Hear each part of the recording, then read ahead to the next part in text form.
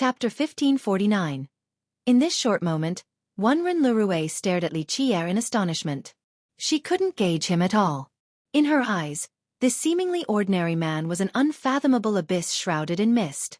No one could see just how deep he was. She became afraid. The closer someone stood to him, the closer they found themselves standing on the precipice.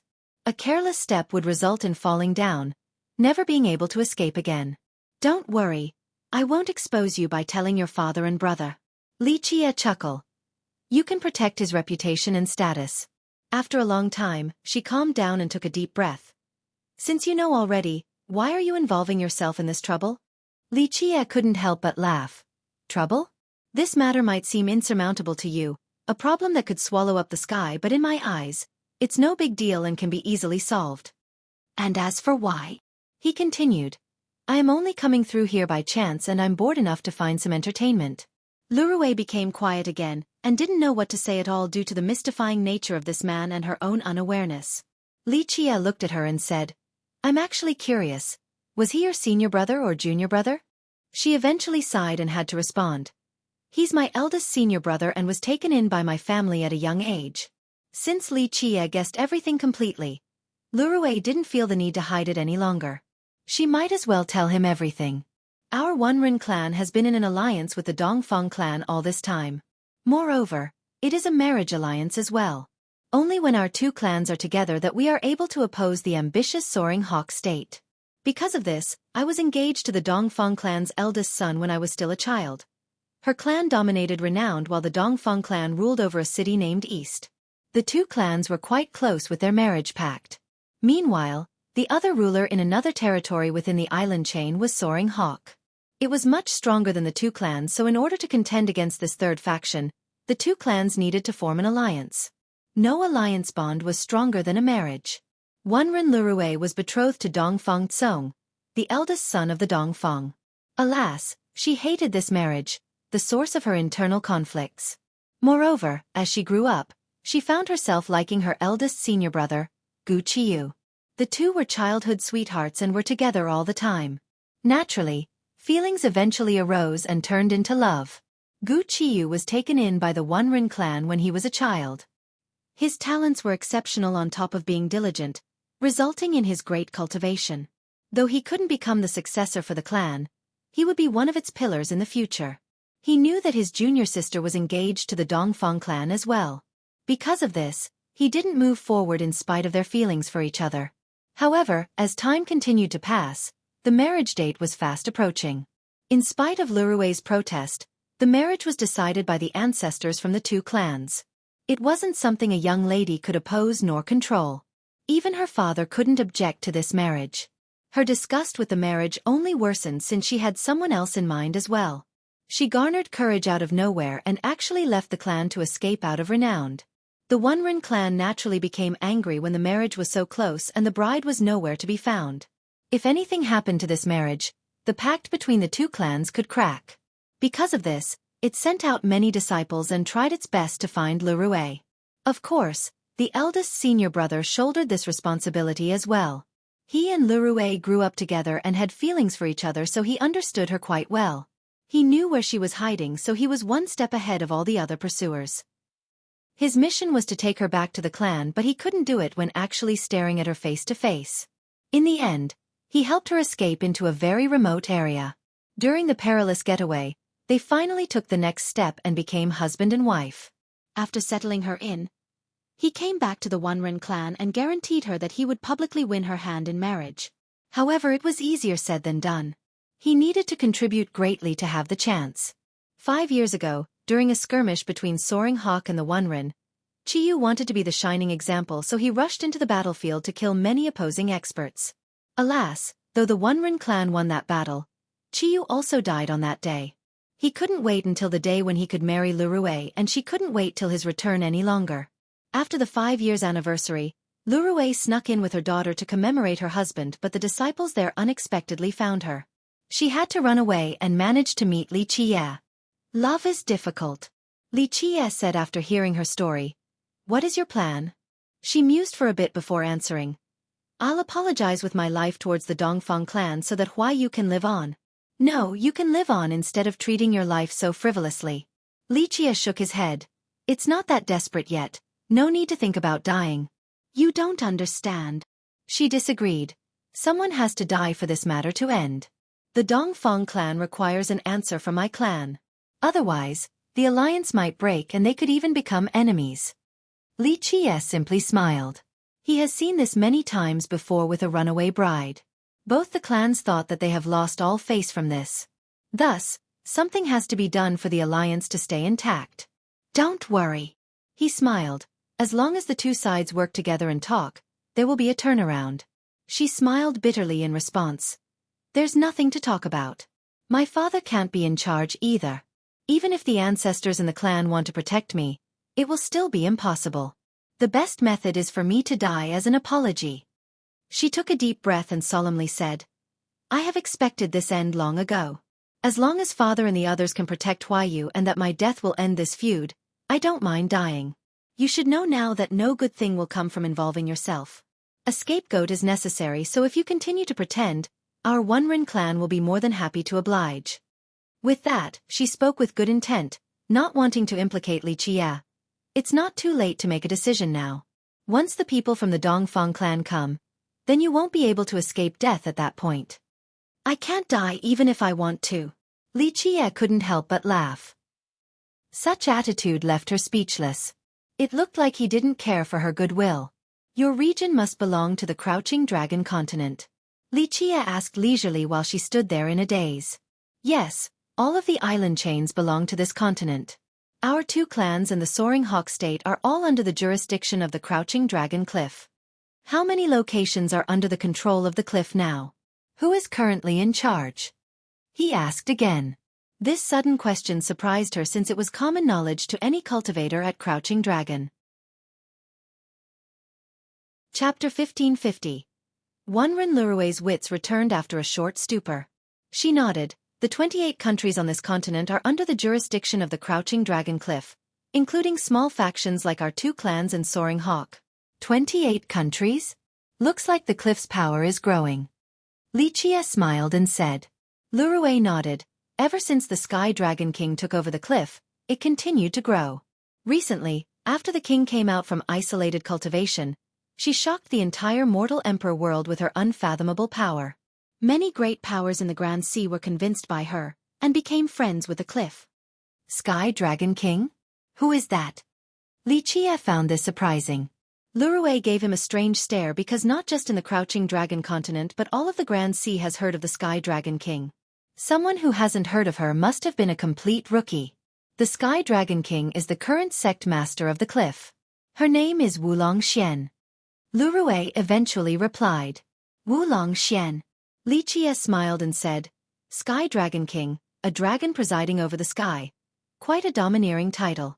The Dragon King's prestige is considerable. Some say that she is the strongest in the cliff, so of course, her title is domineering. In the contemporary, she and the Heaven Suppression Goddess of the Citadel are known as the two supreme geniuses of the Grand Sea. Everyone says that she is qualified to compete for the Heaven's will. Lurue said with a longing expression. She once desired to be someone like the Sky Dragon King or the Heaven Suppression Goddess, able to walk freely in this world. If she had such power, her fate wouldn't have been at the mercy of others. Unfortunately, she could only think about it. Though the One-Rin clan was a mighty power compared to ordinary citizens and cultivators in renown, they were only a tiny sect compared to a behemoth like the Crouching Dragon Cliff. Moreover, Lurue's constitution wasn't bad, but it was no match for real geniuses. Because of this, she knew that she would never become a character like the Dragon King. A dream it shall remain. The Heaven's will, huh? Li Jie only chuckled. Lurue eventually returned from her yearning and said solemnly, Young noble Li, run now. This is all I can do. No rush. Li Jie said flatly. On the contrary, I don't have anything to do right now, so I can join in on the fun. I'm the type who becomes a bit agitated when there's nothing to do. Lurue couldn't convince him any further. In the end, she looked at him and wondered what was his plan for joining the fray. She eventually sighed and left with Huayu. The Heaven Suppression City wasn't far from him. At this moment, he was wondering if that city was ready to meet its fate. However, This prompted him to think even more carefully about whether he was ready to massacre the place. Of course, he knew that Gu Zun would never give up and would never leave the city or stop coveting the treasury. Lil Blackie, though you have promised someone before, I won't show mercy this time. If Gu Zun tries to stop me, I'll kill him mercilessly as usual. Don't blame me for not being considerate. The city is also the culmination of your effort and mine as well, but if it tries to stop me too, it will turn into ashes. I won't mind massacring them all. His leisure eyes gazed towards the far distance and became quite profound and emotionless. Anyone would piss in their pants after seeing this glare. In this lifetime, I shall not yield for anyone and will never allow them to cross my bottom lines. Lil Blackie, you need to pray for the fool to wise up. I have spared him once already. This was already merciful beyond my own creed. He could enter the city now if he wanted to. However, he was still hesitating on whether he was mentally prepared to kill them all. Of course, massacring was trivial to Li Qie. The act itself wouldn't be difficult at all. However, the Dragon King spent too much effort on this city. This was someone who had absolute loyalty and paid too much for him. This was the reason for his hesitation. Otherwise, he would have already taken charge of the city. In the afternoon, just like Lurue has said, Wenren Gensher came again with 2 experts behind him this time. Brother Li, father wishes to see you. He was still very polite towards Li Qie. Well, as the saying goes, even an ugly daughter-in-law will have to meet her in-laws eventually. I should also see my father-in-law. He chuckled at his own joke. When he stood up, the 2 experts behind Gensher immediately came forward and pushed down his arms. If you don't remove your dog hands, they shall fall on the ground. Li Qie leisurely told the 2 of them. Their expressions sank and was about to become angry, but Gensher immediately smoothed things over. Don't worry, Brother Li won't run away because if he wanted to, he wouldn't wait till now. Having said that, he stared implicatively at Li Qie. The furious experts couldn't do anything but to let go and stood to Li Qie's left and right. Let's go then. It's nice to be able to see father-in-law, he leisurely said. Finally, under the escort of 2 experts and Gensher leading the way, Li Qie entered a chamber and saw the Wenren clan master, Gensher and Lurue's father. Gensher's group left right after bringing Li Qie here. The clan master was a dignified old man wearing a large robe while sitting in the master chair. He had the bearing of a leader. His old eyes were fixated on Li Qie the entire time. They were sharp to the point of seemingly flaying meat from his body. Li Qie didn't mind at all and coolly sat down. What is your name? The clan master spoke coldly, just like his demeanor. If he wasn't maintaining the style befitting of a clan master, others would actually think that he might cut down Li Qie's head at sight. Of course, he was already polite and merciful enough to not kill someone who impregnated his daughter. Surname Li, no need to say the rest. Li Qie smiled while looking around. Such big tone. The clan master angrily shouted after seeing his attitude. I've always been like this. If you have something to say, go ahead. After all, I know that you don't want to kill me right now since my life is still useful to your clan. Li Qie nonchalantly replied. You. The livid clan master glared at him while clenching his fists. Sure enough, if Li Qie didn't have some use left to them, he would have killed him already. In the end, he suppressed his anger and said, You are courageous indeed. No wonder why my daughter likes you. Li Qie couldn't help but smile. There was no doubt about the clan master's lack of knowledge regarding the situation. But your courage is misplaced. The clan master coldly said, Seducing my daughter and breaking this marriage alliance, this is a crime deserving of death. No one will be able to save your life. Is that so? Li Qie was still unperturbed. The clan master started to feel a little strange after seeing the calmness in Li Qie. He wondered where this brat was getting his courage from. There was no sign of nervousness or shock at all. There's no repentance for your crime. Our Wenren clan still hasn't killed you because we are merciful. I can also forego your mistake, the clan master said slowly. Chapter 1551, Li Qie waved his sleeve to interrupt the clan master and said slowly, Clan master, no need to go in a circle, get straight to the point. I'm waiting to listen. You, the clan master became furious. This brat seduced his daughter and broke their clan's marriage plan. He had plenty of reasons to kill the brat, but now, the guy was still so rude and arrogant. He really felt an urge to strangle the brat. He stared at Li Qie intensely and eventually subdued his anger once more. After a while he spoke again. "Remember, brat, your sin is worthy of death." "I know." Li Qie smiled. "As the one causing this trouble, you want to hand me over to the Dongfang clan to absolve your own of any problem." "That's right." The clan master repeated. "Breaking our marriage alliance is an unforgivable sin. The fact that you can still prance around in front of me right now is because I'm merciful enough." "Really?" Li Qie didn't mind at all. He was only killing time by joining into this mess. The clan master took a deep breath and said, "Lurue has made a great sacrifice because of you.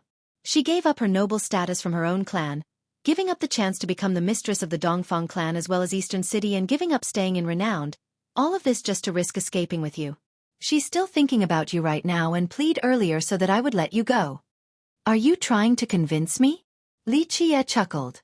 He could understand why she pleaded for him since he was only a stranger being caught up in the storm. "You can see it that way." The clan master spoke frankly. "You must know that a marriage alliance between two clans has grave importance. Once broken, it must be cast again with blood." "I understand. The perpetrator must die." "You are afraid that I won't admit to it. Thus all of this persuasion." Li Qie was still all smiles. The clan master scowled, not liking his blatant reveal. Just like Li Qie said, though they have captured Li Qie, there was no evidence. The Dongfang clan wouldn't simply believe their words that Li Qie was the one breaking the marriage. At that moment, what if Li Qie changed his mind and decided to bite them back? The relationship between the two clans would deteriorate to an unfixable level. The relationship was already awkward due to the failed marriage. If the Dongfang clan were to think that the Onren clan used a scapegoat, there would be nothing left of their alliance. You must understand that you have to pay a price if you still love Lurue. This isn't only for the Onren clan but also Lurue and your daughter." The clan master coldly said. "So you are still trying to protect your daughter?" Li Qie said with a smile. The clan master hesitated for a moment before maintaining his cold tone. "The Onren clan can only try its best. As for Lurue's fate, further deliberation is necessary with the Dongfang clan. However, if you agree, we can guarantee you that your daughter will be safe." "Is that a threat?" Li Qie inquired. The clan master answered him with a cold stare. In fact, they understood that their only cards were Lurue and her daughter. Even if you don't care for Lurue, you must think for your daughter since you're the one bringing her to this world. The clan master added. "What do you want me to do then? Admit that I'm the one breaking the marriage? Or let me put the blame on Soaring Hawk, that I'm a spy sent by this power to seduce your daughter in order to break the ties between the two clans?" The clan master found it hard to reply because of Li Qie's demeanor. He was unsure of the kind of person he was speaking to. "Looks like you haven't made up your mind either. However, since you want to hand me over to the Dongfang clan, so be it. I'll take a trip with you guys to that place." Li Qie smiled. In his opinion, since he was already involved, might as well go all the way and finished a good deed. The clan master took a deep breath and felt relieved. He was waiting for Li Qie to say this. "Very well. Just be aware of your own choice. I can't guarantee anything else but your daughter will definitely be safe." The clan master finished. Li Qie chuckled and said flatly, "Don't worry, I am a man who always picks the right choice." He left after saying this. The clan master's eyes turned cold. Everything that has transpired so far has escaped his expectation. In the past, he would think that Li Qie would be panicking after being caught, especially when his daughter was in the hands of the Onren clan. However, this ordinary brat was too calm and completely indifferent to everything. This made it quite difficult for the clan master to have a grasp of the situation. He really wanted to use the hostages to force Li Qie to admit that he was a spy from Soaring Hawk. With that, the storm would subside quickly and the relationship between the two clans could be mended. Moreover, that was a great opportunity for their clans to join against Soaring Hawk as well. However, Li Qie's attitude was too bizarre. The guy was too calm as if he has predicted everything. Such nonchalant attitude made the clan master question whether he should recklessly implement this plan. In his mind now, it was good enough for Li Qie to admit fault. As long as they handed him over to the Dongfang clan, that would be considered an appropriate answer to this whole mess. "Go, inquire meticulously about who this brat is and where he came from." The clan master eventually ordered the disciples from the clan. After Li Qie returned to his place, He found the place swarming with Wonrin disciples. It was on lockdown with patrols everywhere. Of course, it wasn't to protect him, only to stop him from escaping. Wonrin Gensher came to him and said, "Brother Li, I'm afraid it's too late for you to leave now. The chance is gone." "I haven't thought about escaping." Li Qie smiled and said, "Plus if I wish to escape, your clan wouldn't be able to stop me." Gensher's eyes slightly batted. He couldn't see through this man at all, so he didn't know whether the guy was a master or was just putting up an act. "Tomorrow, the Dongfang clan will come and take you back to their clan. Though we'll be going there with you, you need to take care of yourself then," he said solemnly. "Do you think I'm your brother-in-law?" Li Qie asked Gensher, who was about to leave. Gensher gave him a playful smile. "If you're not my brother-in-law, why do you insist on staying here? Why not deny it?" "Makes sense." Li Qie smiled back. "To your clan, whether I'm the real thing or not isn't important as long as I admit it to become a scapegoat. Your father might not know, but you certainly do." Gensher slowly said, "Brother Li, you can't blame me for this. I wasn't trying to implicate you and gave you opportunities to leave. The way I see it, you're the one who has an ulterior motive by wanting to stay here." "Well said, I don't blame you." Li Qie laughed. "I actually wanted to join in this trouble, just having some fun." Gensher became quiet. His father didn't know that Li Qie was fake, but he knew the truth. However, they were already riding the tiger, and as Li Qie has said, they needed a scapegoat. Chapter 1552. Gensher turned to leave again, but Li Qie suddenly asked, "Do you know who your brother-in-law is?" His body froze for a bit before turning around again with an unnatural expression. "Isn't it you, Brother Li? Both of us are only saying that towards outsiders. I won't reveal it and you won't either, but you know that I am a fake." Li Qie chuckled. It was an implicit understanding of sorts between the two to keep this a secret. "But it is Brother Li at this moment." Gensher smiled back. "You know that I didn't force you at all. You agreed to this." "That's true," Li Qie replied. "Let us go back to the topic of your brother-in-law. Though your lil sis is tight-lipped about this matter and probably never told you, you probably have guessed it being her brother and all. I'm not all-knowing. I don't know if Lurue doesn't tell me." He shook his head. Li Qie laughed in response. "Your little trick is of no use in front of me. Even if your sister doesn't tell you, you know the father of that child." "I also want to know, but there's no place to start," Gensher firmly denied. To which Li Qie laughed. "Is that so? I know that you know after seeing your expression towards Huayu. You don't mind the child at all and even like her a little." He paused for a bit before continuing. "Just think about it, a man suddenly breaking the marriage alliance between your two clans and even had a daughter with your sister. This is a big scandal, and as the future clan master, you wouldn't want something like this to happen at all. Say, you love your sister so you can accept her mistake. I can understand this. However, from the perspective of the future clan master, you will not be able to accept a bastard into your clan even if you love your sister. But surprisingly enough, you adore the little girl and could accept her without any difficulty. What does this mean?" He smiled mysteriously and stared at Gensher. "It means that you can accept her identity and bloodline. On a deeper level, it shows that you know who her father is, but it even goes further than that. You must have had a deep relationship with him. If it wasn't for this marriage alliance, perhaps you would have been happy to have him as a brother-in-law." Gensher was shocked after hearing this and staggered backward with waves surging in his mind. Though his sister really didn't reveal the father, they grew up together, so when he saw Huayu, he immediately guessed everything, including the identity of the father. Just like Li Qie has said, a bastard child shouldn't appear in the Wonrin clan. However, he didn't mind at all and could accept her. One could even say that he was very excited to see his niece and was ready to assume the responsibility of being an uncle. Despite his guess, he didn't tell anyone, not even his father, because he didn't wish to besmirch the reputation of a hero. After all, he made illustrious contributions and gave up his life for the Wonrin clan. He thought that no one would know this matter outside of Lurue herself. Who would have thought that Li Qie would know everything? There was an impulse manifesting in his eyes. He didn't want this news to spread. "Don't bother thinking about it. It should be clear that I'm not afraid of anyone since I am sitting right here without any stress." Li Qie leisurely smiled. Gensher took a deep breath and smiled. "Brother Li, you're overthinking it. It would be good if I were to know, but it doesn't matter right now since you are my brother-in-law." I won't deny it, Li Qie said with a smile. The Dongfang people will come soon. I think you'll be departing tomorrow, so take care then. Zhenshi said. That's no problem. I can handle taking the blame. However, you need to tell your father that if he wants me to be a scapegoat, Huayu must stay in my sight. If I am her father, I shall have the final say in her fate. Brother Li, I'm afraid I can't do that, but I can assure you that she'll be safe. Zhenshi considered for a moment before shaking his head. You missed my point, Li Qie said flatly. I'm not negotiating with you or your clan. You only have one choice, and that is to follow my wish. His aggressiveness changed Zhenshi's expression. Brother Li, that was too arrogant just now.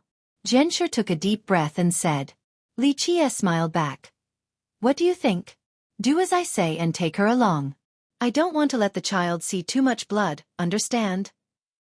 Zhenshi's demeanor changed rapidly several times in a short period. Though their clan wouldn't be intimidated so easily, but Li Qie was here alone and completely at ease. He couldn't tell what the guy was capable of. I'll tell them about your request. Zhenshi made up his mind. Sure enough, Li Qie was taken to the Dongfang clan on the second day. In fact, the Wenren clan had no choice. The moment they took Lurue back, the Dongfang clan has gotten wind of this as well.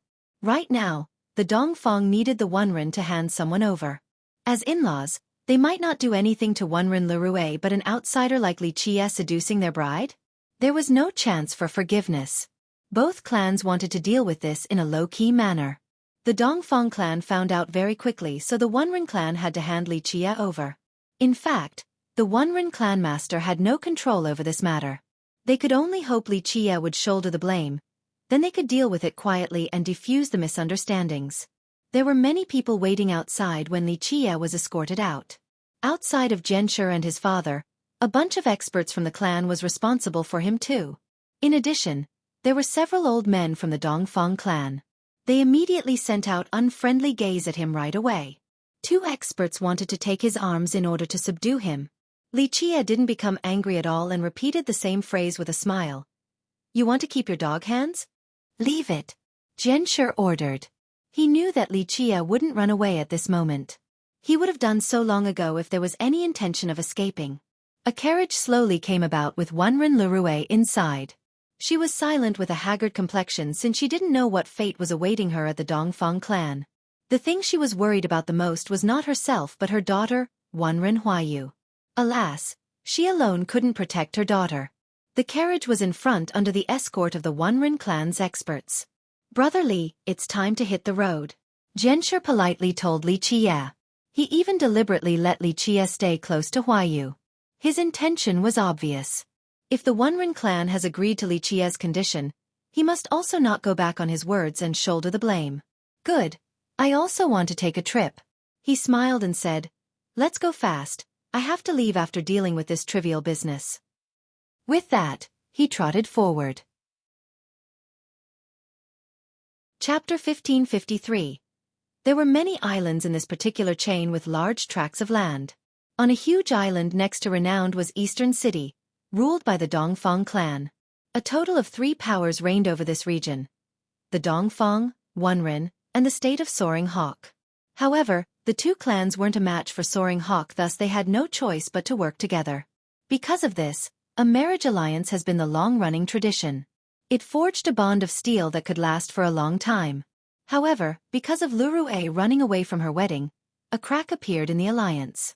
The 2 clans almost turned into enemies. This was why the Dongfang required a reasonable answer from the Wenren clan and demanded the culprit right away. However, Lurue has been missing for the last couple of years. It became a cyst since the misunderstanding wouldn't go away. For the Dongfang clan, Lurue was still the beloved daughter of the Wenren, so they couldn't do anything to her. However, the other adulterer wouldn't be able to escape. Both clans wanted to use the blood of this adulterer to wash away their grievances. Of course, the Wenren clan deliberately concealed the existence of Wenren Huayu in accordance to Zhenshi's wish. Because of this, she didn't go together with her mother but stayed by Zhenshi instead. Eastern City wasn't far from renowned, so the group arrived in just a short time. A youth personally greeted them outside of the Dongfang clan's mansion. He was very handsome and noble with a body like gold. Brother Zhenshi, The travel must have been hard. He came up and greeted the escort unit. He was especially polite towards Zhenshi. This was the elder young noble of the Dongfang clan, Dongfang Tsong, who was once Lurui's fiancé.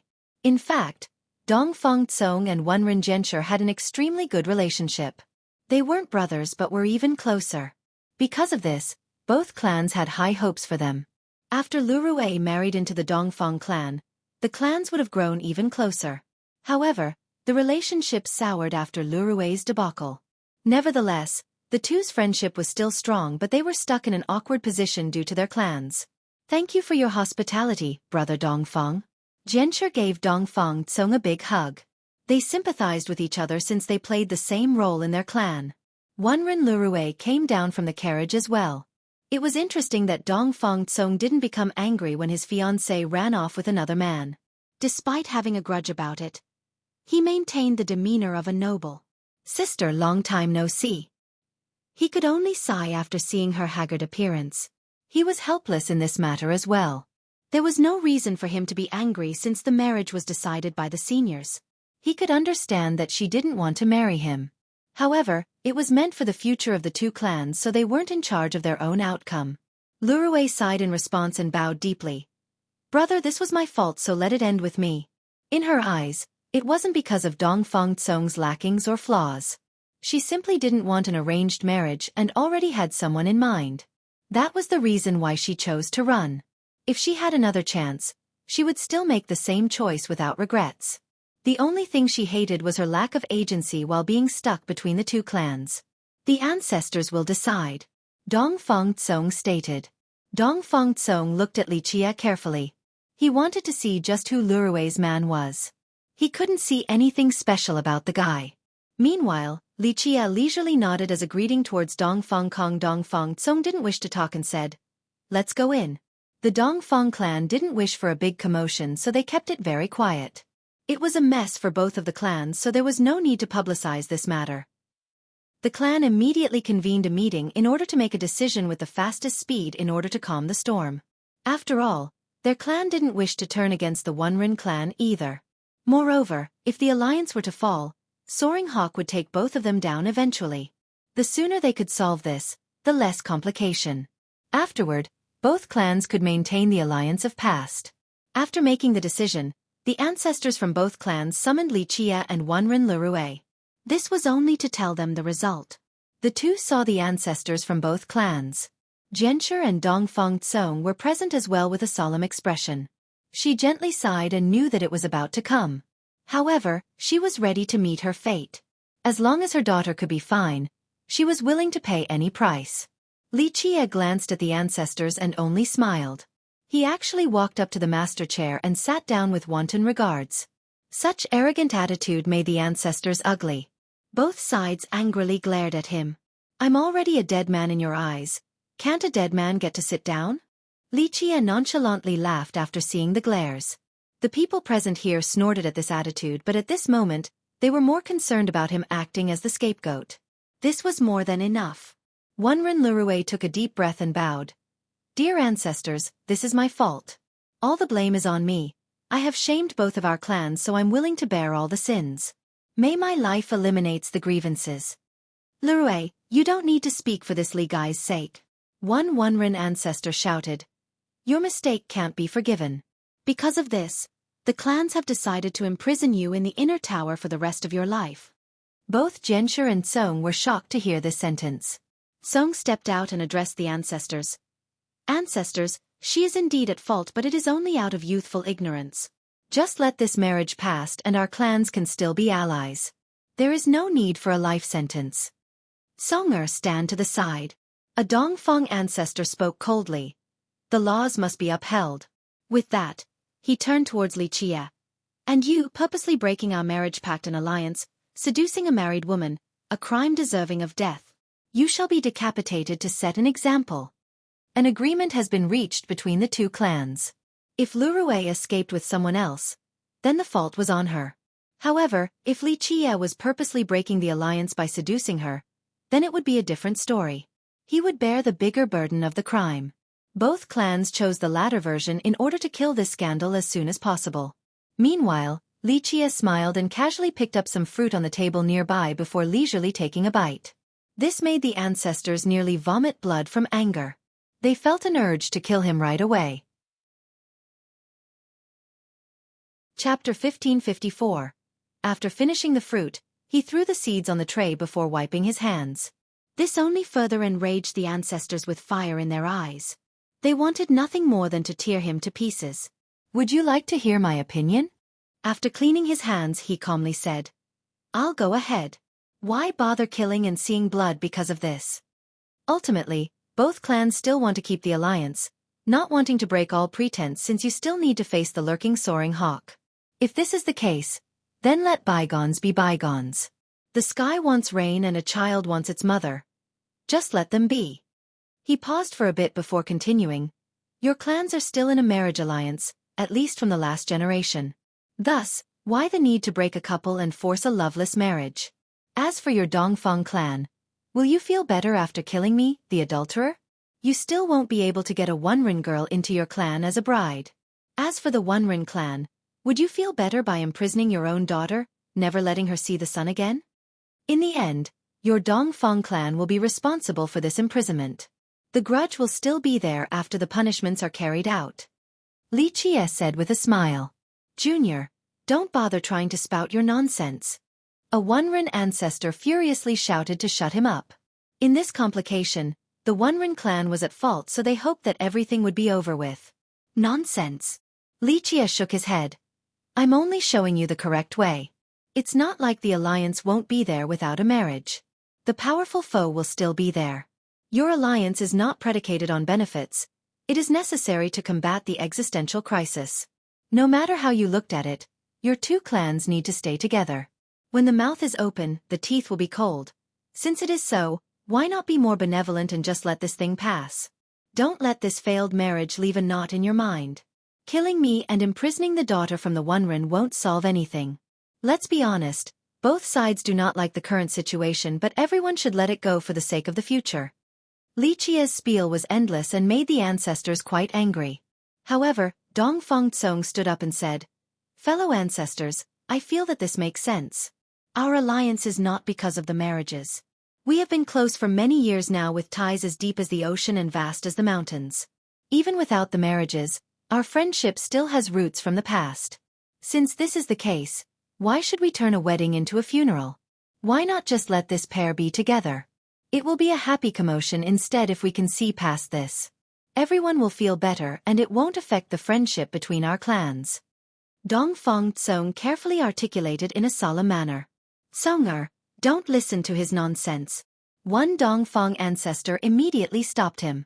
Li Qie, on the other hand, started clapping. Good, well said, what a prodigy. Your attitude is worthy of being in my sight. With such a heart, there is no fear of not accomplishing great deeds. How presumptuous! The Dongfang ancestor could no longer stop himself from shouting. Junior, we still haven't torn you to pieces because we respect the Onrin clan, but you dare to run your mouth. Take him outside, kill him. Some experts immediately rushed towards Li Qie. For both of the clans, leaving him behind would only cause more problems. Why not just kill him now? Li Qie simply smiled and still remained seated as the experts headed for him. Onrin Lurue could only sigh. She couldn't help him at all since she was having trouble protecting herself, let alone assisting him. Suddenly, loud commotions came from outside. It sounded like fighting. What's going on? The ancestors here were surprised and didn't want further complication. Ancestor, not good. Hai Yongying is here. An expert from the Dongfang clan rushed in with sorry appearance.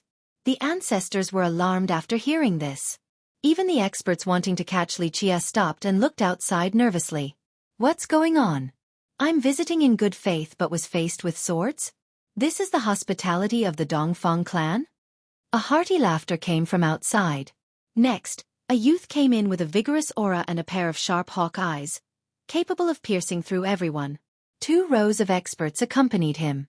It was clear at first glance that they were quite formidable and aggressive. Hai Yongying. Everyone's expression darkened outside of Li Qie after seeing the youth. Dongfang clan master, you greet guests with swords? Yongying smiled and said after rushing into the chamber. The clan master and the ancestors here weren't happy. However, since he claimed to be a guest, they couldn't express their displeasure. In fact, everyone here put on a serious expression as if they were about to head into battle. Yongying was the crown prince of Soaring Hawk. Rumor has it that he was about to take over as the next king. Moreover, his talents were quite great. He had the potential to become the strongest in the state of Soaring Hawk. Gensher and Tsong in the same generation were no match for him. Nephew Hai, it must have been a long journey. Please go rest in our esteemed guest quarter. The Dongfang clan will treat a guest well. The Dongfang clan master replied. Though there has been constant friction between the clans and Soaring Hawk, they were small-scale skirmishes. An all-out war has not broken out, so not all pretension and formalities were broken. His sudden intrusion into their deliberation chamber was only met with swords. This was already very polite of their clans. He looked around fiercely and aggressively. After seeing Wenren Lurue, he smiled. Miss Wenren, long time no see. I heard you have been missing for a long time now after leaving the Wenren clan and running away from your marriage. The experts from both clans didn't like this. They had a bad feeling with Yongying's appearance right before they could quietly end it. Lurue interrupted him. Prince Hai, you're mistaken. I'm born a Wenren and will die a Wenren. Oh. Yongying revealed a sarcastic smile. He turned towards Li Qier instead. You must be Miss Wenren's husband? Lurue became quiet after hearing this. This development was out of everyone's expectation. Li Qier didn't care at all about this new intruder. He picked up another fruit and took his time eating while leisurely watching the situation. Yongying withdrew his gaze and smiled. I came in order to see a trial of the adulterer. It seems like I have come at the wrong time. Young noble Hai, please leave. The Dongfang clan master lowered his tone. Yongying replied, Clan master, I'm not here to interfere with your internal affairs. However, I received news that your clans have secretly captured a cultivator from our Crouching Dragon continent, so I came to ask about this specifically. No such thing is happening. The clan master denied right away. But I have received information that this person is a cultivator from our continent. Yongying was confident and pointed at Li Qier. But now he is captured here. Why are your clans secretly capturing cultivators? I'm waiting for an explanation. The people here were alarmed after hearing this. It meant that Yongying deliberately wanted to make a big deal out of this publicly. Chapter 1555. While the experts in the Dongfang chamber were shaken, Hai Yongying continued. Clan masters, we are three great powers belonging to the Crouching Dragon continent, so we are responsible for maintaining the peace in this land. If your clans are capturing cultivators without just cause, this would lead to public unrest. Because of this, we need the Crouching Dragon Cliff to preside over this situation. This didn't bode well with the clan members. The participation of the cliff might end badly for them. Nephew Hai, you are worrying too much. This is our internal affairs, not some secret detainment of cultivators from the continent. The Wenren clan master lost his cool and said, Is that so? Yongying smiled. I think the opposite. If this person belongs to your clans, then I won't be interfering. However, if he isn't, then this is an improper capturing of cultivators. He pointed at Li Qier. The experts glanced at each other. Li Qier naturally wasn't a part of their clans. They wanted to kill him today, but this sudden development caught them off guard. In a short time, everyone stared at Li Qier and hoped that he would admit to being part of the two clans. However, they knew that it was impossible since they wanted to kill him. Anyone would grasp onto this sliver of hope and immediately deny. However, Li Qier continued to eat his fruit in a nonchalant manner, content on watching the fun. He didn't admit to being part of the clans, but he didn't deny this either. At the very least, this made the clans heave a sigh of relief. Nephew Hai, this is our business, please take your leave. An ancestor from the Dongfang clan spoke coldly with a firm attitude. Yongying wasn't too surprised. He wasn't afraid of this ancestor and smiled back. I definitely wouldn't interfere with your internal affairs, but what if it isn't? Recently, Her Majesty has been patrolling the continent. I have just received news that not long from now, she'll come to our island.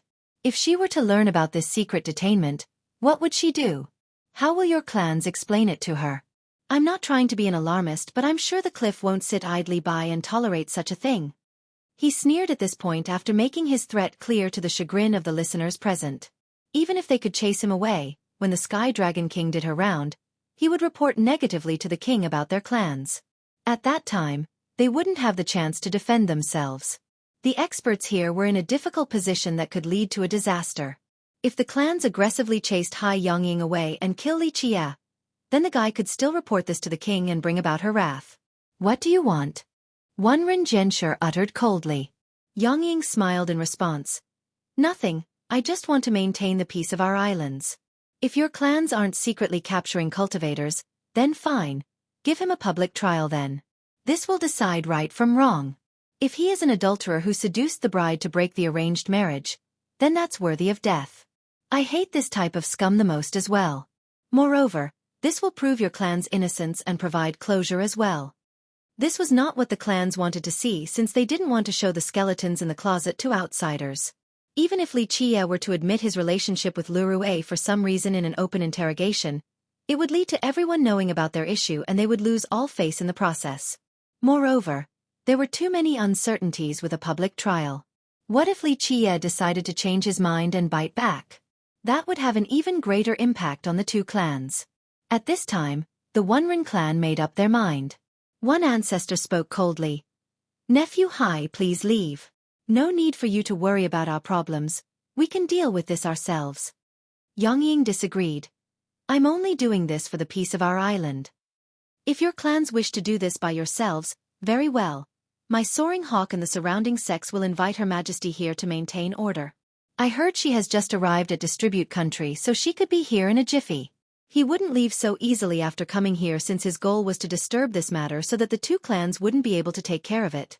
Nothing could be better for his state than having the two clans at odds with each other.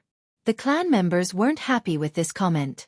If Soaring Hawk were to team up with the other sects to invite the Sky Dragon King, the situation wouldn't be favorable for them. However, there was no way back. Why not? Li Qie, who was eating his fruit, spoke with a smile while the clan members were stuck in a dilemma. I feel that if he wants a trial, then give him a trial. No need to leave him out, right? I think we should go to the field of Dragon War for this trial. That place has a good view up high so the heaven can listen to the trial. Plus, how could we not have an arbitrator for this great matter? Invite the Sky Dragon King as the judge then. No. Members from both clans unanimously rejected this idea. They couldn't accept a public trial at all, especially not with the king presiding over it. Clan masters, the involved party has agreed to a public trial so the two of you shouldn't refuse anymore. Hai Yongying smiled. This was a great chance to attack the two clans.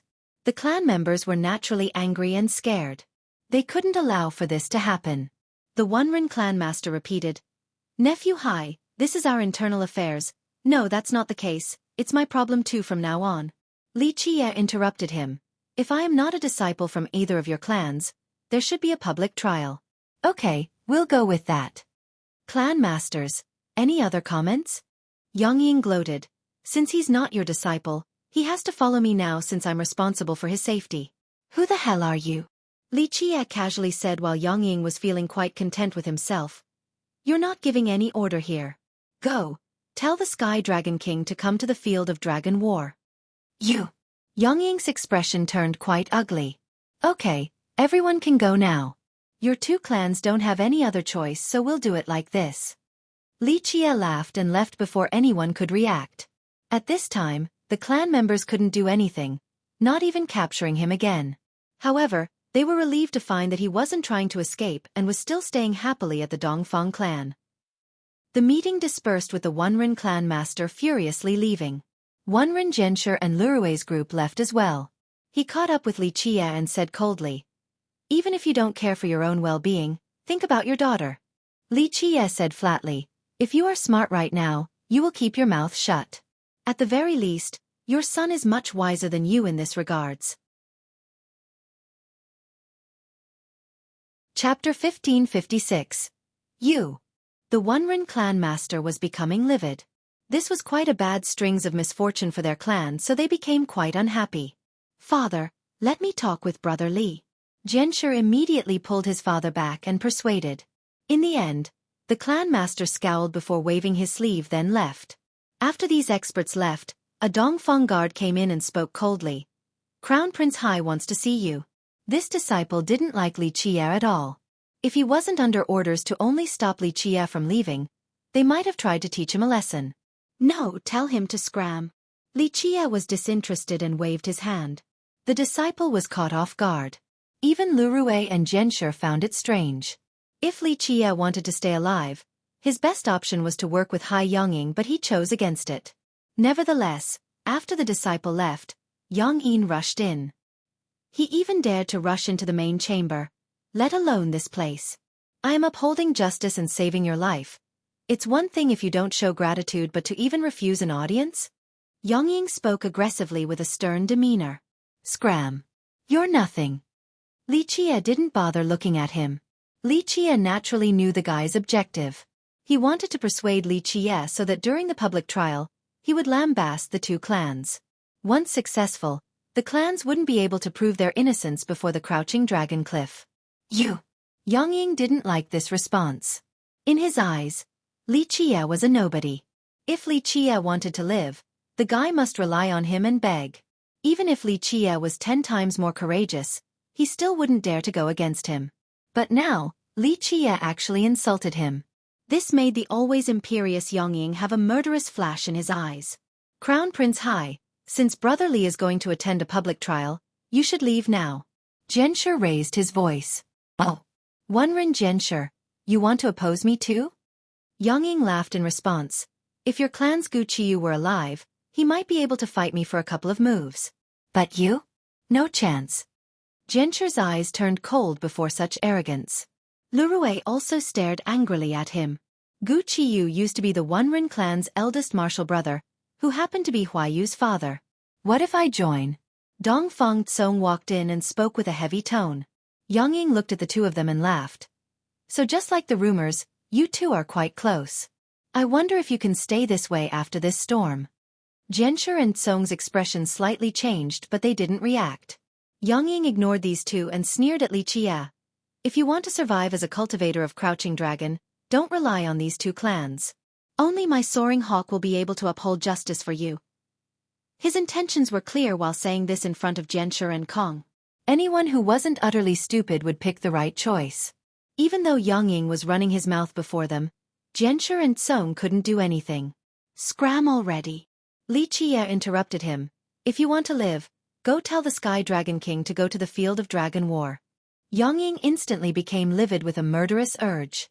Though Tsong and Zhenshi weren't Li Chia's friends and resembled his enemies even more, they felt quite good to see Li Chia's disdainful response towards Yang Yin. Crown Prince, please leave. Brother Li does not wish to see you. Zhenshi seized the opportunity and said. Yang Yin snorted and gave one last glare before leaving. Meanwhile, the duo stared strangely at Li Chia. At this moment, they were quite confused. During the meeting earlier, they thought Li Chia sided with Yang Yin in order to save his life. However, he didn't give the guy any face at this moment. This matter was simply too bizarre. Dongfang Tsong asked him with a serious tone.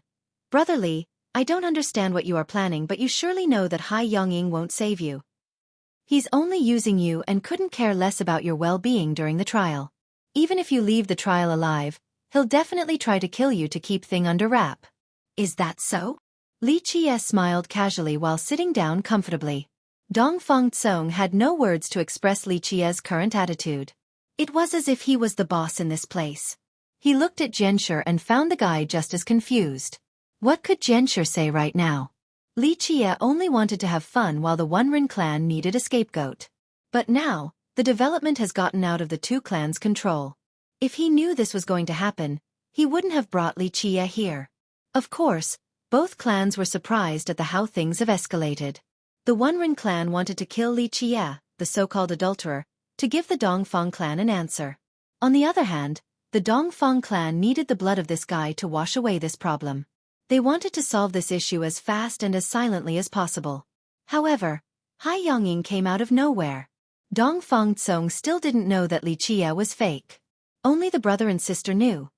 Who knows if the Wonren clan master was aware of this either. In fact, even if he did, it wouldn't have mattered. Li Chia involved himself in this matter and was the perfect scapegoat. Tsong stared at Li Chia and took a deep breath. Brother Li, let the past be gone with the wind. The marriage alliance isn't something the juniors of the clans want. However, it has escalated to this level. The situation isn't good for the clans and for you or Miss Lurue either. Have you thought about when the world all know about this? Where will you go to find peace? What's your opinion then? Li Qiye became interested. Dongfang Tsong took a deep breath and said, Brother Li, I can convince the ancestors in the clan so that you can marry Lurue and the clans won't pursue this matter any longer. With that, you'll be one of us and Hai Yongying won't have a reason for a trial. A bit interesting. However, that's not what I want. Li Qiye looked at him and couldn't help but smile. Then what do you want? Tsong asked. You'll find out when the time comes. Li Qiye revealed a mysterious smile. Tsong couldn't do anything about it. Li Qiye has seized the initiative.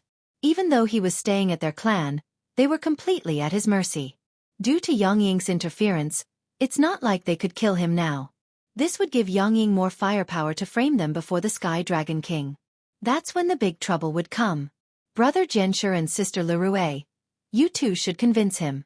It'll be better for our clans. Tsong told the other two. Their clans wanted to take his head in order to end this private scandal, but now, they had no choice but to compromise. Jianshi stared strangely at Li Qiye and said helplessly, If it wasn't for your attitude earlier, I would be thinking that you're a spy sent by Soaring Hawk. You think too highly of that state. Li Qiye chuckled. Brother Li, it's my fault for letting you become a scapegoat. Jianshi said earnestly. Just like Brother Dongfang said earlier, as long as you are willing, we can end all of this. I can convince our ancestors so that we can all have a better outcome. Li Qiye leisurely responded. Why should we end this? The show has only just begun. It can't end just yet until I want it to. Chapter 1557. At this time, Jianshi had an indescribable dilemma. Their Wunren clan had to please Li Qiye now. Both the clans didn't want a public trial. Regardless of the result, it would end well for them. Brother Li, will you go easy on us? Just tell me whatever you want and I'll discuss it with the ancestors. Jianshi was on the verge of begging. He could be considered the starter to this whole mess since he knew that Li Qiye was fake. However, the guy was only doing this for fun while the Wunren clan was in a hurry to end this. He didn't expect this reckless decision would eventually reach an uncontrollable juncture. Why do you think that this must be a bad thing? Li Qiye smiled. Maybe this is a once-in-a-thousand-years opportunity for your clan.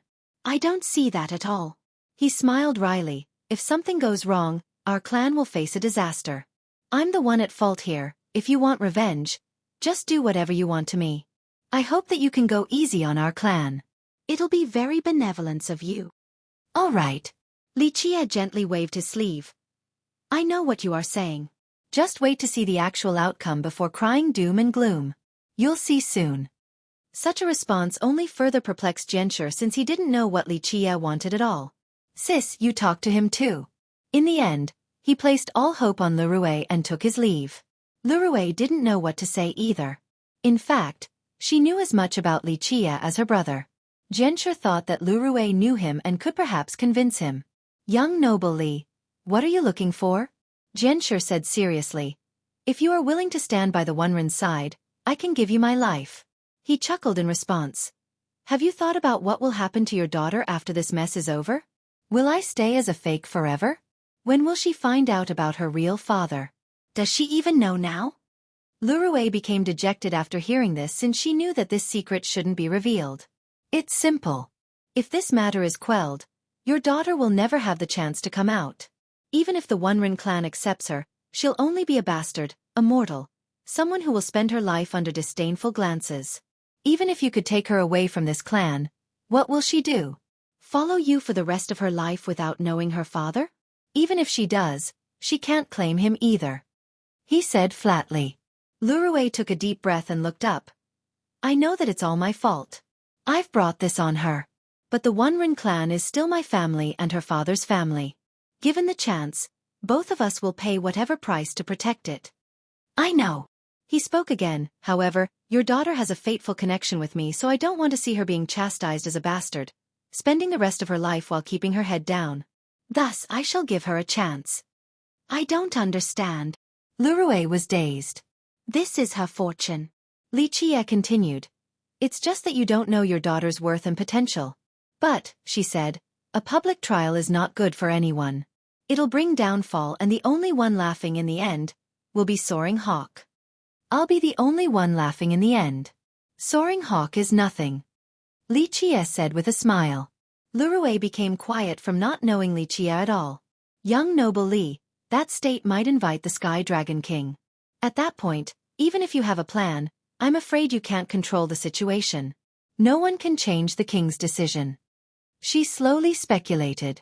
We can satisfy your demand and end this problem first before dealing with other issues, she requested earnestly. She tried her best to protect the Onren clan since she would always be a part of this family. Thus, she was willing to give up her life when necessary. Why do you think the ruling of the Dragon King will be unfavorable? Don't have such a pessimistic view. He laughed. Young noble Li, maybe you don't know too much about the Crouching Dragon continent. In this place, our clan is only a small sect, not even part of any top ranking or be considered a second-rate power. Even the Soaring Hawk is only barely considered a country. You think the Dragon King will care about a sect like us? Maybe Soaring Hawk and their allies could use this opportunity and get the king to destroy us. She spoke seriously. The failed marriage was their own matter in her eyes. This only related to the Onren and Dongfang clans. It didn't matter how much of a scene they made, an alliance would still be there in the end. However, the situation has escalated outside of their control. They didn't mind being enemies with the Soaring Hawk. After all, tension has always run high. Moreover, their clan's territory has been verified by the Crouching Dragon Cliff. Nevertheless, they feared the involvement of this sect since they were only insects in comparison. Not to mention the Sky Dragon King. Just any character of the elder level would be able to annihilate their clans. In the trial, even if the king could issue a fair verdict, they would lose all face afterward. The king might even have a bad impression of their clans and abandon them or even remove their status in the continent. No big deal. We'll talk after the king is here. He casually smiled. Li Qie then waved his sleeve. Let's go. I have already decided what to do.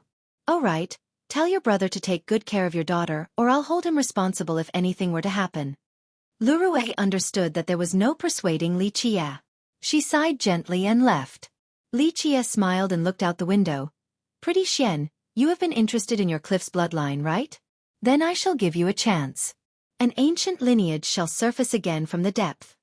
With that, he closed his eyes as if sleeping. Today, both clans received the news that Soaring Hawk and several great powers demanded a trial for Li Qie. It was an official message as well. This country worked quite hard. In just one day, they made several powers send a letter to the Sky Dragon King and ask her to preside over this problem. She was on a patrol tour across the continent nearby. To everyone's surprise, she actually accepted right away. In fact, even Soaring Hawk found this astonishing. Their country has been wanting to complain to the cliff about the clans several times. Their goal was to rely on the cliff's attitude to gain a favorable position before destroying the clans. However, their complaints were always dismissed. They didn't have that much hope this time either. However, a positive reply left them in disbelief.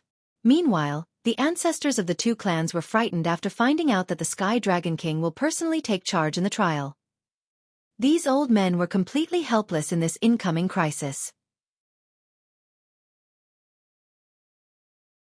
Chapter 1558.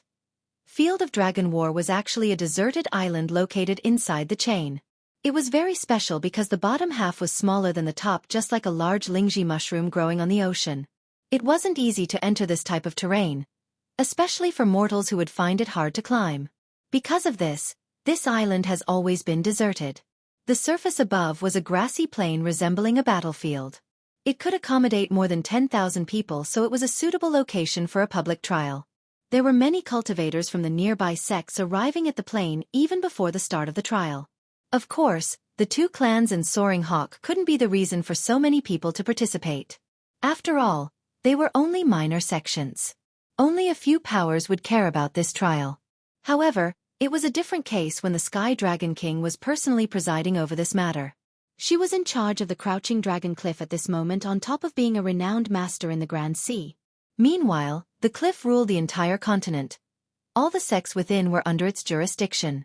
The problem of a small sect like the Onren clan wasn't worthy of the king's personal visit, but she was indeed coming. This changed the atmosphere completely.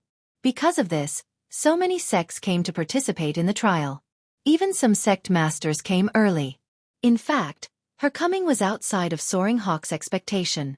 In the beginning, Hai Yongying only wanted to intimidate the two clans using her prestige. Not in his dream did he expect the king to agree to this trial. Yongying became quite elated and proud of this success. In his opinion, this was a once-in-a-thousand-year opportunity. It looked like the cliff has a good opinion on his country. He thought to himself, could it be that the capital itself has heard of my reputation? He knew that he was a talented youth, the #1 expert of Soaring Hawk. Moreover, he had a noble air on top of being extremely handsome with many fans back in his country, the star in the heart of many young ladies, the lover in the mind of many women. Could it be that even the Sky Dragon King fancy him? Yongying felt as if he was floating on air after thinking about this. Everyone in the northern region knew that the Sky Dragon King was a peerless beauty on the same level as the Heaven Suppression Goddess. If the Sky Dragon King were to fancy him, it meant that he would be able to soar to the sky. Yongying was having a grand old time fantasizing this. He could already see the day when he could embrace the beauty and become world-renowned with great authority. He turned a bit silly and started to grin. It was understandable that he was having this thought. In fact, many sects were surprised as well. Why was the Dragon King wasting her time on such minor sects? Because of this, the sect masters and royal lords at the field became quite polite towards Soaring Hawk. The Soaring Hawk royal lord, Yongying's father, personally led troops here to maintain order and to be his son's backing. If they could impress the Dragon King, their sect could rise overnight. Royal Lord, congratulations. A tiger never has a dog cub. Your son is excelling like a dragon among men. One day, he'll rise towards the sky and the world shall heed his name.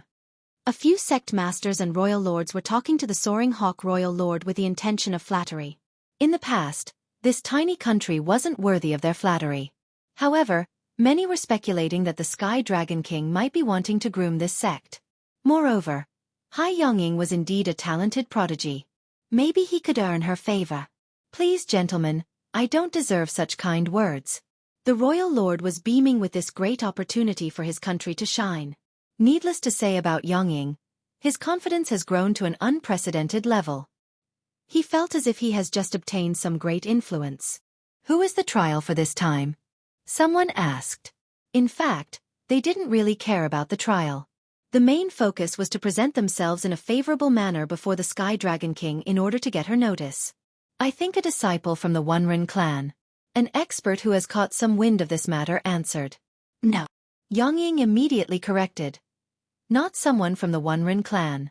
He does have some relationship with them, but he's just a disciple from our continent.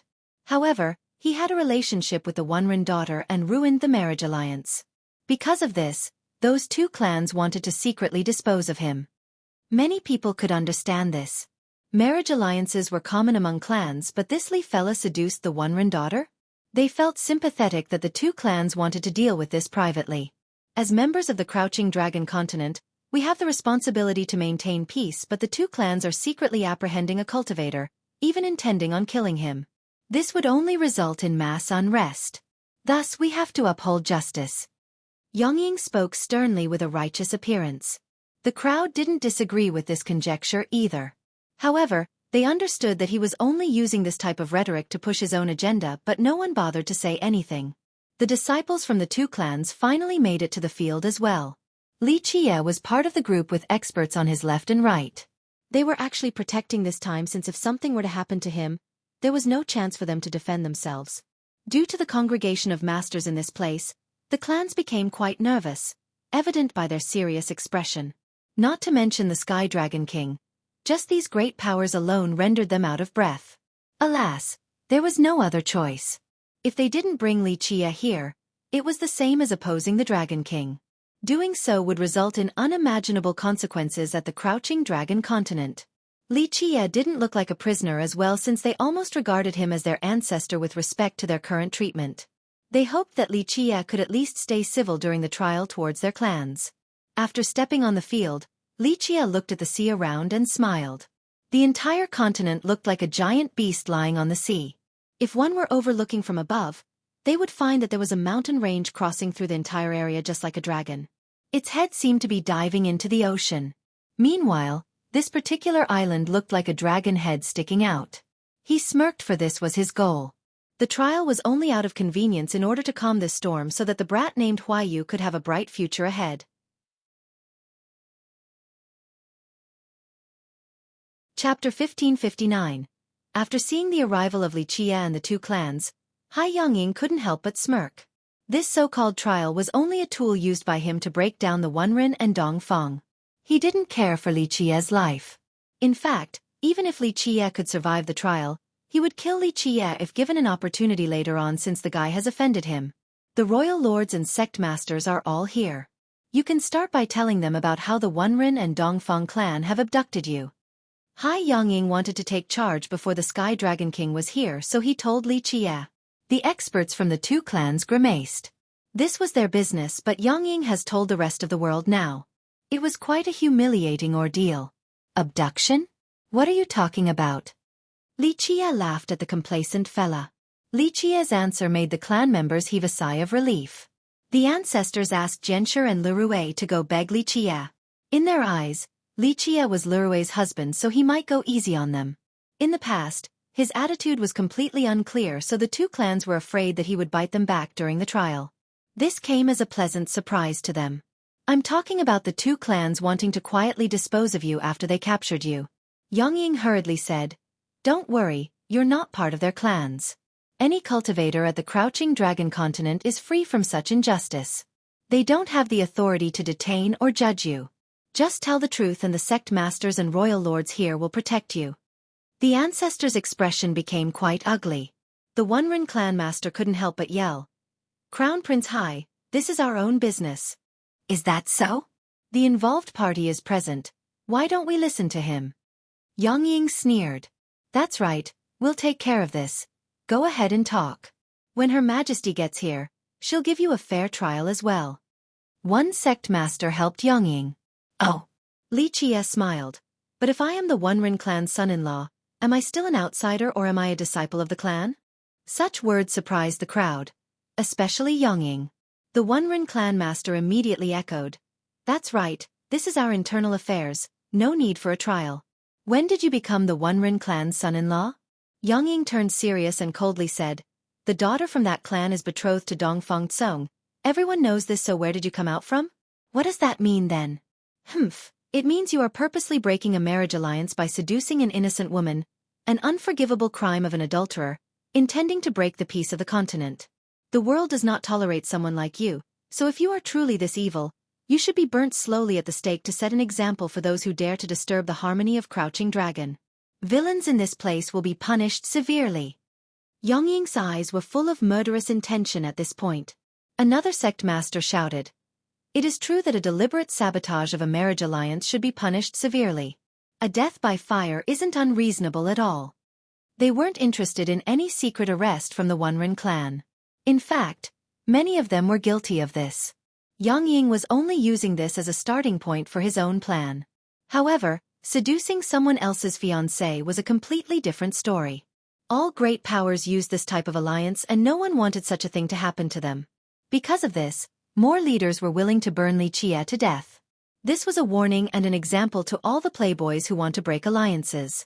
Yongying continued, "Though I don't know what the clans have offered you, but if you claim to be part of the Wenren clan right now, you are still an adulterer who should burn at the stake." His threat was very clear at the moment. If Li Qie were to take the Wenren clan's side, Yingyang and his supporters would kill him. However, if he were to bite back at the clans, there was a chance for him to survive. Anyone else would know what choice to pick at this moment. They would implicate the clans for self-preservation. After all, these clans wanted his life in the past.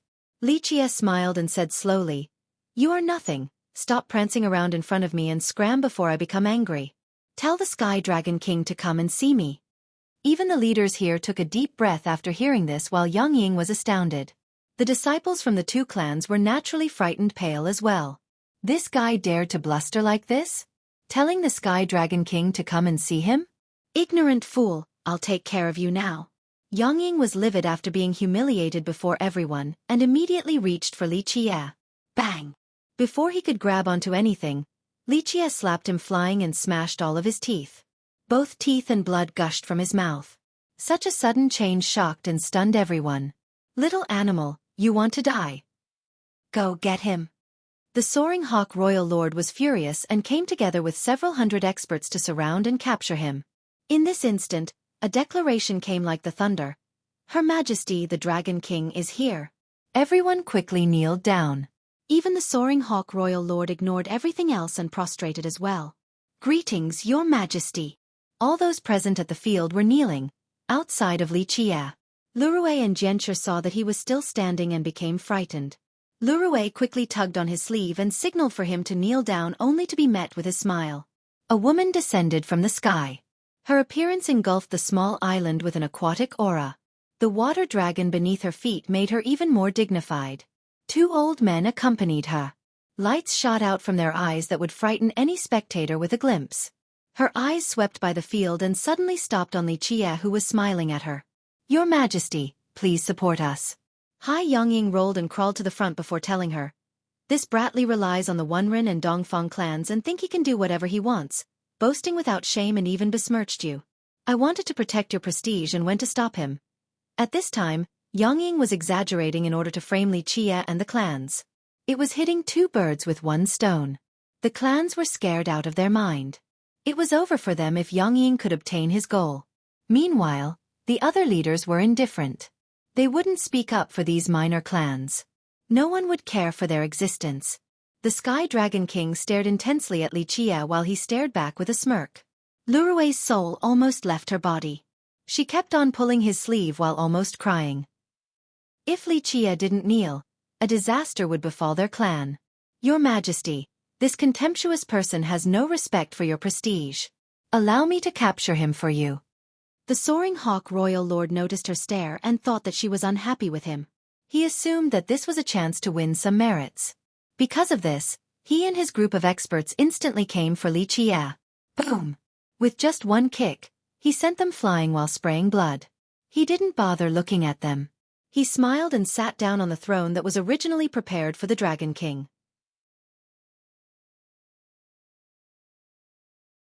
Chapter 1560. As Xueqi was sitting on the throne, the leaders on the ground were gasping. Who the heck was this brat, daring to act all arrogant before the Sky Dragon King? The Wunren clan, in particular, was completely pale. It was as if they could see their own destruction already. This wasn't only acting presumptuously before the king. He was even sitting on her throne. It was virtually treason, a crime worthy of death regardless of the location. It could be a 9 clans extermination as well. The worst part was that Xueqi was more or less related to their clan at this moment.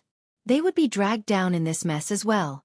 Brat, cease your disrespectful act. One sect master shouted loudly in order to win some points in front of the king. Xueqi continued to sit there without a care and looked at the Dragon King. My beautiful Xian, I came all this way to visit you. Where's your hospitality? Some leaders were jolted at this moment. Now, the guy was even teasing Her Majesty? Their king definitely couldn't stand this. Who would dare to tease a top expert of the Grand Sea with an exceedingly high position? He was simply tired of living. However, the Sky Dragon King surprised everyone since she responded with a kingdom-toppling smile. The people have never seen her smile like this before. I knew you were visiting, Brother Li, so I personally brought some tea from my cliff. Please take your time. The Dragon King said. This was Xueqi's old acquaintance, Wulong Xian. A perfectly brewed deep-sea tea is worthy of a taste indeed. Xueqi nodded and smiled. At this time, the two old men prepared a stove for the tea, then ignited the fire. The enchanting woman came forward with a peerless posture. She sat before the stove and personally controlled the fire. She poured some spring water inside to boil her tea. A while later, smoke came out with the fragrance of the tea. The whole scene was silent outside of the kindling wood. The leaders here were astounded and watched in disbelief. Who was the Sky Dragon King? She was the supreme ruler of their crouching dragon continent. It was hard for them to see her once. However, their king was brewing tea for this ordinary man sitting on her throne. Before they knew it, he looked like the master of the 9 heavens, the greatest of all existences.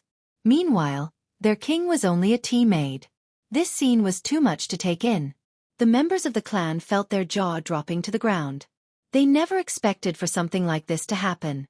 The goddess in their mind, the deity in their heart, was actually brewing tea for this man. After the tea was finished, she personally brought it to him. Such a treatment was unbelievable. Who else could enjoy this service from their king? Li Qie sipped a mouthful and clicked his tongue. Good, good. However, there is still a gap compared to the tea from your progenitor. So you have tasted our ancestral tea? Wu Longxian smiled and asked with her autumn waves eyes. Li Qie didn't answer and put down the teacup before staring at the leaders on the ground. Stand up. In just a moment, all these kneeling leaders were frightened. The ones who criticized him earlier were even more aghast and became paralyzed on the ground. Even their king brewed tea for this person, yet they dared to act pompous before him. This was a sect destruction sin. If young noble Li has forgiven your rudeness, stand up. Wu Longxian glanced at them and said. She had the bearing of a master at the moment with the prestige of a king. Her reputation wasn't just all talk. After hearing her, the leaders slowly got up. They felt their legs shaking with fear at this moment. I am someone who likes to hold grudges. Li Qie drank his tea again and chuckled. Hai Yongying, drag him out, decapitate. The two old men didn't wait for Wu Longxian's affirmation before pulling Hai Yongying outside. They knew of Li Qie's identity. This was someone who exiled even the soaring immortal sect. These leaders were mere ants before fierce.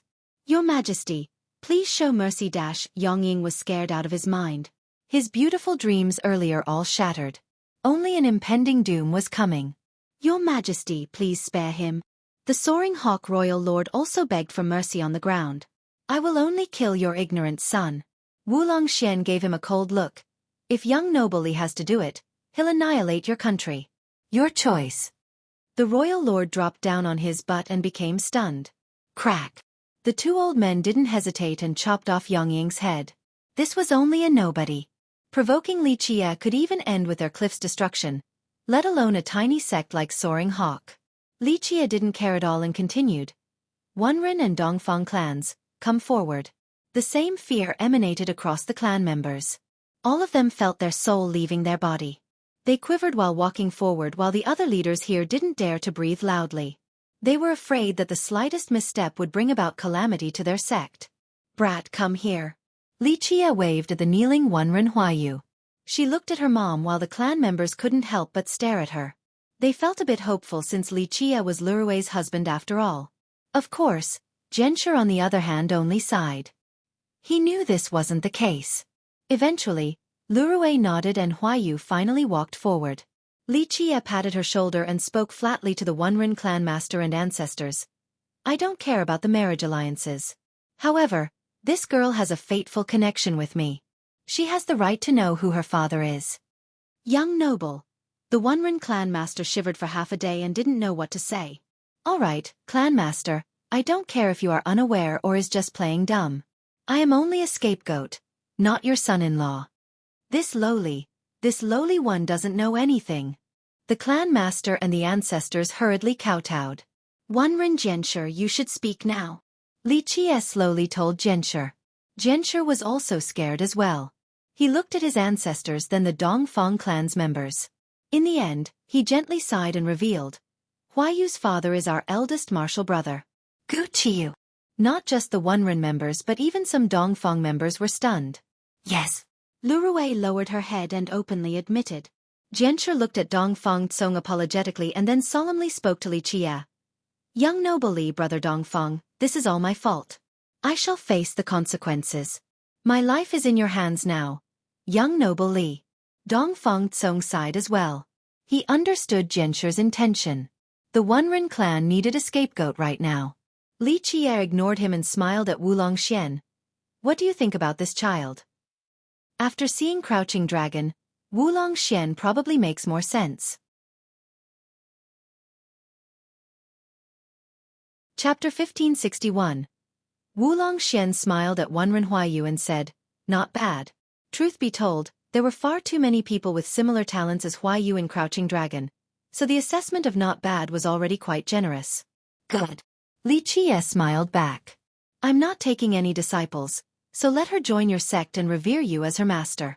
Wu Longxian was taken aback. Even if she wanted a disciple, how could someone like Huayu possibly be a candidate?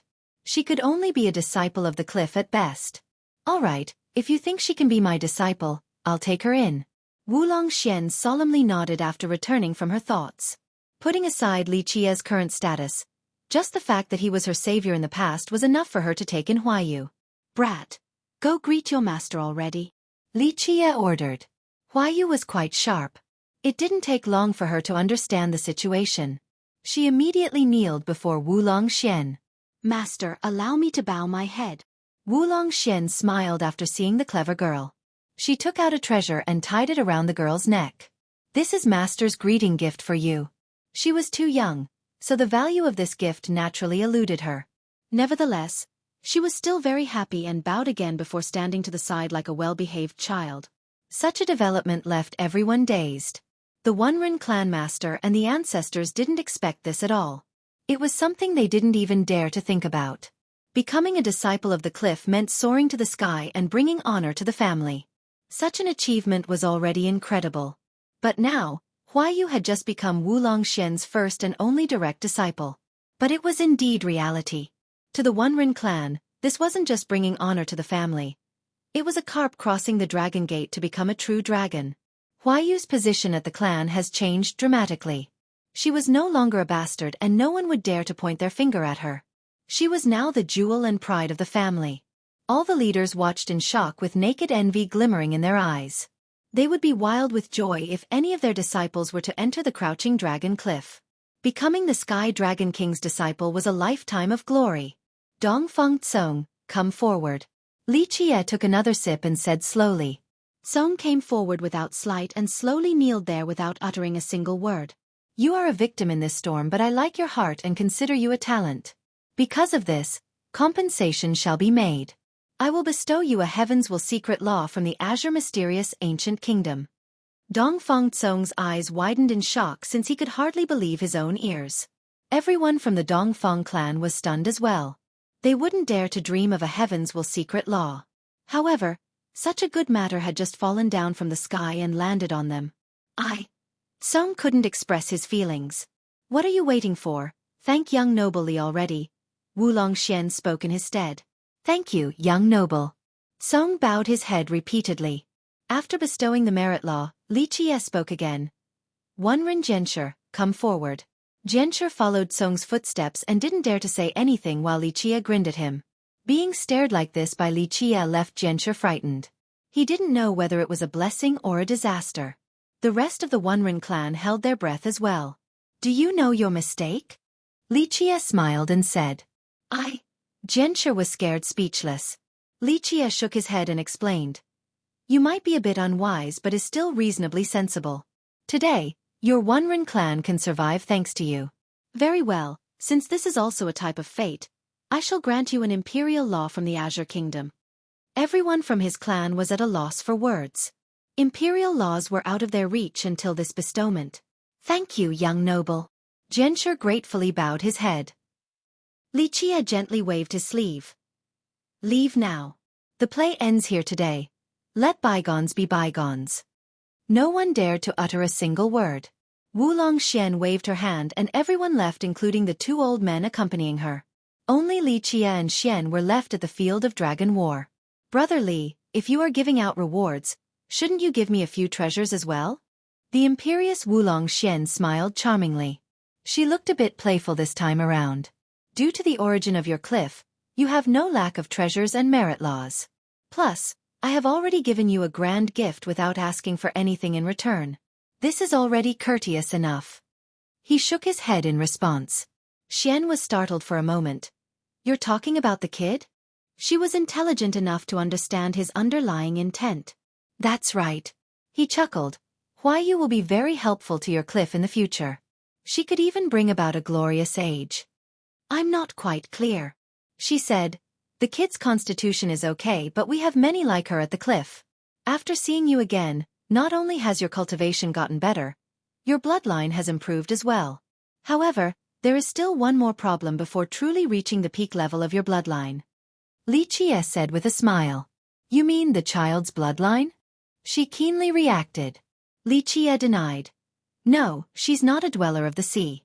Her father came from the dragonfish tribe, so she has that bloodline. Dragonfish? Brother Li, just tell me already, No need to build suspense. Wulong Xian was taken aback since the dragonfish tribe wasn't an amazing one at all. She had a coquettish act at this moment. Someone as lofty as her playing around like this was quite enchanting. Anyone would feel their heart beating faster. Seems like you don't think this bloodline is significant at all. However, you should know that their tribe comes from the depth as well. Their progenitor's origin is similar to your own. More important, Huayu is showing sign of atavism. Atavism? She didn't see it at all. Of course, it's normal that you couldn't detect it because she's too young and had not cultivated. Her vitality is too weak, so the signs aren't clear. Later on, you'll see it.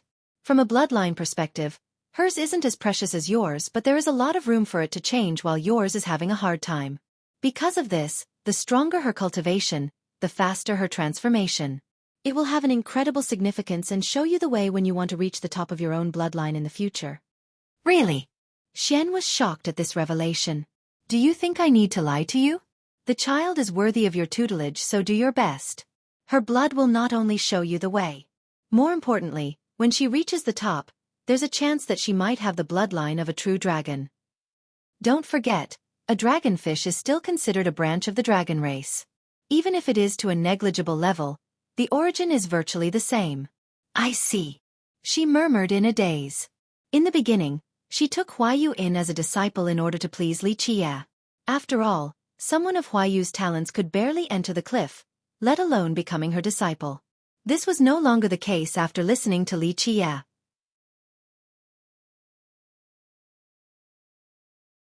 Chapter 1562. Li Qia enjoyed the sea and smiled while basking in the breeze. This was very pleasurable for him. Wulong Xian sat next to him and carefully examined this man. They hadn't seen each other for a long time after parting at the Buddhist funeral plateau. In the present, Li Qia has deterred the entire mortal emperor world.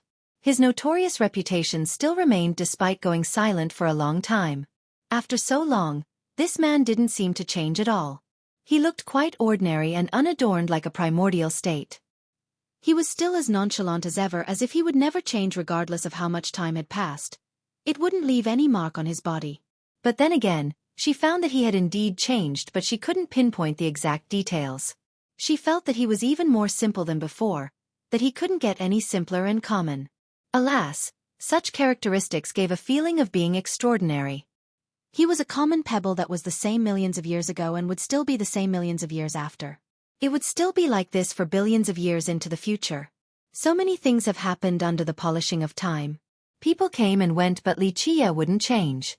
It was this common aura that made Wulong Xian think of an old saying: if heavens and earth are ruthless, they treat the myriad creatures as straw dogs. The common man ahead was just like the heaven and earth. Under his ordinary state, everything else in the world was merely straw dogs. Beauty, got a good look yet? Li Qia finally withdrew his gaze from the sea and smiled. I know that I'm crazily handsome, but don't be so infatuated with me. Wulong Xian gave the egotistic fella the side glance that was quite intoxicating in appearance. Brother Li, you haven't changed at all. Her voice was tinged with emotion. But we have.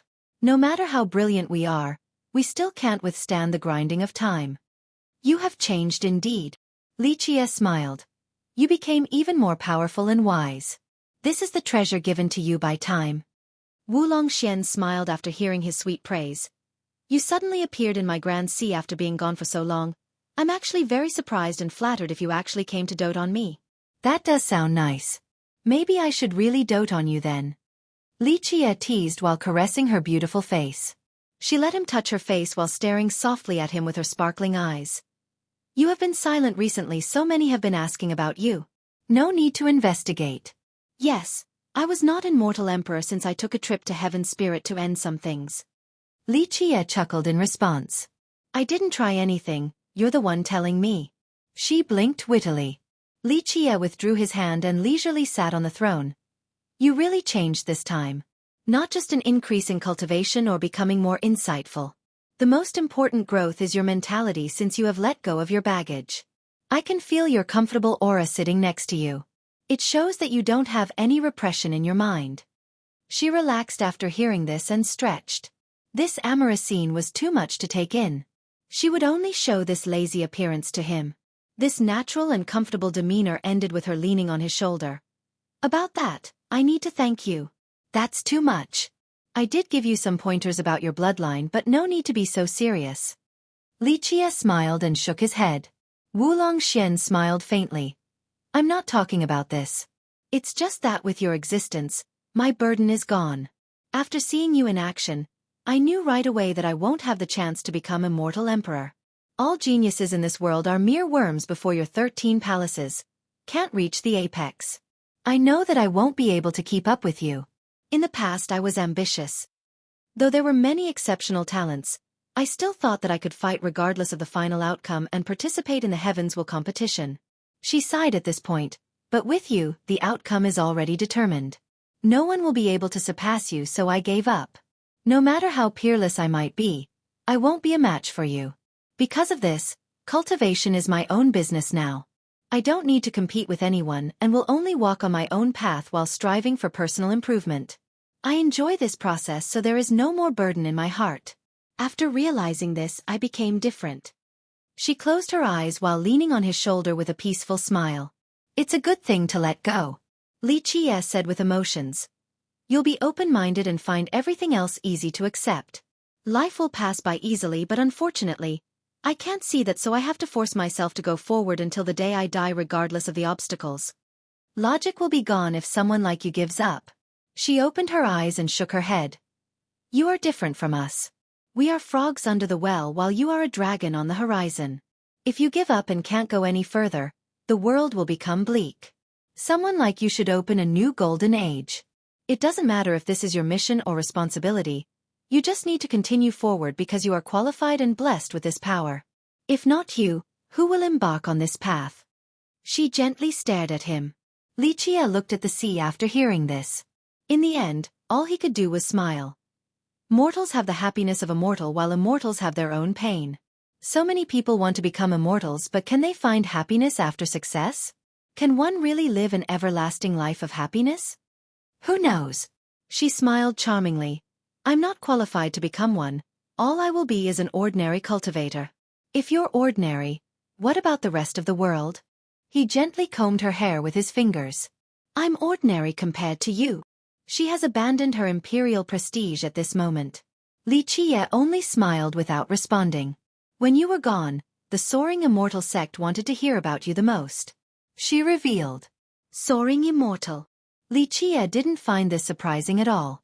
Though he banished their pathway back then, they indeed had the strength to come back to the mortal emperor world after so long. They won't let this go. She said softly. It makes sense. If they could let this go, it would be too wise of them. Li Jie said with amusement. This was completely understandable. Just think about the prestige of the sect. It had 5 immortal emperors. They had enough resources to look down on the 9 worlds in frightening means. Moreover, they had countless experts and numerous god kings. The sect was a crownless king that has never experienced such indignation before. So many disciples were massacred on top of being banished. They wouldn't be soaring immortal if they could swallow this anger. Not just the sect, but even its successor has arrived. I heard this person claims to be invincible with a grand completion soaring immortal physique? Grand completion? Li Jie wasn't afraid at all. Not bad. I'm sure the world will tremble after I slaughter a grand completion user. I'll be waiting for soaring immortal to come and find me. She wasn't surprised by his tone either. This man ahead challenged the Buddhist funeral plateau and expelled the soaring immortal sect. He was the only person in history with 13 palaces. Even a grand completion immortal physique couldn't scare him. You will have many opportunities. Their entrance is actually here at the Grand Sea. She said. Here? They are talking to the Heaven Suppression City? His eyes became serious. You are as wise as the sea, Brother Li. She nodded. I heard a heaven-defying character from the sect has come into being. Rumor has it that when this person came to Heaven Suppression, even their invincible ancestor, Gu Zun, personally greeted him. It might be an alliance, but no one knows if it is true or not. Nevertheless, the Grand Sea and even the entire world is worried about it. She said with emotion. An alliance between the soaring immortal sect and Heaven Suppression City would indeed shock the entire 9 worlds.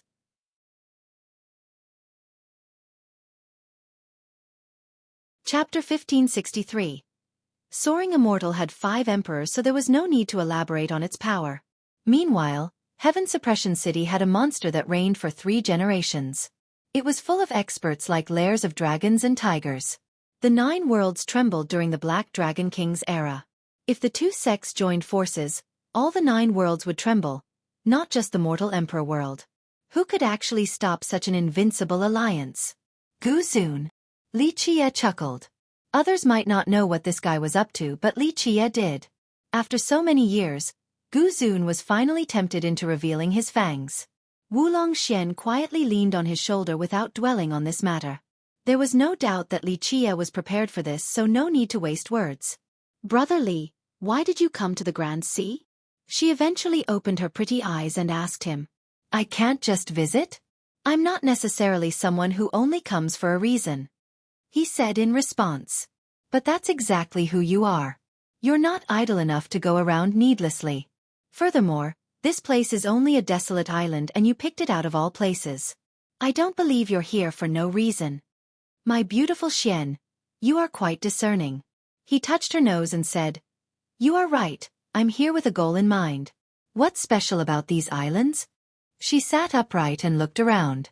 In fact, she didn't see what was particular about them despite being attentive the moment she got here due to her suspicion. It's not this island. The entire Crouching Dragon mountain range is special. Li Qie stood up and smiled. Our mountain range? She was surprised to hear this. This mountain range was the largest on their continent and spanned for 1,000,000 miles. It was the main vein of their continent. Yes. Li Qie nodded. His fate palaces opened with clanking noises as laws emerged. Clank.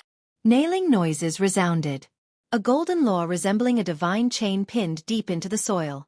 Whoosh. A complete chapter with many floating runes appeared in the soil and instantly rose to Li Qie's height. He pushed it down with his right hand. With the movement of his hand, the runes rearranged themselves before disappearing again. Next, a large plate appeared in his palm, seemingly cast from some ancient bronze metal. Boom! The plate fell to the ground and disappeared into the earth.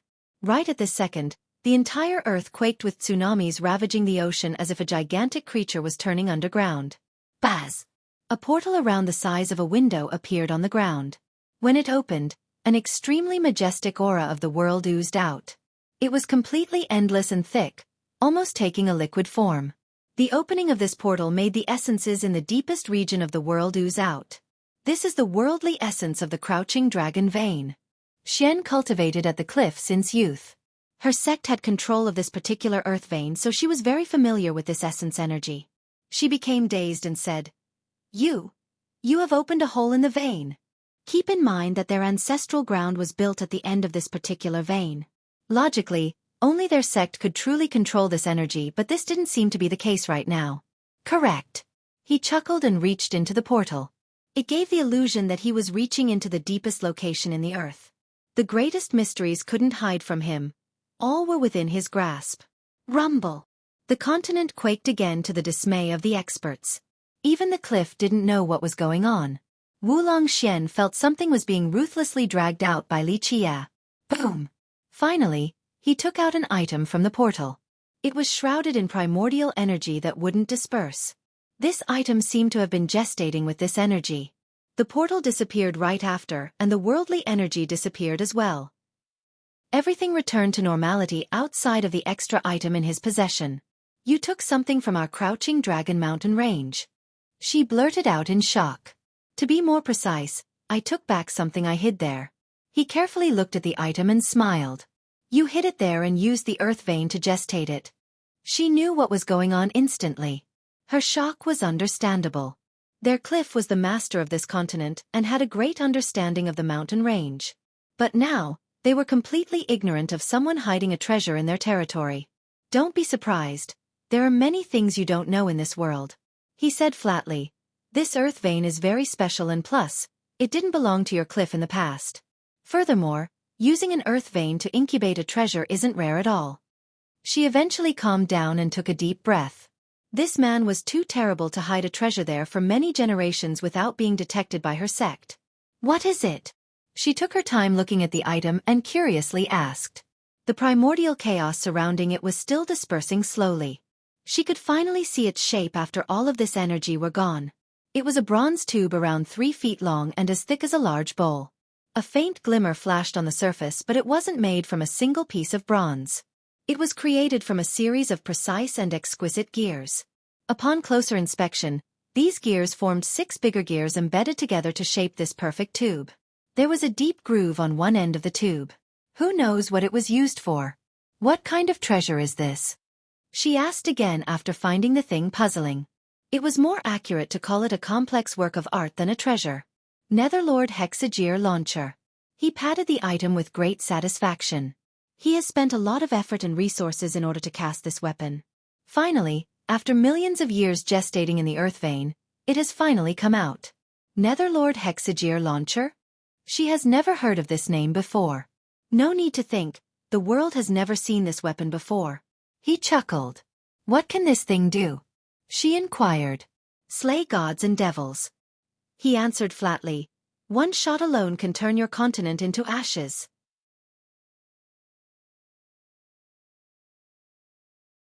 Chapter 1564. Wulong Xian's mind trembled after hearing this. Just one shot could turn the continent into ashes? Just how terrifying was this? Keep in mind that the continent wasn't just a landmass. It has been worked on by their sect for many generations. The wise sages have spent many efforts to reinforce this land. Not to mention the entire continent, their ancestral ground alone could withstand an invincible attack from an immortal emperor. But now, this so-called Netherlord Hexagear Launcher only needed one shot to end them? Such power would cause anyone to shudder after thinking about it. She knew that he wasn't exaggerating. If he said one blow, then one was all it took. There was no need for someone as powerful as him to boast. So what exactly is it? She took a deep breath and looked at the weapon. He continued to caress it. In a certain sense, it's not a conventional weapon, not a life treasure or a foreign Dao artifact. It's more of a forbidden weapon. Forbidden weapon? She asked. It can only be used once? She naturally understood this classification. For the most part, forbidden weapons could only be used once and would become rubbish after or simply disintegrate. A few could be used several times, but there was still a limit. Despite this limitation, it was much more powerful than conventional weapons and easier to use. For example, an immortal emperor true treasure required a mighty vitality to empower it. One wouldn't be able to unleash an invincible blow if they weren't strong enough. However, this was not the case for a forbidden weapon. It didn't matter whether the user was a god king or a mortal, they could still use the strongest blow of a forbidden weapon. Li Jie chuckled. It's not a one-time only forbidden weapon. It can be used 6 times, one stronger than the previous. The second blow could be dozens of times stronger than the first. She became stirred even more. He said that one blow could annihilate the crouching dragon continent. So to say, if the next blow was even stronger, what would the result be? If the successive blows are stronger like you said, then how powerful is the 6th blow? She had to ask. He leisurely responded. I don't know since I haven't tried it before. I also want to meet an immortal emperor to test its power because ordinary people aren't worthy of the 6th blow. In fact, it would be a huge waste to use the first one on a god king. An emperor? You want to use it to challenge an emperor? She found it difficult to breathe. No, you misunderstood. He grinned in response. Not challenge an emperor, I wanted to kill an emperor. After all, it is one and only in this world. It's not so easy to create a treasure like this. He patted it like a pet again. This weapon was created from the most terrible death blood in this world on top of countless corpses and lives. Even a heaven's will. It has been gestated for millions of years by an earth vein. Its power was simply unimaginable. In fact, he was only speculating its power and hasn't tried it just yet. Now, Wulong Xian felt as if there was an invisible hand gripping her neck. Killing an emperor. Is it possible? She eventually calmed down and breathed again.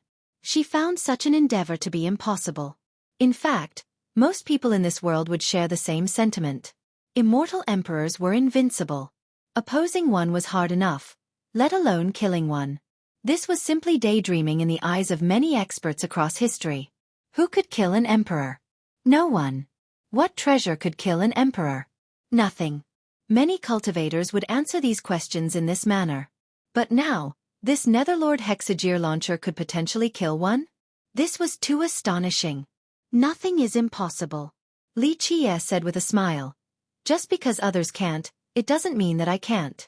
There are too many miracles in this world waiting for someone to make them happen. Common sense is just waiting for someone to break it. She had no response. Others weren't qualified to utter such words, but not him. The original belief in this world was that 12 palaces were the limit. However, Li Qie had 13. He broke an eternal belief. Was there really a treasure that could slay an emperor? After all, not just anyone can become the Black Dragon King who has reigned for 3 generations. Ordinary people shouldn't be compared to him. Who created this weapon? She was very curious about the creator of this regicide weapon. A very ancient person that don't want others to know. Li Qie smiled and said. She didn't know she was looking at him. Of course, he wouldn't reveal it to her either since this was his secret. She gently sighed and didn't pry any further. After a while she continued, if you are done with your business, why not come visit my cliff? Unfortunately, I have other matters to attend to in another place. He gently shook his head. When I'm done, there will be a chance to visit you later. I'm afraid this departure will separate us like the heavens and men. She sighed disappointedly before smiling wryly. My beautiful Xian, no need to be so pessimistic. It's not like I'm about to die. He couldn't help but laugh. She stared solemnly at him and said, I know, but it's pretty much the last time we'll see each other. She held his hand and intertwined her fingers with his before looking at him in the eyes, then spoke softly. I don't know what you are pursuing, brotherly. I'm not aware of your ambition either, but I know you are different from us. In my eyes, you'll leave eventually. If it comes early, it'll be in 3.5 years, if late, 8 or 10 years. I believe that you will soar above the 9 heavens and disappear from the eyes of commoners like us. There will be nothing left worth remembering in the 9 worlds for you, so I won't be seeing you again. Hence the separation of heavens and men. The Grand Tao is endless. You are right. I will leave one day. He quietly nodded. I really hope that I'll be able to accompany you one day to see the scenes of the world. She continued, but I know with my abilities, I'll only be a hindrance. I hope that you can tread forward and stay true to your heart, then accomplish your goals in the future. Yes, I will. He gently patted her hair. She then leaned on his sturdy chest and could hear his powerful heartbeat. It seemed to be one with the heaven and earth. He embraced her waist without saying anything. She returned the gesture. The world came to a peaceful stop. Even the breeze has stopped blowing. The path towards the Supreme is too cruel, he said with a tinge of helplessness. She embraced him tighter and spoke softly. You don't need to be emotional because you are the Supreme. Li Qie gently sighed. So many people have left their mark on his life. Brothers that he could trust and love as deep as the ocean. Alas, he couldn't stop for anyone. Wulong Xian eventually loosened her grip in order to grab his neck for a passionate kiss. She was no experienced kisser, but there was an unrestrained boldness. He held her face and gently returned the favor by infiltrating further into her wet lips. They slowly separated after a deep kiss. Her complexion was red as if drunk. Go, only an even vaster world could contain your ambition. Only the endless Grand Tao is your true home. She eventually let go and said, Take care, see you later. He gently caressed her cheeks before smiling and left without looking back. This was his creed, never stopping for anyone. Wulong Xian murmured while looking at his departure. Goodbye, my love. Only you are the one in my dream, the only one who can knock open my heart.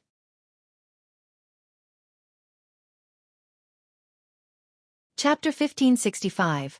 Little Sea Village was a tiny fishing town, at least from the view of the main continent. It was located in a remote region in the Grand Sea, far away from the hustle and bustle of the cultivation world. This fishing village was still under the jurisdiction of Heaven Suppression City. There was nothing special about this village and its few residents. It seemed to be floating across the vast sea like a tiny boat, lonely and calm. As expected, fishing was the main way of life here. It seemed to be an entirely different world versus the distant cultivation world. However, this was not the case. Outsiders didn't know of the village and its secret. Even the inhabitants of this place weren't privy to all the information. After leaving the field of Dragon War, Li Qie headed for this tiny village because he wanted to take something from this place in order to complete his Netherlord Hexagear launcher, allowing it to exert its true power. Due to its nature of being a forbidden weapon, it was too easy to use. For safety reasons, Li Qie made necessary preparations after its creation by separating it into two sections. The main one was hidden beneath the earth vein while the other one was stored in this place. Of course, the village itself carried a greater significance to both him and heaven suppression. Nevertheless, this eluded all outsiders, especially someone like Gu Zun, since the Black Dragon King didn't trust him. Sentiment struck him the moment he set foot in this village after so many years. Many generations have gone by, but this tiny village still remained. There was only around 1,000 meters from start to end of this village, with wooden houses on both sides of the street. They were quite old, seemingly built for many years now. There were drying fish nets before each house and some boats. Some houses had strings of fish as well. A dog barked after seeing a stranger like him entering the village.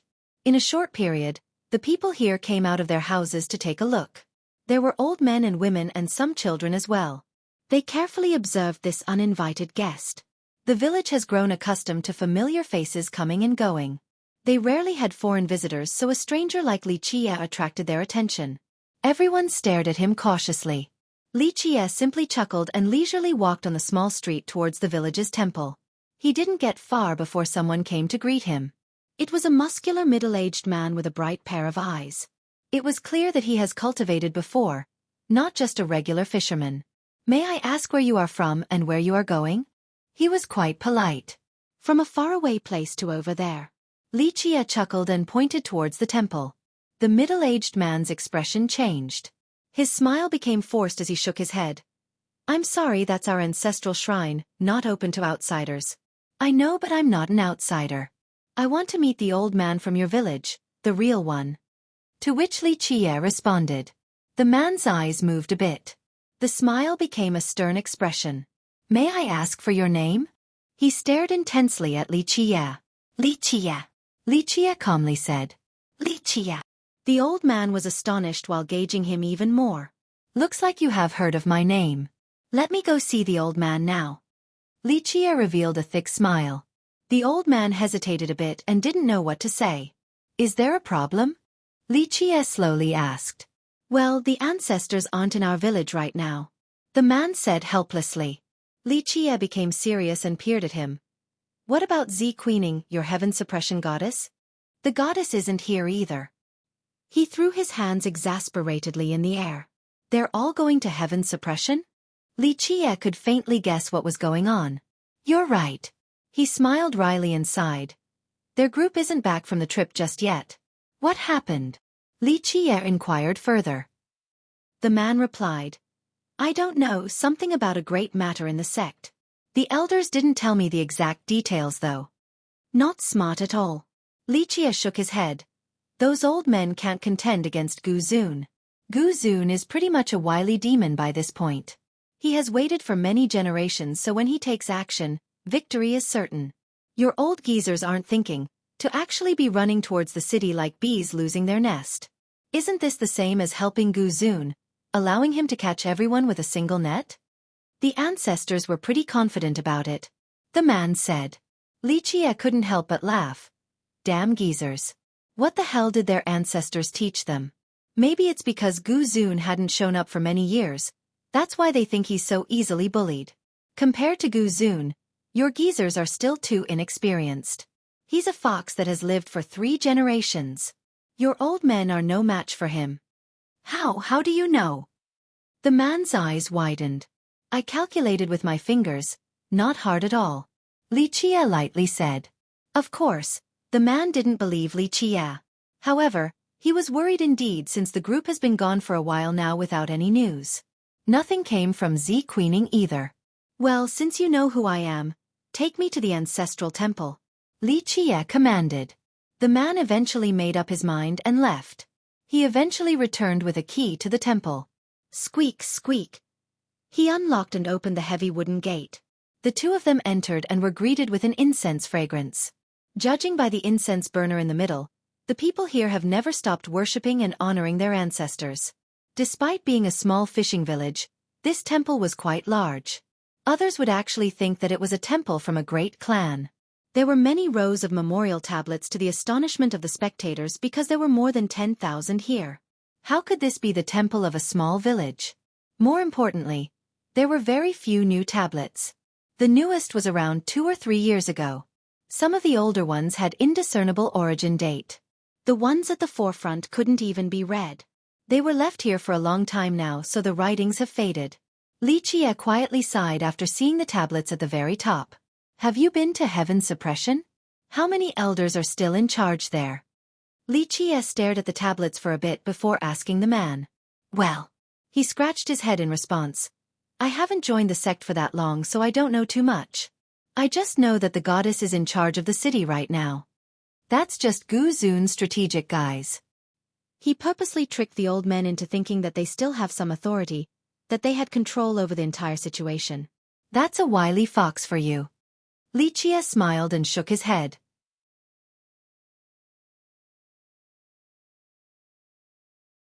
Chapter 1566.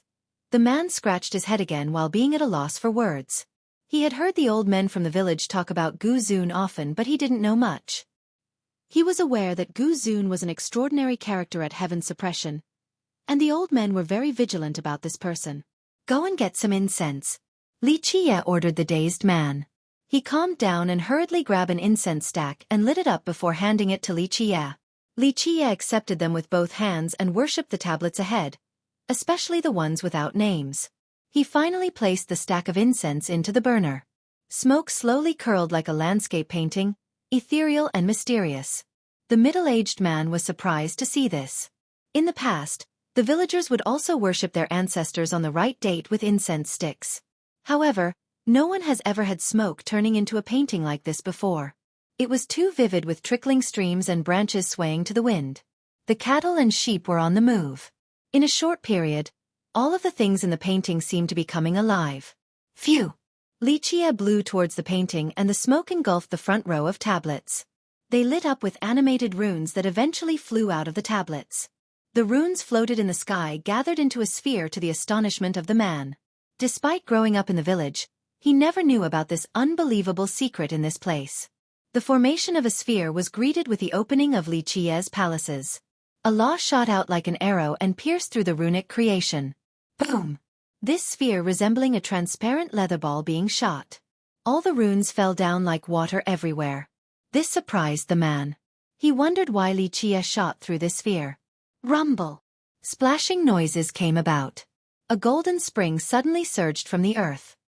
He looked closely at the ground to see if there was a crack. The temple was paved with tiles, but there was no gap on the ground. This golden spring was coming out of thin air. The current was pushing something up. It was also made from bronze with a strange shape. It looked like a gun stock with a handle and trigger. At the very least, the man had never seen something like it before. Li Qie smiled and grabbed the object. With a loud blast, the golden spring fell to the ground and disappeared without leaving a single bead behind, as if nothing has happened. The man found it to be unbelievable. Li Qie then took out the Netherlord Hexagear launcher and attached the barrel-like object. With a clicking sound, the two locked together. Now he finally had the complete launcher in his possession. It looked just like a bizarre pistol with an unreasonably large barrel. Click, click, click. The gears inside the weapon began to turn. After a certain extent, the 6 larger chambers slowly moved as well with a rhythmic and magical sound like a musical instrument. Such miraculous technology that isn't available in our epoch, Li Qie said with emotions while holding the weapon. The materials alone were shocking, but the casting process was incredible as well. The technology behind its creation was completely different from the rest of the world. Such art didn't exist in this particular epoch since it came from the most technologically advanced machine world. Li Qie was the only one who knew about it now after a long period of accumulation and research. This weapon was its highest culmination, at least in Li Qie's eyes. The middle-aged man was surprised to hear the clicking gears. What is this treasure? Netherlord Hexagear launcher, the supreme weapon. Li Qie smiled happily. After so many years, the complete version was finally out. Meanwhile, the man didn't expect for their temple to be hiding this treasure. It seemed that it was waiting for Li Qie to come and take it. The world has never seen a destructive weapon of this magnitude. he commented while patting his weapon. He was quite excited at this moment and wanted to try the power of this weapon. Of course, he needed to meet a worthy foe first or it would be too wasteful. After all, there were only 6 shots. Because of this, he wouldn't use this precious weapon until he meets a worthy foe. I hope someone in the 9 worlds will be worthy enough for me to test it before I leave, he thought to himself while grinning. The middle-aged man didn't know Li Qie, but he was creeped out by this smile from Li Qie. In the end, he put away the weapon and left. The man closed the gate and quickly chased after him. You are friend with the goddess? She has mentioned you before. That's right. Li Qie nodded. The man rubbed his palms awkwardly and didn't know how to phrase the next line. Li Qie glanced at him in response. Don't worry, the old men won't die for now and nothing will happen to Xueqi either. Before having absolute control over the situation, Gu Zun will leave himself a path of retreat. He's not only a fox but also a very cautious one, preparing an escape path after every step. I want to go to the city to take a look at the ancestors, but I have to protect the village. His face grew red with helplessness. Even if he wasn't very clever, he still knew that something has happened since the ancestors have been gone for so long. Alas, he couldn't leave the village and had to anxiously wait here. It's no use even if you go. Gu Zun isn't someone a junior like you can deal with. Don't worry, since I'm here, I'll take care of it. Li Qie gently shook his head. The man heaved a sigh of relief. Despite not knowing Li Qie, he has heard the goddess talk about him before, so he was confident. He then asked, just how powerful is Gu Zun? Gu Zun was a popular topic in the village. Each time talking about Gu Zun, the ancestors became very cautious, so Gu Zun left a deep impression on him. Not just strong. Li Qie chuckled and stared towards the distance. His talent is incredible, only better than the Black Dragon King, not worse. I'm afraid few can be his match in the present day due to this.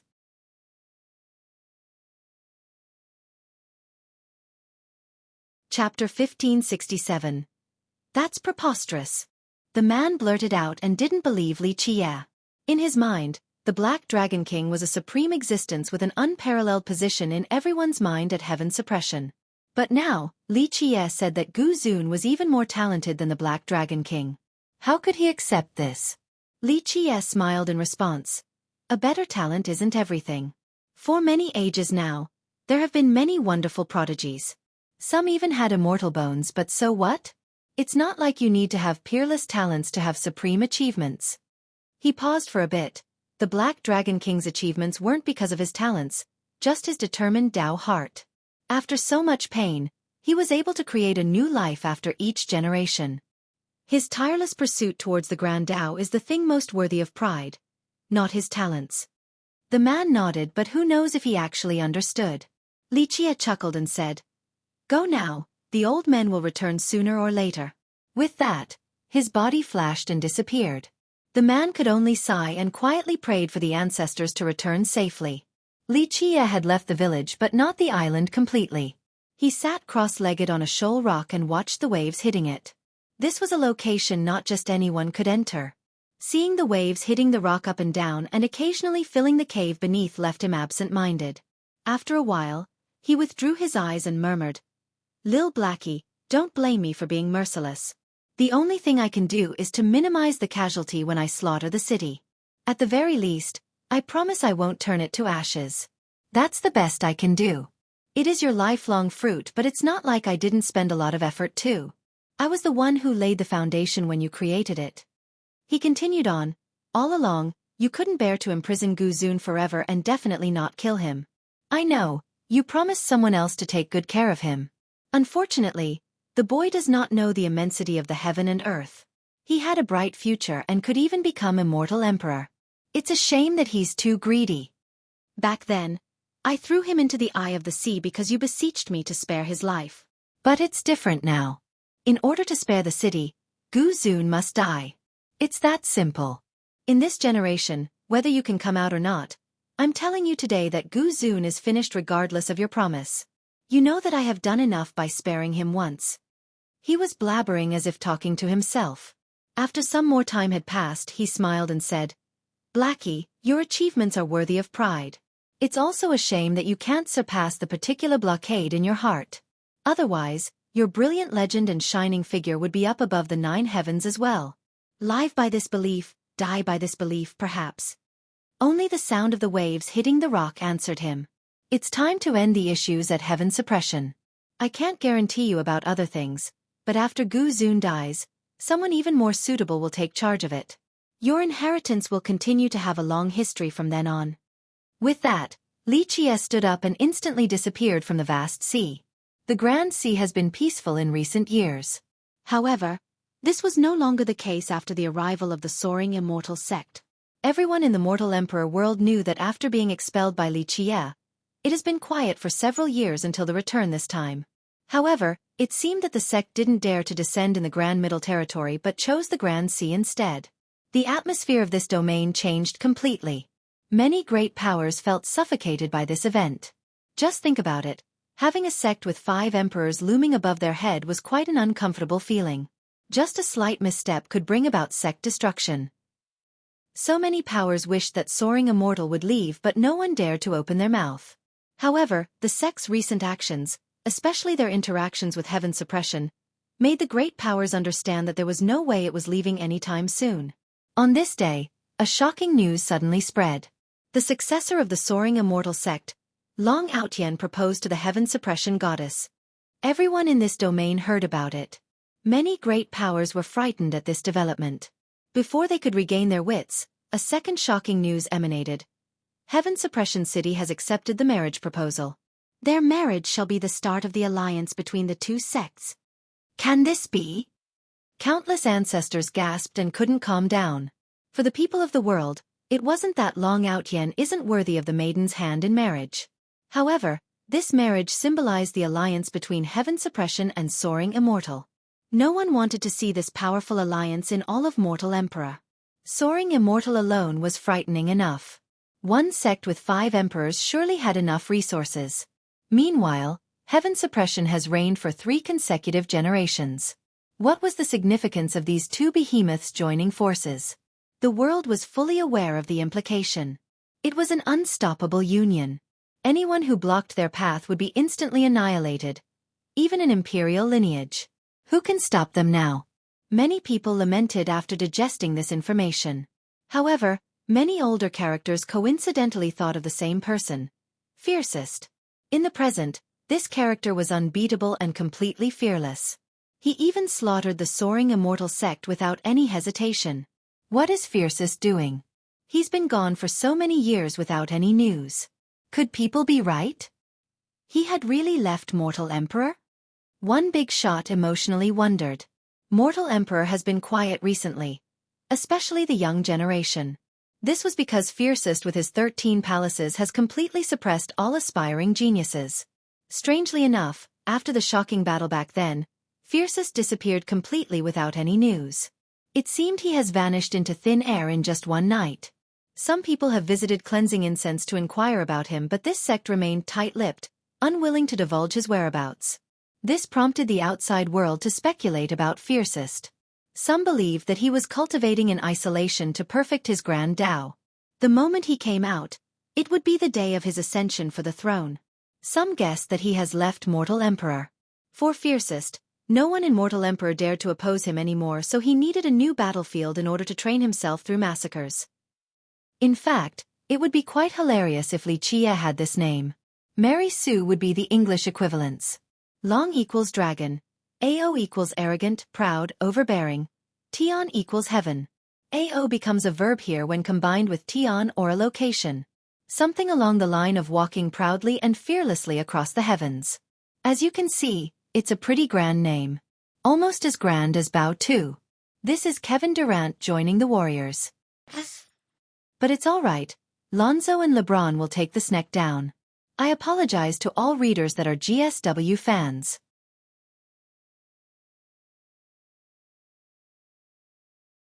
Chapter 1568. Heaven Suppression had great influence in the Northern Grand Sea. There was even a saying in this place.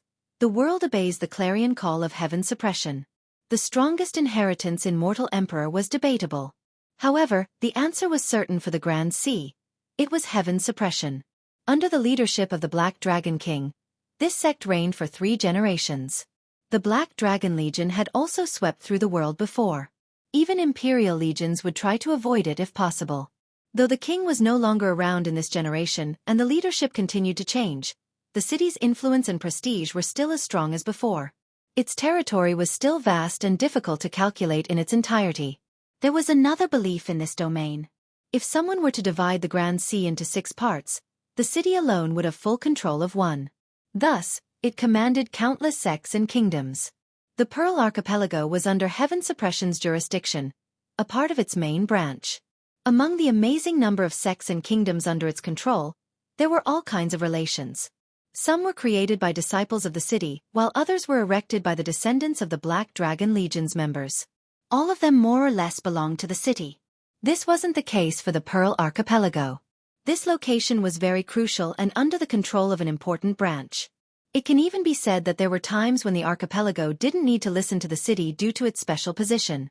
Just like its name, this was considered the Pearl of the Grand Sea. This archipelago gave birth to many talents. There were hidden dragons and crouching tigers everywhere. The paradise of experts. It had a territory of 1 million miles consisting of numerous islands. Looking down from the sky, the interconnected islands looked like a formation with an unbelievable level of complexity. They wouldn't believe that it was formed naturally. If this was the case, it would be too incredible.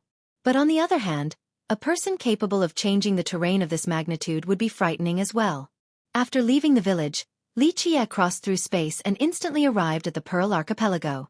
This particular trip was very important to him. In fact, coming to Heaven Suppression and killing Gu Zun wasn't too crucial. It was only part of the trip, a trivial matter. However, this wasn't the case for the Pearl Archipelago. He came here to take a unique and peerless item across history. Though he didn't hide it in this place, it was a very important node since it was the location of a fortified seal. In Xueqi's eyes, nothing could be used to measure its worth. In his millions of years, he paid the greatest price for this particular item. Immortal emperors and immortal monarchs would do anything for this item because it was worth it. It had an unfathomable power and could destroy everything. This item didn't belong to the 9 worlds. Xueqi mustered all of his abilities and traveled everywhere before finally finding this item. Afterward, he hid it in a secret region in the 9 worlds. For example, the Black Dragon King knew where he hid the Netherlord Hexagear launcher. Or, he would tell another emperor about the location of a different treasure. This was the only thing he kept to himself. He sealed it for an eternity so that he would be the only one who knew of its location. He knew full well that thing wasn't usable. Once resorting to it, everything would be over and only ashes would be left. Nevertheless, its destructive power wasn't why it was precious. The true value lies in its effect as a deterrent since he would never use it carelessly.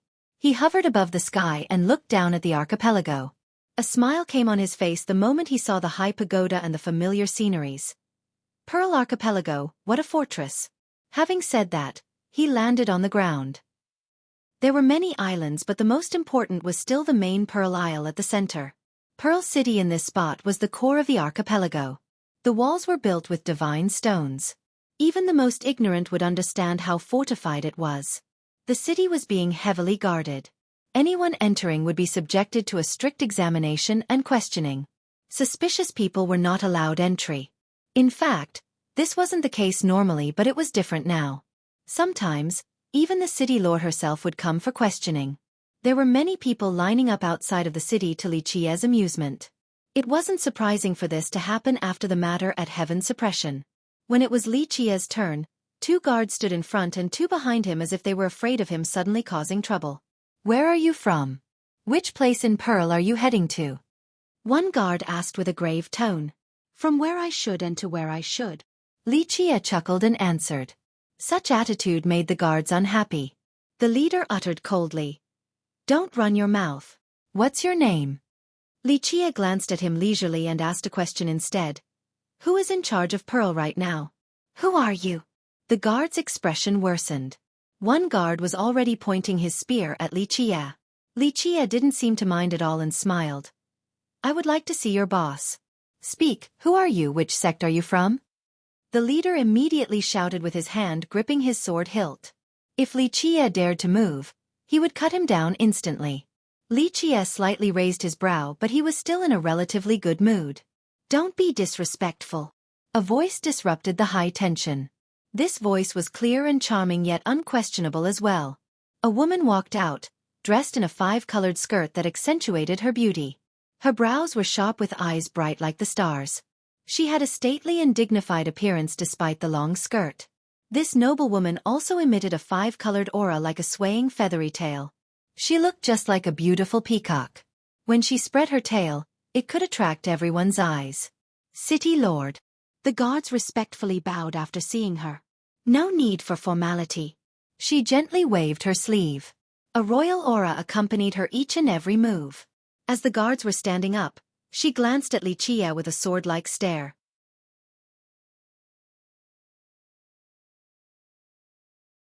Chapter 1569. Xueqi was unmoved by her sharp eyes. He responded by looking her up and down with a carefree gaze as if he wanted to see every inch of her flesh. Such wanton attitude enraged the guards. Their city lord was noble in their eyes. Such disrespect was unacceptable. I am the Pearl City Lord. May I ask why you want to see me? She slowly said with a dignified and unquestionable tone. After gauging the woman, he smiled and shook his head. Unfortunately, you're not who I want to see. If Lu Zhong's son is still around, I want to see him. Her expression slightly changed before responding. If you have some business, it's fine to talk to me. She was the Peacock Bright Monarch, one of the strongest disciples from Heaven Suppression with a preeminent position. He only smiled and said, Can I go in now? She stared at him and eventually answered, Yes, Pearl City is always open. You can come and go as you please. He entered without looking at her again. Meanwhile, her eyes became profound as she slightly tilted her head in contemplation. Despite the state of vigilance, the city was still very lively with people everywhere on the streets. The crowdy nature of the street naturally caused a lot of perspiration. It seemed that the city wasn't affected at all by the current situation. After all, this was the largest city in this sea region. Many cultivators and mortals were running around here for trading and gathering necessary materials. Xueqi leisurely strolled through the familiar streets. Eventually, he came to a remote location with only a few old buildings. The majority of them were ruined. It seemed that this place was prosperous once, but it has fallen for a long time with weeds growing everywhere. He made his way before a little courtyard with only 2 or 3 rooms. The architecture was very dated. There were 2 pine trees growing here, one on the left and the other right. They weren't that large but stood completely straight. Their barks were quite thick, like dragon scales. They looked like 2 young dragons with horns. He gently sighed again, lamenting the passage of time. Back then, he personally planted these trees here after taking them from a dangerous location. In the blink of an eye, they grew up so fast and have even become divine. He patted the both of them and was met with a rustling of their branches as if they were answering him. He smiled back at them. Though the world didn't always go as he wanted, some things still remained. The entrance consisted of 2 old wooden doors with many holes on them because of insects. Who knows how many worms have gotten their belly full throughout the years in this place. They weren't locked, so Xueqi pushed softly and opened them. He entered the little courtyard and they closed on their own. There was actually an abundance of flowers inside. Such a tiny courtyard actually had an impressive energy and gave off a comfortable feeling. He looked up and saw an old man noisily sweeping the leaves on the ground. The hunchback old man dressed humbly while holding a bamboo broom. He looked quite feeble like a candle in the wind, but he was very meticulous in his cleaning. Not one leaf was left behind. There was also a fountain, but it was dried up now. No water was coming out as Xueqi walked closer.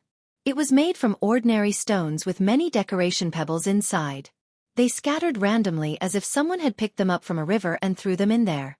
He smiled and squatted down to place the pebbles in a different manner like a playful child. He carefully arranged them together one by one. As he piled them up, the old man continued to sweep without looking over at all. It was as if the guy was deaf and didn't notice Xueqi. The 2 did their separate thing, so the courtyard became quite peaceful. It didn't matter how vast the world was or what was going on, it couldn't disturb the serenity of this place. This tiny location has escaped from the rest of the world. A while later, Xueqi finally finished placing all the pebbles. The neatly placed formation resembled an old picture depicting sparkling waves, as if this fountain was full of water again. Splash! Water suddenly gushed out of the dried fountain. It was a refreshing moistness, full of life. Just a little later, the fountain was drowned with water and rippling waves. He washed his hand carefully as if wanting to clean every single spot. After he made contact, an unbelievable change happened. The clear water suddenly became golden in its entirety. Anyone would think of the popular saying after seeing this, golden spring gushing from the earth. The old man froze for a bit and finally looked up at Li Qie. His muddled eyes became extremely bright, but this didn't last long.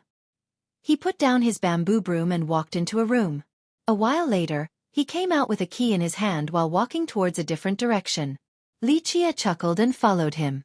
The old man entered an alleyway with a small hut at the end. It was locked with a rusted iron padlock. It seemed as if just a bit of force could break this lock. With some clicking sound, the old man seemed to need all of his strength in order to open it. After accomplishing his task, he turned and left without looking at Li Qie at all. Li Qie didn't chat either. He pushed the wooden door open and went inside. It was dark inside this little hut and he walked straight into a wall. However, he kept on walking. Oddly enough, he immediately crossed through the wall. Before him was a majestic palace, the place where a king of the 9 heavens would reside. There was a chair decorated with draconic symbols in this palace. It was as if only the ultimate supreme would be able to sit on it. Li Qie didn't hesitate at all and sat down. He then turned the armrest of the chair. With a whooshing sound, he instantly disappeared. At the next moment, he turned up in a desolate region with a lone hill. Old vines grew as far as the eye can see. Beasts were howling everywhere. He perused the scene and sighed to say, "One of the earliest lairs, how many times have I slumbered here?" His fate palaces opened and a Dao portal surfaced. It shined onto the hill and with a rumbling noise, half of the hill moved to reveal a cave. There were 3 words carved on this cave, All Heaven Grotto.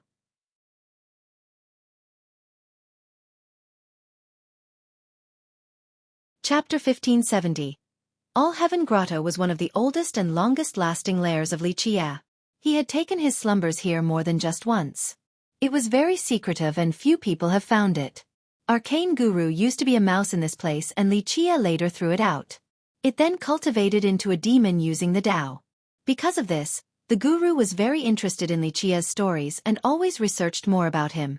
The demon found many amazing things while tracing Li Qie's path. The 3 characters lit up once Li Qie came to the entrance. Rays of light locked around his head. Moreover, a terrible formation emerged on this hill with thunder tribulations refined into heavenly swords. Each sword could easily render god-kings into ashes. A true mantra came out from his palaces. With that, the rays locking his head disappeared along with the formation as if nothing has happened. In fact, that was very risky just now, at least for the outsiders. Without his true mantra, any intruder would be annihilated instantly. Click-dash, the heavy gate of the grotto finally opened and closed after he came in. At the same time, the 2 halves of the hill came together again. No one looking from the outside would know about the existence of this amazing grotto inside the hill. The place itself was quite large while bathed in a gentle light. One would find rows of shelves made from sacred wood in this place. Decay was virtually impossible for them. Jade scrolls and boxes were everywhere on the shelves. The boxes came in all shapes and forms as well. Some were made from bronze, gold, or wood. Some were locked while others were left open, but they still emitted a faint glow. It came from the treasures themselves, not the boxes.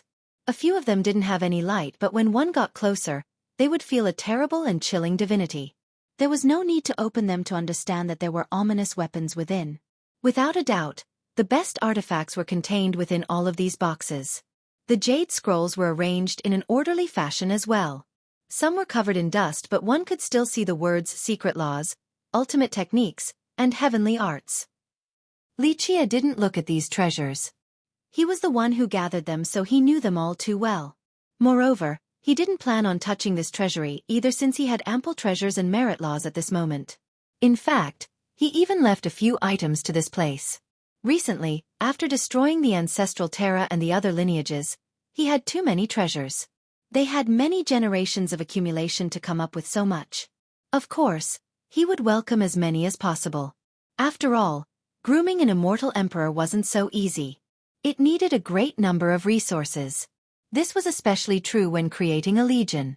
Back when he was the Dark Crow, he wouldn't have been able to create invincible legions like Azure Dragon or Silver Fox without the necessary resources. Finally, he entered the deepest part of the grotto. There was a special Dao platform here. There was no portal, only floating runes. They were quite faint and didn't move at all. He raised both hands while standing on the platform, then poured his vitality inside. With this channeling, a magnificent amount of energy like a true dragon moved around the platform. It also contained the profundity of the Grand Dao. Only this would wake up the platform. As the channeling speed increased, an explosion finally happened. The vitality in the platform soared to the sky and stained all the suspended runes red. With a metallic noise, all the runes lit up and came back to life. They started to fly around in a chaotic manner. He had to arrange the runes directly with his hands.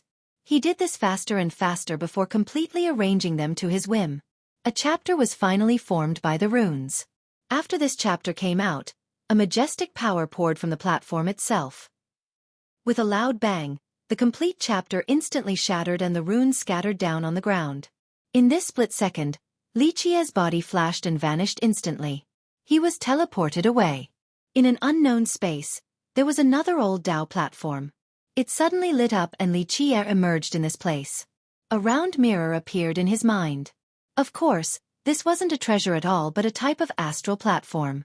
When his mirror illuminated on the physical platform, writings materialized on it and fused together with the writings on his astral platform. Baz! A new secret passage suddenly appeared with the emergence of golden paths leading to all directions with unbelievable speed. These golden paths traveled as far as the eye could see and crossed through the entire world. It wasn't a real pathway since it was made from different nodes. This meant that each of the nodes represented a particular coordinate. Thus, it could lead to anywhere in the world as long as one found the right node. It was Li Qia's secret passage capable of going to any existing location. It took him several generations and countless treasures to create.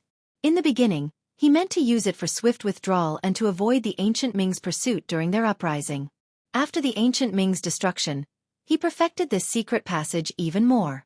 In the past, it could only lead to safe locations, but now, it could go virtually anywhere. Due to its incredible foundation, it utilized a heaven-defying method to evade the boundary of the 9 worlds and create its unique space. This meant that even if the 9 worlds were sealed, the passage would still be unaffected. However, he wouldn't use it unless there was no other choice. Very few others knew about it. Even if he allowed for his trusted confidants to use it, he would only tell them a few nodes. He alone understood the nodes and their respective coordinates. In fact, this passage wasn't only meant for traveling. It also hid another astounding secret. A faint smile could be seen on his face while looking at the golden pathways leading everywhere. He instantly picked a node and chose the coordinates. With a buzzing sound, he disappeared again and was transmitted into the 9 worlds. This was a barren location with 1,000 miles of dry soil. It seemed there was nothing here, a clear lack of life and sound. The sand rustled as he dug the ground beneath him. There was a symbol down there that looked like a large dragon horn. It looked infused on the ground and would never disappear regardless of how much polishing was done.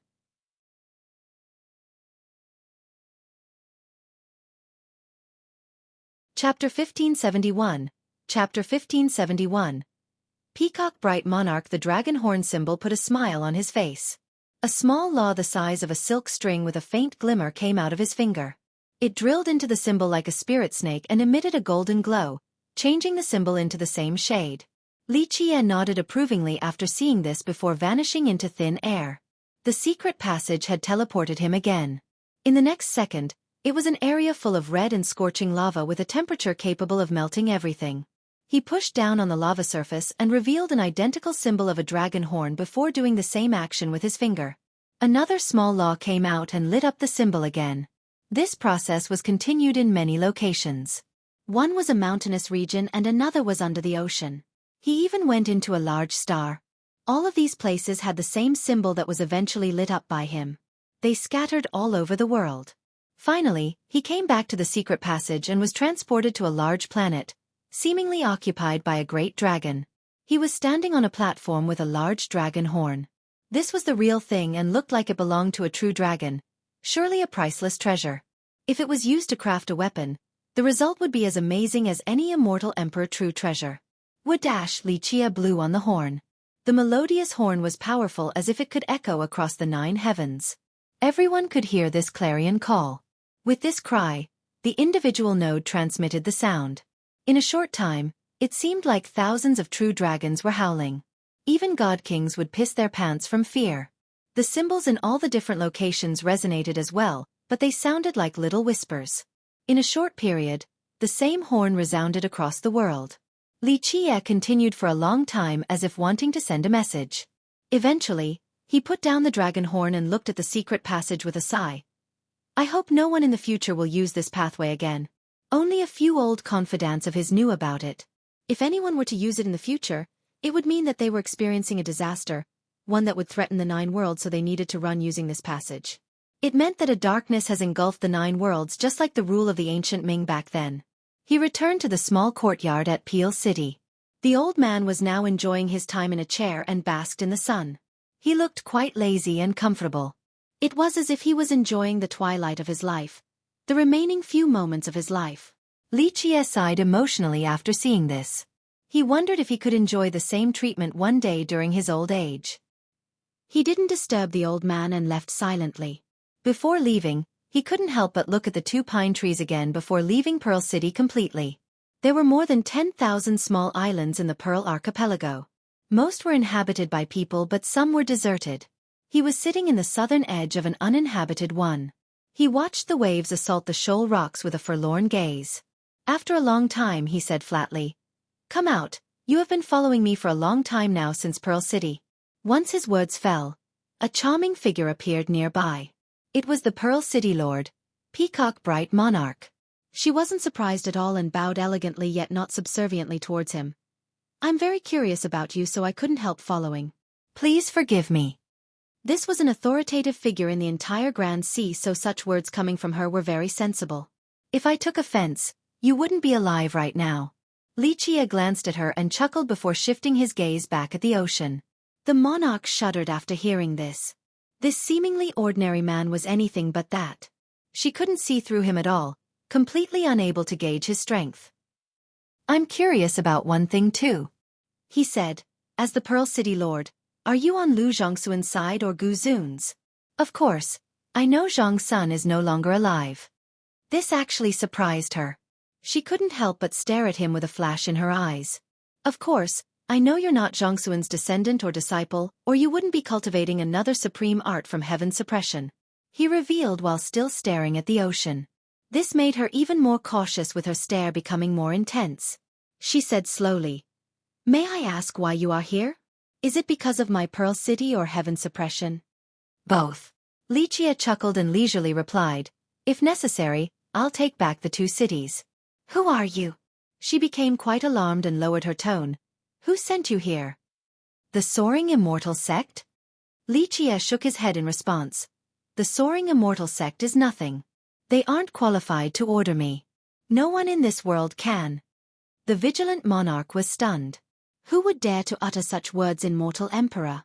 It might bring about a sect-destroying calamity if the Soaring Immortal Sect were to catch wind of this statement. No, one person indeed dared to say something like this. However, she has only heard of his name. Xueqi continued, "We'll talk about Gu Zun now. As the Pearl City Lord, have you actually seen him?"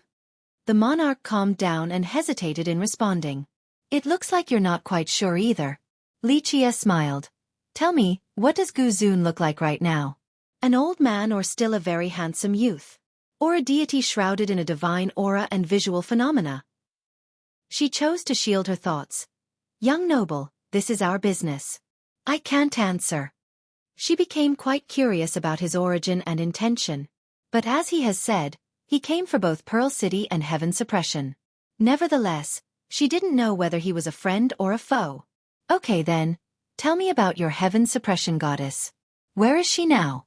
Inside heaven suppression, or did Gu Zun escort her to a secret location now?"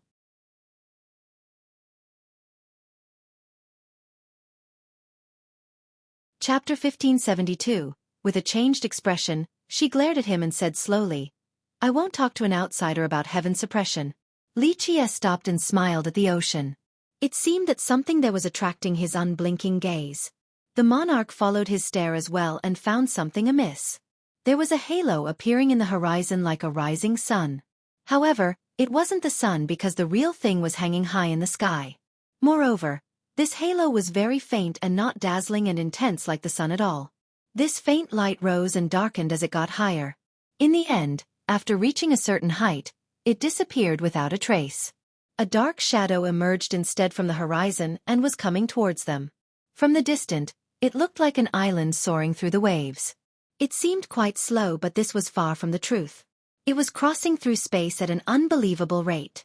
It didn't take long before it appeared before the two, not far from Xueqi's position. The monarch finally got a good look at this island. It was shrouded in fog, so no one could actually see the real thing. Even if one could peer through this obscurity, they could only faintly see a mountain within. She was an incredible master, so she could sense something special. With her heavenly gaze, she found that it wasn't actually fog shrouding it.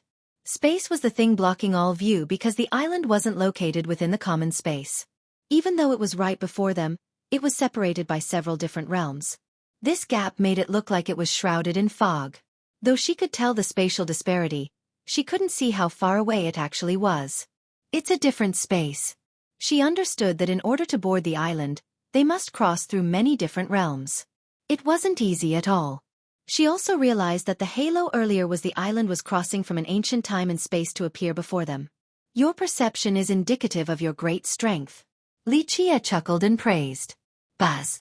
A portal with rippling radiance opened just like the waves. He smiled and entered without any hesitation. When his foot set on the portal, his laws entered as well, allowing him to disappear. It looked like he threw himself into the fog in order to board the island. The monarch didn't dare to miss this opportunity and followed, but she couldn't enter at all. The portal repelled her completely. She didn't give up and shouted to channel her power. She created a grand Tao just like a peacock spreading its tail. The power of this grand Tao came crushing towards the portal since she wanted to force her way in. Boom! The end result was the same. She still went flying despite her considerable power. Her internal energy churned and she saw stars in her eyes. She tried several times again, but the outcome was still the same. The portal repelled her while she was completely helpless against its power. She finally gave up and knew that there was no way she could get in. Thus, she stood there waiting. There was no way for her to know that this was a portal of the Immortal Emperor level, so her strength was insufficient. This mysterious island piqued her curiosity. Just what was on this island that has crossed through time and space? Why was it here? Of course, she understood that it had something to do with that ordinary-looking fella. Perhaps he was the one who called for it. After entering the island, Xueqi climbed to another exceedingly high platform as if it could connect with the heaven above. One could pluck the stars while standing up there. This was an altar with boundless runes carved on it from immortal emperors. It has experienced blessing and empowerments from these beings. It seemed there was nothing else here outside of the imperial runes. No, there was a bronze loop fastened to a lid. There was nothing decorating this lid. It was just a bronze cover that has never been carved before. He was instantly attracted to the loop on the lid as if it was the prettiest woman in the world. He simply couldn't look away. He eventually commented with a tinge of emotion. The ultimate weapon. I don't want that day to come, but I need a weapon capable of threatening everyone into backing off. Even the damned heaven would have to falter. I hope the day when I need to use it will never come, or the 9 worlds will turn into ashes. History will no longer exist. Having said that, he took a deep breath. Boom! His sea of memories emerged. Invincible auras gushed out and assaulted everything. Luckily, this was a separated spatial location, or the entire mortal emperor world would be trembling right now. One immortal emperor after another came out. Of course, they were only shadows encompassing the emperor's will, battle intent, supreme grand Tao, and imperial laws. Each of them was extremely mighty and could contend against the emperor's Tao avatars. Immortal Emperor Xueqi, Immortal Emperor Min Ren, Immortal Emperor Tun Ri, Empress Hong Tian, Immortal Emperor Qian Li. All of these emperors came out of his mind. They each occupied a particular position to create a supreme formation. Even legendary god kings would be quivering in fear before this ultimate formation created by so many shadows of emperors. This thing could suppress everything in the world. He grabbed the loop with both hands and said solemnly, "Let us begin and hope for an end in this generation regardless of the outcome. We won't escape from fate. This is our choice." Boom! All the emperors erupted with a massive aura. This power ravaged these temporal spatial realms. Finally, they channeled the altar with their unstoppable laws. All the runes there began to shine. Clank! Li Qie pulled the bronze loop and the thing sealed inside the altar was being pulled up slowly. Bang! He finally took the item out. It looked like a lantern post with a cover on both the top and bottom. The purpose seemed to be sealing the crystal column in the middle. The column wasn't transparent and resembled a white stone carving. However, it also seemed natural enough to be the original form without any alteration. Nevertheless, this opaque property didn't stop others from seeing a faint flame within. It was weak enough to be extinguished by the most gentle of breeze. Li Qie stared at the swaying and ordinary flame within with a grin. This was no ordinary flame. The thing inside could destroy everything in the world.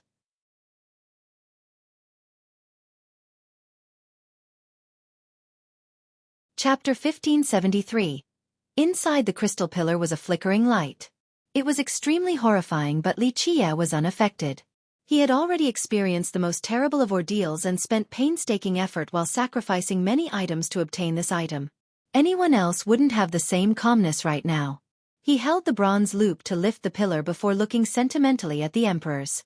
A while later, the shadows of the emperors disappeared and returned to his mind.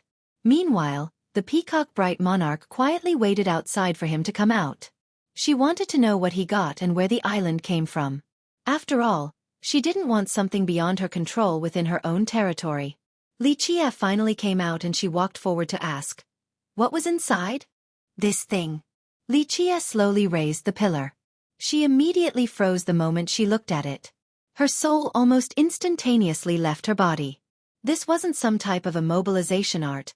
It was an absolute suppression.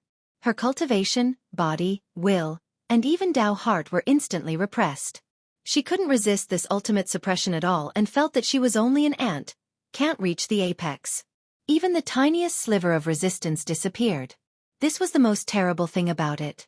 An immortal emperor could suppress anyone. However, the victim could still have the will to resist. This was simply not the case before this particular pillar. It wasn't due to her weakness, but the flickering light inside was too much. Just a single glimpse left her helpless.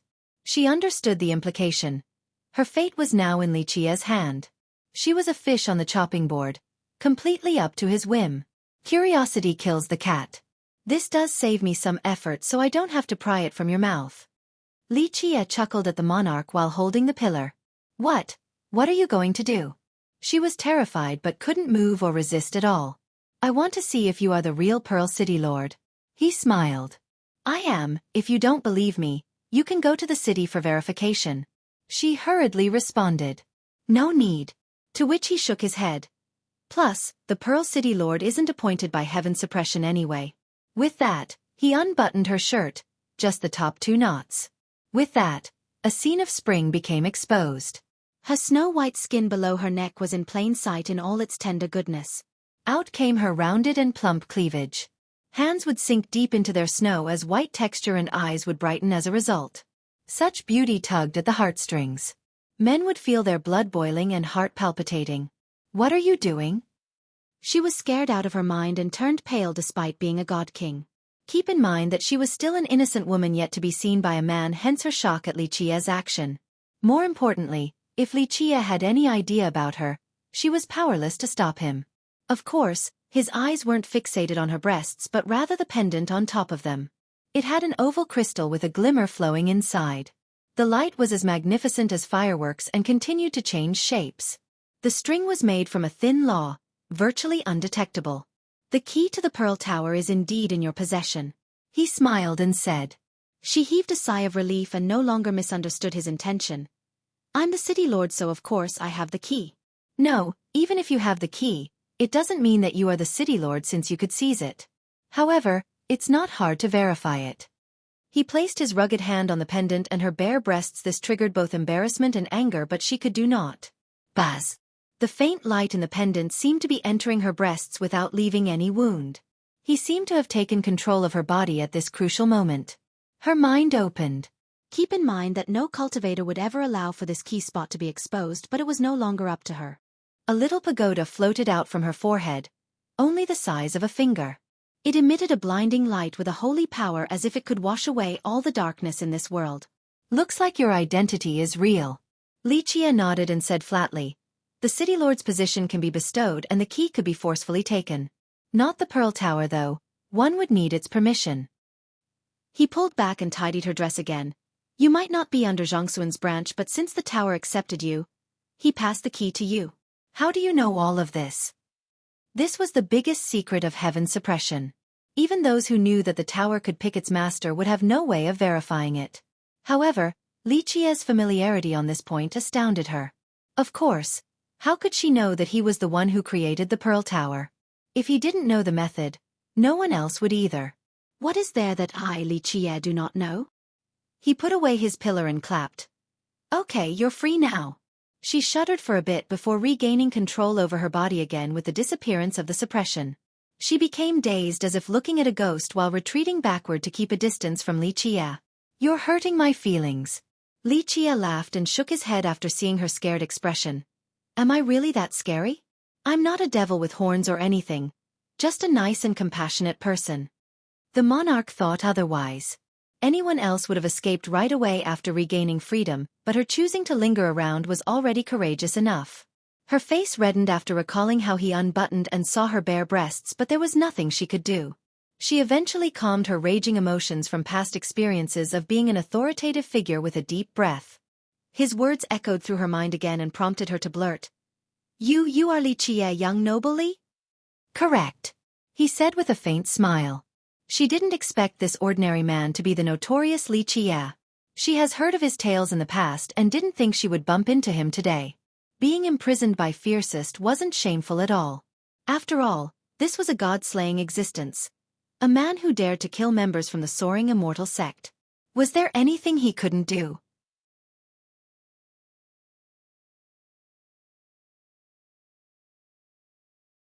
Chapter 1574. The monarch took a deep breath and deeply bowed. Young noble Li, your fame is resounding like the thunder. To be able to see you is a great honor. Please excuse my lack of manners earlier. Li Qie nodded. I was rude first, so it's not your fault. I was only suspicious because you are not from Zhongxuan's branch yet are still acting as the Pearl City Lord. Though Li Qie didn't have any impure thoughts, she still felt her face becoming hot again when the topic was brought up.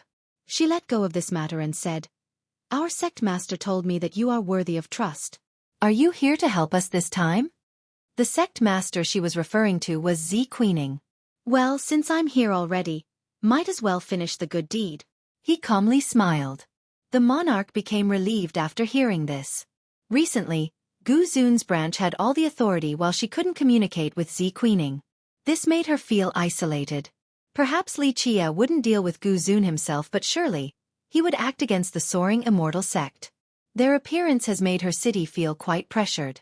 Though people said that it was an alliance between Heaven's Suppression and Soaring Immortal, to be more precise, it was between that sect and Gu Zun's own branch.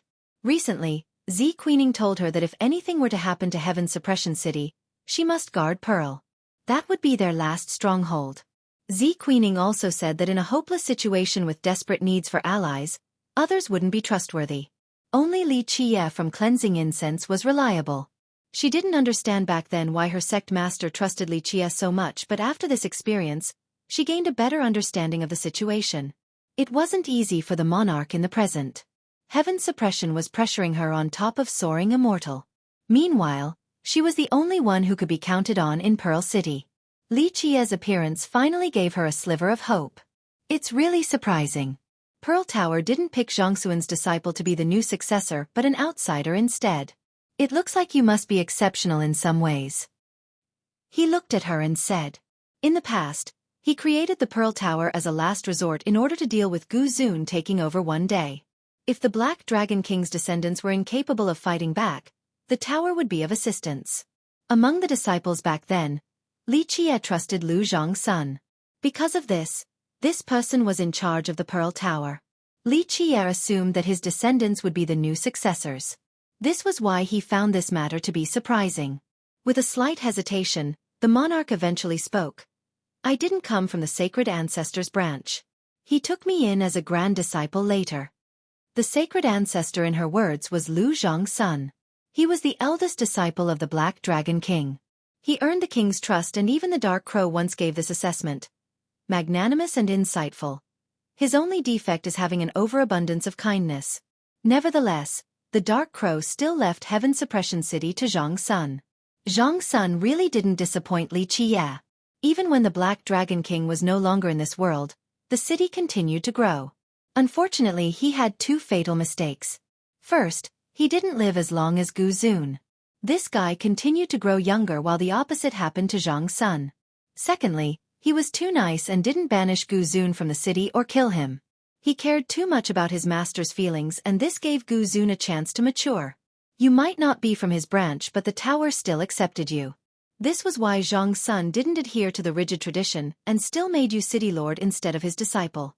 He's a visionary indeed. Li Qiye praised. The monarch nodded in agreement. Yes, that's what happened. I didn't come from any of the three branches from Heaven Suppression, but only a minor sect under its jurisdiction. I eventually joined at a young age and was taught many skills from the city by a regional master. The tower eventually accepted me, so the sacred ancestor broke the tradition and took me in as a grand disciple. Pearl City was very special in this sect. Its city lord didn't need to listen to orders from Heaven Suppression. Heaven Suppression was divided into three main branches: Lu Zhang Sun, Gu Zun, and the Black Dragon Legion. The Little Sea Village was closely related to the Black Dragon Legion, but it had a pivotal role for the sect as well. In the past, Zhang Xuan's branch had control over Heaven Suppression. Gu Zun, on the other hand, was in a state of reclusion. Though he had his own disciples, they weren't eligible to take up any important role because of their relationship to Gu Zun. As for the Black Dragon Legion, even if it rarely interfered with the sect's matters, it would often help with important matters to great effect. Unfortunately, the Legion went on an expedition with the king. After this battle, it only existed in name. The ones left behind were weak, so its influence dropped to a minimal level. Another long period eventually passed with Zhang Sun still in charge. In fact, it couldn't happen any other way. Zhang Sun was the eldest disciple and part of the orthodox branch. It was natural that he would be in charge. Of course, it helped that the city thrived under his rule as well. Nevertheless, Gu Zun never gave up, since he believed that the city was rightfully his. Thus, he continued to gather power in the dark. At the same time, the kind and considerate Zhang Sun didn't do anything out of love for his master. This allowed for Gu Zun to have a chance to slowly rise within the sect. Once Zhang Sun died, Gu Zun has gained great influence. Because of this, the sect became divided between Gu Zun's branch and Zhang Xuan's branch. As for the Peacock Bright Monarch, because of her great talents and intelligence, her humble origin didn't stop the elders from valuing her. She even carried out expeditions several times and contributed greatly during her youth. Her future should have been bright, but it was a shame that she wasn't from any of the three branches. Therefore, her limit would most likely have been an elder of the sect. After all, it wasn't easy for an outsider to reach the upper echelon. Who would have thought that when she visited Pearl City during a trip, the Pearl Tower unexpectedly chose her? This news came as a surprise to Lu Zhang Sun as well. This allowed for her to rise to prominence as the new city lord.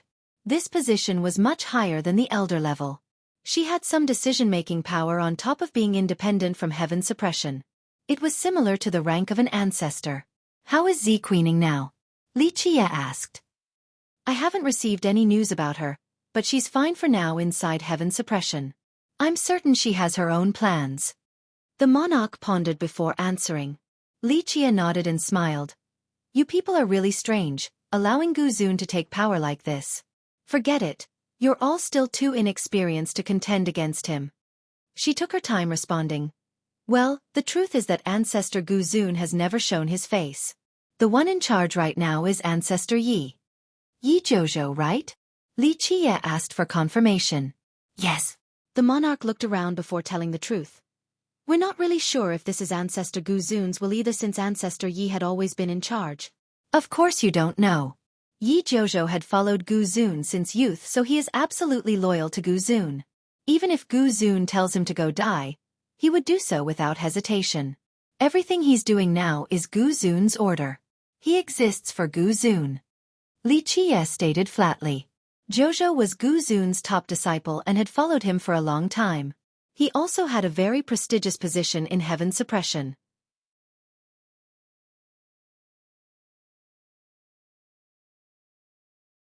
Chapter 1575. The peacock-bright monarch had trouble finding the right words. The only thing she knew about Gu Zun was his name. Few had seen Gu Zun before in Heaven Suppression since Yi Zhozhou was the public figure. What about the others right now? Li Qie smiled. Others might not understand Gu Zun, but he knew exactly what type of person Gu Zun was and knew what the guy was up to. In the Black Dragon Hole. The monarch answered. A bunch of fools shutting themselves in. Li Qie shook his head. Young noble, how do you know about it? This came as a surprise to her. It's obvious. Gu Zun won't kill the others before having full control over the situation. After all, Zhongxuan's is an orthodox branch, then there's the Black Dragon Legion and the Little Sea Village too. They have authority to preside over the situation. If Gu Zun were to kill all of them at once, he would only gain infamy. At the very least, he wants to overthrow the Black Dragon King's status at Heaven Suppression. If the Legion is no longer of concern, he wants to take his time taking over Zhongxuan's branch. It would be best if this branch and the village were to fight each other. Right now, it is only a test for him. He wants to see if Heaven Suppression still has some unused methods left. Li Qie chuckled. Gu Zun wasn't actually scouting Heaven Suppression. He was testing the Black Dragon King and the Dark Crow, to see if these two beings were still alive. Right. The monarch didn't think Li Qie could analyze the situation so thoroughly. A while ago, the Sacred Ancestors branch and Ancestor Gu Zun's branch were equal in power. However, several ancestors from Ancestor Gu Zun's branch had committed misdeeds by violating the sect's rules, so they were demoted. The other side, led by Ancestor Shan, thought the time was ripe for a counterattack in order to seize power. In just one night, they exiled many ancestors and took over against the wish of the sect master. She didn't want to rush things, unlike the other ancestors who wanted to push their advantage. During this difficult moments, some ancestors and experts asked the little village for help. They said that Ancestor Shan was eliminating dissenters and wanted the elders from the village to come and investigate. She sighed at this point. The village didn't have any real power at Heaven Suppression, but it did play a supervisory role. In a certain sense, legitimizing an action or promotion required the consent from the village. The village thought that they could use this opportunity to capture Gu Zun on top of removing his forces at Heaven Suppression. Li Qie amusingly shook his head. That's exactly what Gu Zun wants. Akin to jumping head first into a trap, simply courting death. Yes. The monarch agreed. After worshipping the ancestors, they started a meeting in the Black Dragon Hall in order to keep quiet. However, the hall is still closed right now. No one knows what's going on. The disciples are restless, so they asked for Ancestor Yi to take over. This hall was an important location in Heaven Suppression. Once fortified, there was no way to break in. News wouldn't come out either. Because of this, many important decisions were made in this place. Well done, one stone, many birds. Li Qie said, just like Gu Zun's wish to capture them all at once. But yeah, they won't die in there for now. Sect Master believed so as well. Maybe they can't open it from the inside either, but it's good that she didn't go in herself. However, since Ancestor Shan's group is trapped inside, many banished ancestors have come back now since the city is under Ancestor Ye's rule. She understood that this was a coup of sorts. In fact, before the meeting, she and Xueqi warned Ancestor Shan, who was Zhongxuan's oldest disciple. Shan's group assumed that this was the best chance to capture Gu Zun's group and expel the others as long as they had the consent of the village. They didn't expect that this would end with them being trapped in the hall. This allowed Zhozhou to have a chance of taking over Heaven Suppression. Xueqi had no opportunity to counterattack since she had no forces with her. The only place that would heed her call was Pearl City. However, this was the last option, so it wouldn't move unless there was no other choice. Gu Zun's talents are peerless. He can be considered one of the 10 Ionic geniuses and has figured out the way to control and lock the Black Dragon Hall. People won't be able to come out. Li Qie understood Gu Zun's plan. The monarch was at a loss. Though the sect master was still around, Zhozhou was in control, so they couldn't do anything. Have you ever met Gu Zun? Li Qie asked while the monarch was silent. I've seen him, she answered. A very long time ago though. Ancestor Gu Zun participated in a meeting started by Ancestor Shan. That was my first time participating as well. I heard many ancestors said that he was sick due to a problem with his cultivation, so he has always been resting at home. Sick. Li Qie laughed after hearing this. Do you know what Gu Zun's grand Tao is? To put it bluntly, even if he turns into an idiot overnight, he could still easily cultivate with his grand Tao. As if something could happen to his cultivation. No one in your sect can match his talents, and the same goes for the entire 9 worlds with a few exceptions. She had no response since she didn't know much about the famous Gu Zun. It was just a rumor at her sect that he has been recuperating. Ordinary disciples haven't seen him before while his own branch was under Yi Jiuzhou's order. She smiled wryly and said, I don't know much about it since I've only seen him from far away. Outside of Ancestor Shan's group, only the sect master has talked to Ancestor Gu Zun. She's quite suspicious of him. Li Qie chuckled, doubtful about his identity. Zi Queening is smart. She knows who she is facing. The monarch quietly nodded. Yes, she didn't go into details and only said that the ancestor was very strange and suspicious. Not surprising for Gu Zun. He has been waiting long enough for a chance to rise again. He knows that it will be either death or success. This is his last chance. Li Qie calmly said. Though the Black Dragon King had pleaded for Gu Zun, the Dark Crow declared that this was the last exception. If Gu Zun refused to repent in the future, there shall be no more mercy. The king himself promised that if Gu Zun didn't change, he would kill the guy himself without needing an order from Li Qie. So all along, Gu Zun has been waiting for just one chance. If successful, he would reach the top of the 9 worlds and could call for winds and rains. Thus, he was cautious and wouldn't do anything himself. Yi Jiuzhou, on the other hand, was his sword and potential scapegoat. Li Qie noticed that the monarch was hesitant about speaking and smiled. Go ahead. She eventually asked, Young noble, are you a disciple of our sect? She knew that he was from cleansing incense, but the guy was aware of too many secrets from heaven suppression. Moreover, only ancestors were privy to these secrets. She didn't even know a few of them. Of course, she believed that her master wouldn't share these secrets with an outsider, so she speculated that Li Qie was a disciple secretly trained by the sect, a very high-ranking one, just like the Black Dragon Legion's members. You can think of it like that. Li Qie didn't respond directly to her question. She didn't pry any further and finally noticed that the island parked before them has disappeared. Young noble, what was that place? She became curious and afraid at the same time. There was no doubt that he got the crystal pillar from that mysterious island.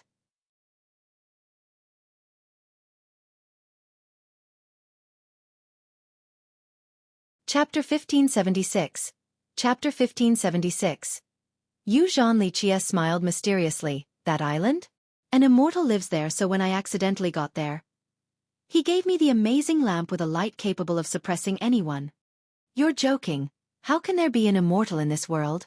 The exceptional monarch naturally didn't believe him. After all, there were no immortals in the world.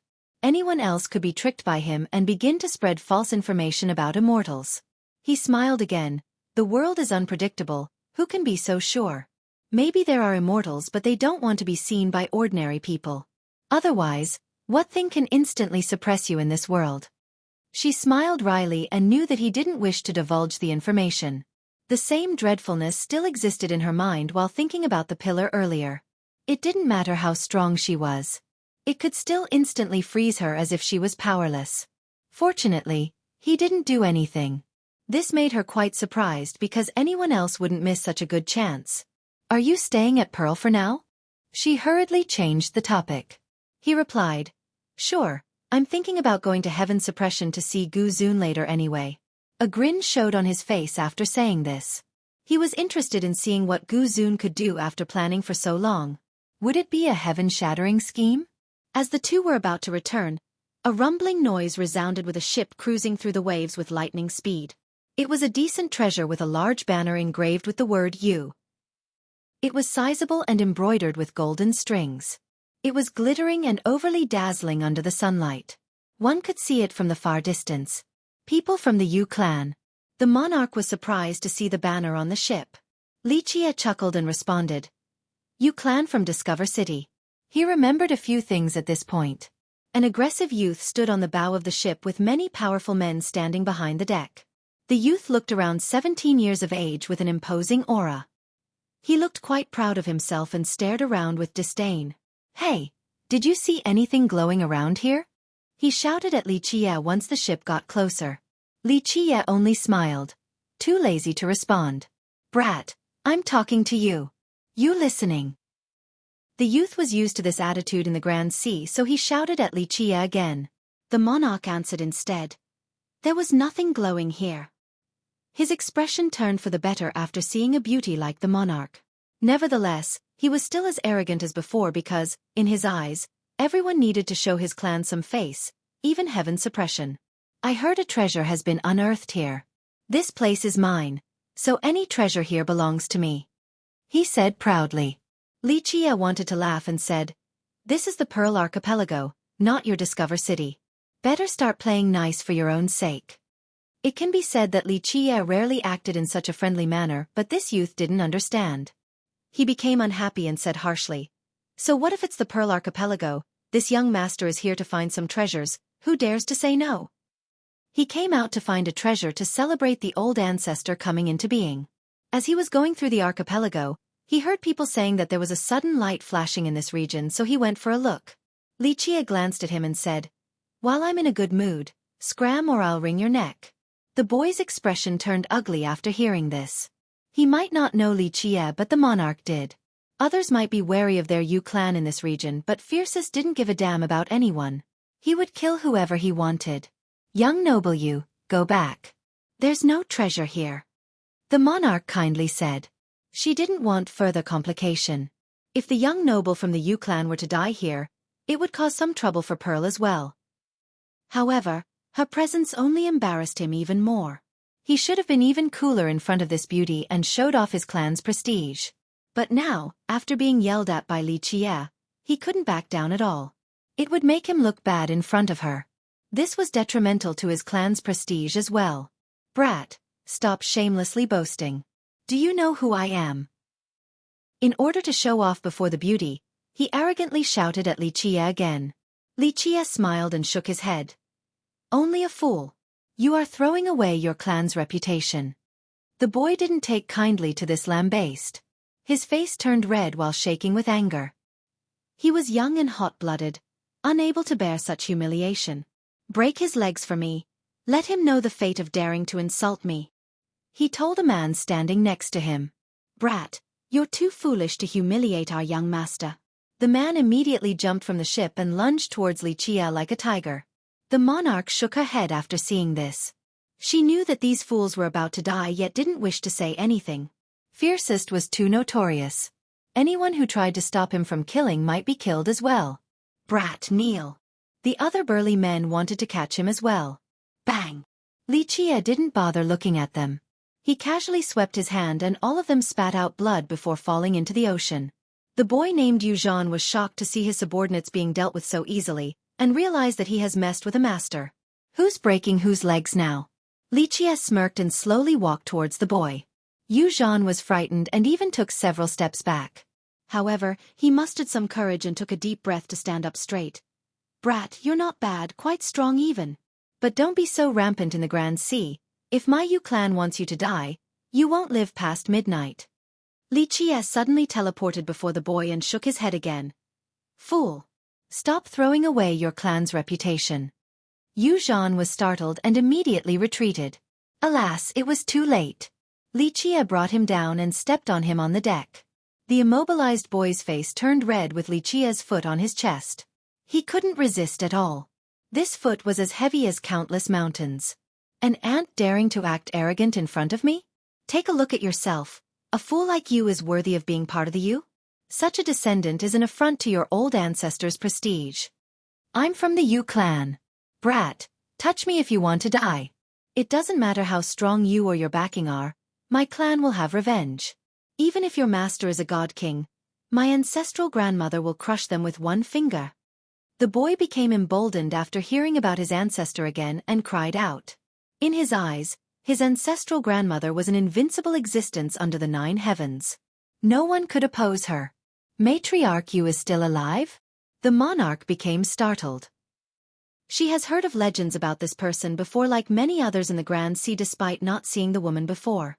That's right. Yuuzhan became somewhat smug in response. My ancestral grandmother is living for another generation. Her venerable will sweep through the world. Anyone who dares to touch the Yu clan's children? She'll wipe their sect out.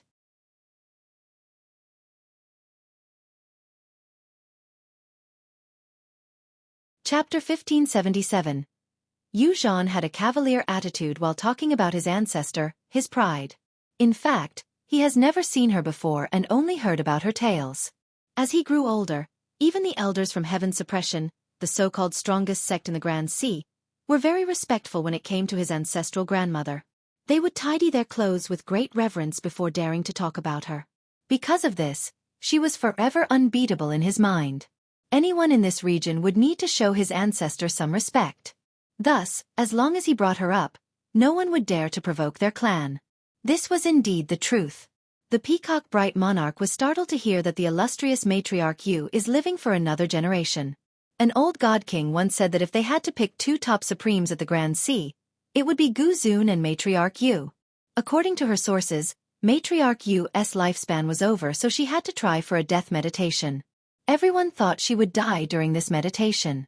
Who would have thought that she managed to endure through it? Matriarch Yu. Li Qiye repeated. A current of emotions coursed weakly through his mind. That's my ancestral grandmother, Yu Zhan declared. Yeah, so touch me if you dare. My ancestral grandmother will come out and kill you no matter where you run off to. The monarch wanted to plead for Yu Zhan. After all, she already had a hard time dealing with Gu Zun's branch. It would be even more unfavorable for Pearl City to provoke the Yu clan as well. But she knew that it would be useless if Yu Zhan continued to be unwise like this. Fiercest had no qualm about killing anyone. Crack. His pompous attitude was met with swift retribution and sounds of bone-breaking. Ah! A pitiful scream echoed with blood staining the deck. Li Qiye had stomped down and broke both of his legs. The pain made the boy cry out in anguish. You! After recovering from the initial pain, Yu Zhan was still shocked. Normally, people would turn pale after hearing the name of his ancestral grandmother. He thought that this would be enough to scare Li Qiye so that the guy would release him. Alas, this ended with him having two broken legs. Crack! Crack! Crack! Li Qiye didn't only break his legs but even grind down on them. More bones were crushed. You! The boy screamed again from the pain. Crack! Now it was his wrist turn to be crushed. No, such shrill scream was too eerie. As the adage goes, the 10 fingers are linked with the mind. One could easily imagine the pain the boy was experiencing. His face contorted with cold sweat dripping down. Little animal, I'll kill you. Yu Zhan endured the pain and cried out. Crack. Li Qiye then crushed his other wrist, prompting Yu Zhan to convulse repeatedly. His clothes were soaked with sweat. After a long time, the howling boy eventually calmed down from the pain. He was really scared this time and didn't dare to aggressively holler again. The monarch smiled wryly at this scene. The wicked will be cured by the same type. Others might not want to provoke the Yu clan, but this unlucky young master has met his match today in fiercest. Li Qiye stared at the guy who was about to faint from the pain and said flatly, Still want to continue? No problem for me. Keep on acting insolent and rely on your clan and grandmother's prestige. I have plenty of time, so I'd like to hear more. Of course, each time you say something, I'll break a different bone on your body. Don't worry, I'm very skilled. Even if I dismantle your body one bone at a time, you'll still be alive and well. Having said that, he looked up and down at the boy as if pondering which bone to break next. Yu Zhan shuddered with considerable fear. He felt cold under Li Qiye's stare as if he has fallen into an ice pit. This was the gaze of a devil. Kill me if you dare. He stubbornly said, but the tone of his voice betrayed him. He was no longer as arrogant and mighty as before. Kill you? You are but an ant beneath my foot. I can crush you easier than crushing an ant.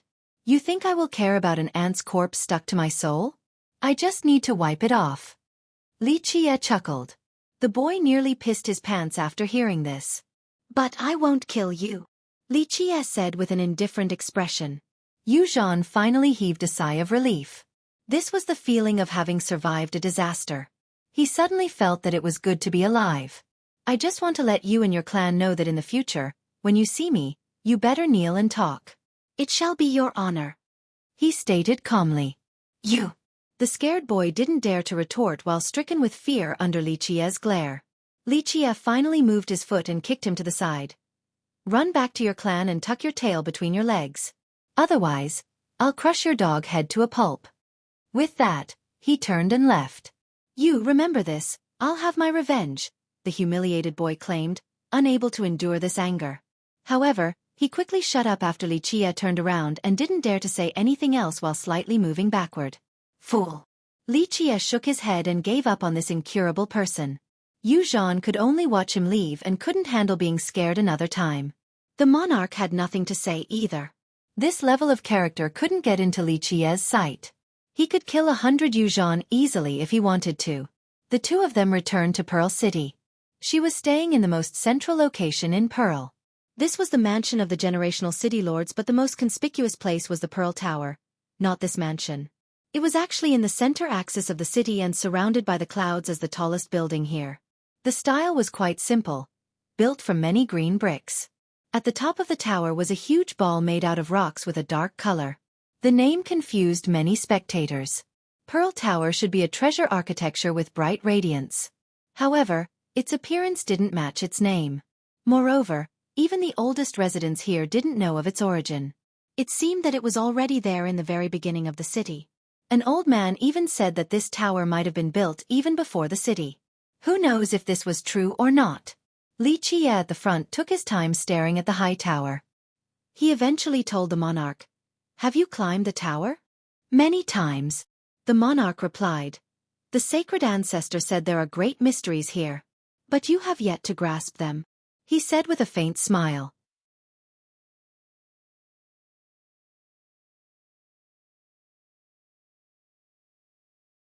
Chapter 1578. The monarch looked up at the tower too and eventually shook her head. The mysteries of the tower are as boundless as the ocean. It feels like I'm just a single drop in the sea, completely insignificant and lost. Where do I even start? Li Qie simply smiled. Everything is hard in the beginning. It doesn't matter how vast the sea or how profound the idea, there is always an origin.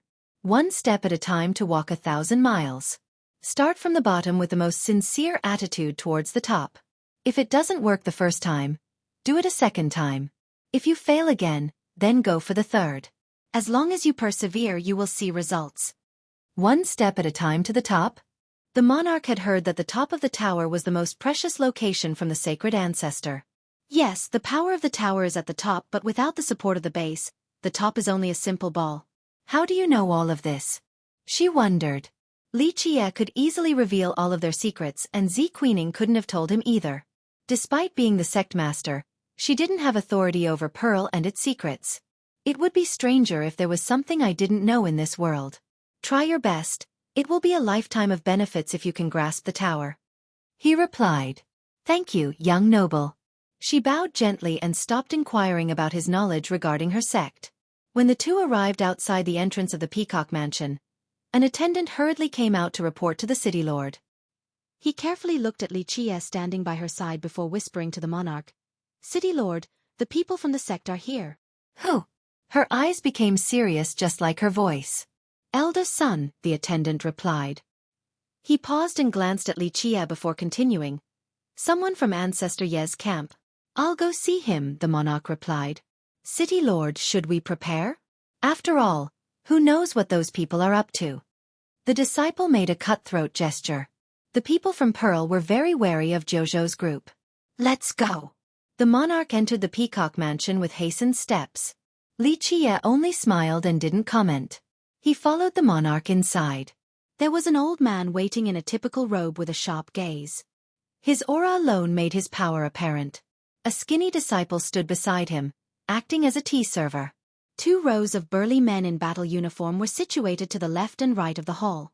They were experts from heaven suppression and gave off an aggressive aura. Since Elder Sun had brought so many experts along with him to Pearl Mansion, his intentions clearly weren't friendly. Elder Sun stood up and addressed the monarch. Bright monarch, long time no see. Despite being a veteran elder, he was still below the monarch in terms of status and role. As the Pearl City Lord, she was on the same level as ancestors in spite of her young age. Elder Sun, sorry to keep you waiting, she greeted with a nod after sitting down. Li Qie casually sat down on another chair. His eyes swept through the experts. They resembled drawn bows, Ready to rush forward at the elder's command, only the young disciple standing next to the elder was relatively timid. He occasionally peeked at Li Qie and the monarch while holding the teacup. Elder Sun found Li Qie's action surprising. He thought that the guy was only the monarch's attendant, but he didn't waste further thoughts on this. He stood in the middle of the hall and cupped his fists. "Bright monarch, I'm here to congratulate you under the sect master's instruction." "For what?" The monarch was unmoved. "Your rule at the Pearl Archipelago has benefited the people. The residents here have a peaceful life while all the tributary powers obey you without questions. The entire sect admires your meritorious service." The elders sang songs of praise. Anyone else would feel smug after hearing this and could picture themselves rising through the ranks to reach the top of the world. However, the bright monarch's expression remained indifferent. "Only a trivial matter, not a cause for celebration," she replied in a flat tone. No, you are too humble, bright monarch." The elder hurriedly shook his head. "All the ancestors appreciate your grand contribution. The sect master feels that it is a waste of your talents to just govern this area, so everyone wishes to promote you to a chief elder. You shall defend heaven suppression while aiding the sect master with management." She might be an ancestor right now, so this was a sizable promotion on top of being the sect master's right-hand man. This would make her stage even greater in the future and no longer limited to Pearl City. Her new playground would be all of heaven suppression and the Grand Sea. "Is that so?" She had no joyous reaction to this promotion. "Of course, this is the order of the sect." Elder Sun took out a scroll and spread it in front of the monarch. "Here are the official signatures from the sect master and ancestors." She simply glanced at it before smiling and shaking her head. "Elder Sun, you should know that as the Pearl City Lord, I don't need to accept this decree. I need to see a direct order from the sect master, not just this list of signatures. It is completely useless at Pearl." Her smile was replaced with a stern demeanor. This particular signed decree wasn't on the same level as a direct order since the latter contained the supreme will of the sect master as well. The elder coughed in response. "Bright monarch, you should know that the circumstances are different right now. If you don't believe me, you can personally go to heaven suppression and meet the sect master. You'll listen to her, right?" The monarch shook her head. "Elder, the sect's rules must be upheld over personal relationships. First, only a direct order is effective at Pearl. Second, in order to command Pearl, the Black Dragon Legion, the Sacred Ancestors Branch, and the Elder Association of the village must give their signature as well. Otherwise, no one can command Pearl." With that, she continued on while looking at the elder. "You surely know this as an elder? Without these two things, I won't go to heaven suppression or mobilize a single troop from Pearl." Elder Sun rubbed his palms together. "Bright monarch, it's not like you don't know the situation right now in the sect. Many ancestors are trapped in the Black Dragon Hall, including the members of the Elder Association, so they can't give you their signatures. Don't worry, after opening it, they will add another decree so your promotion will still be in effect. You deserve it from all your hard work." She responded with a kingdom-toppling smile. This so-called promotion was only a diversion. Yi Jojo's group couldn't control the archipelago right now since outsiders couldn't take over Pearl City. Meanwhile, the monarch's status was proper. It's not as if they could arbitrarily dismiss her even if Jojo had full control of heaven suppression. Because of this, they used this promotion as an excuse for her to leave Pearl. Even if they couldn't insert a new city lord, they could still use her absence as an opportunity to wrest control over the city. Of course, such a promotion could be seen differently depending on the person. In order to have a higher status in heaven suppression, this was not a bad choice. However, it was different for the monarch. During this existential crisis for heaven suppression, Pearl City will remain as heaven suppression's last stand, just like Xueqi has entrusted her.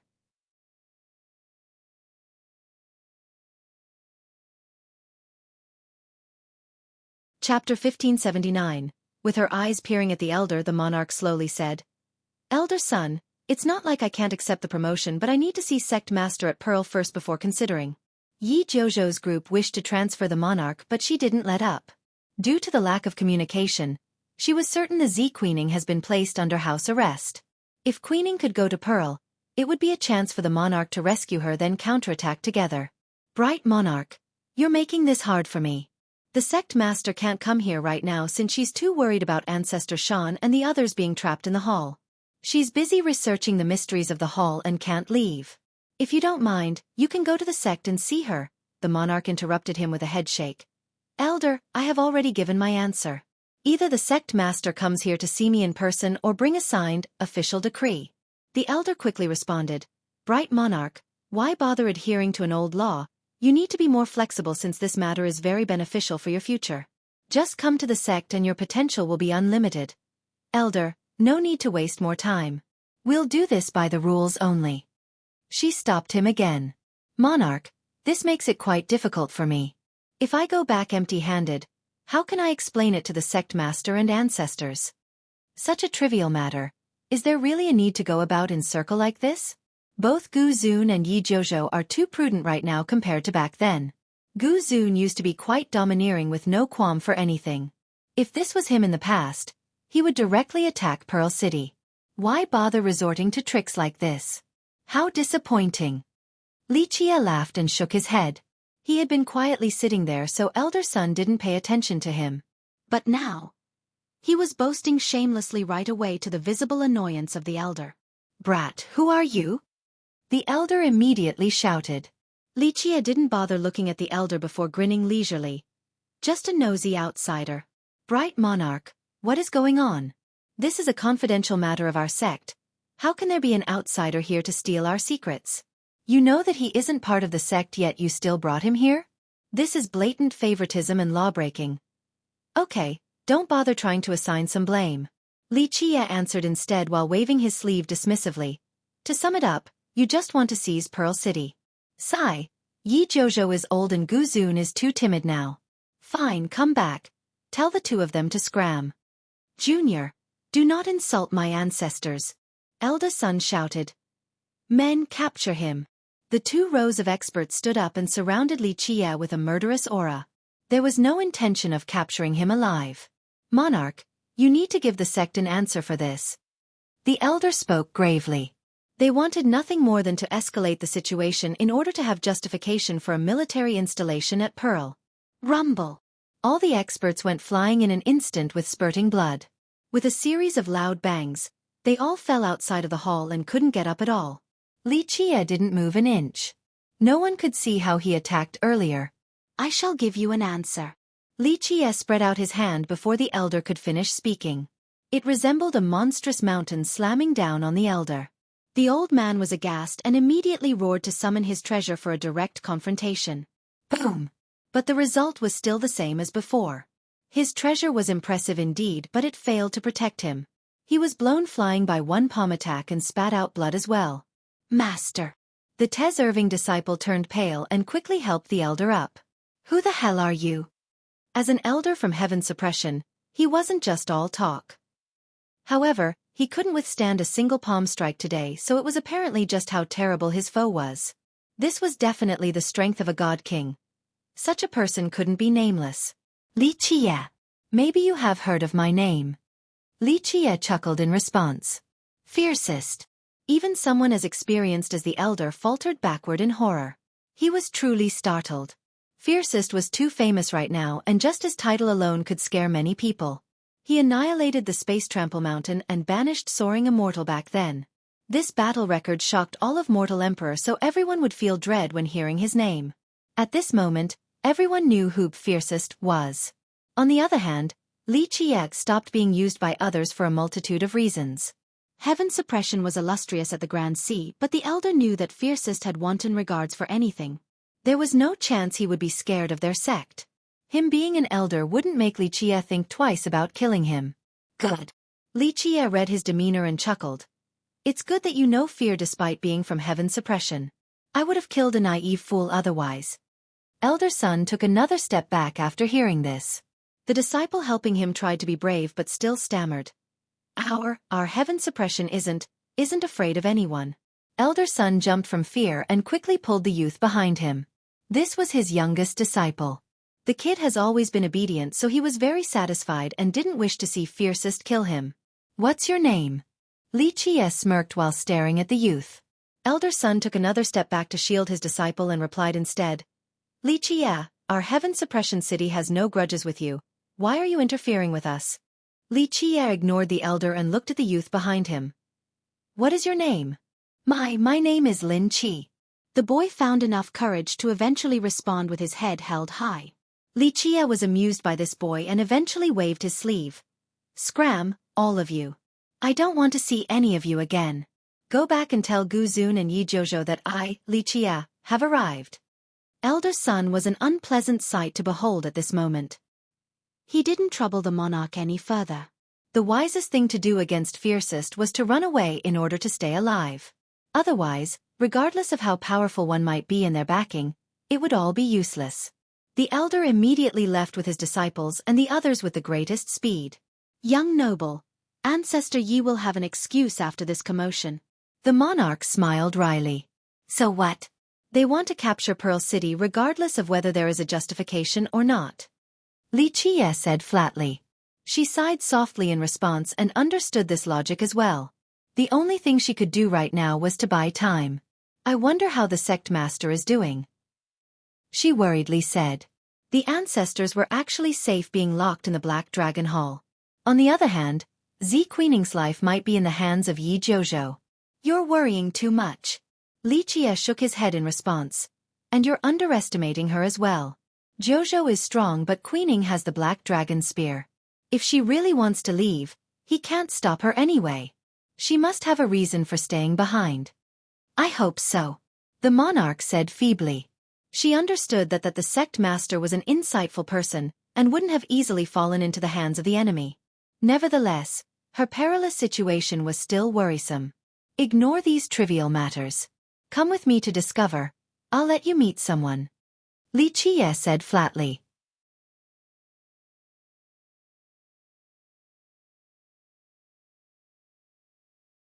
Chapter 1580.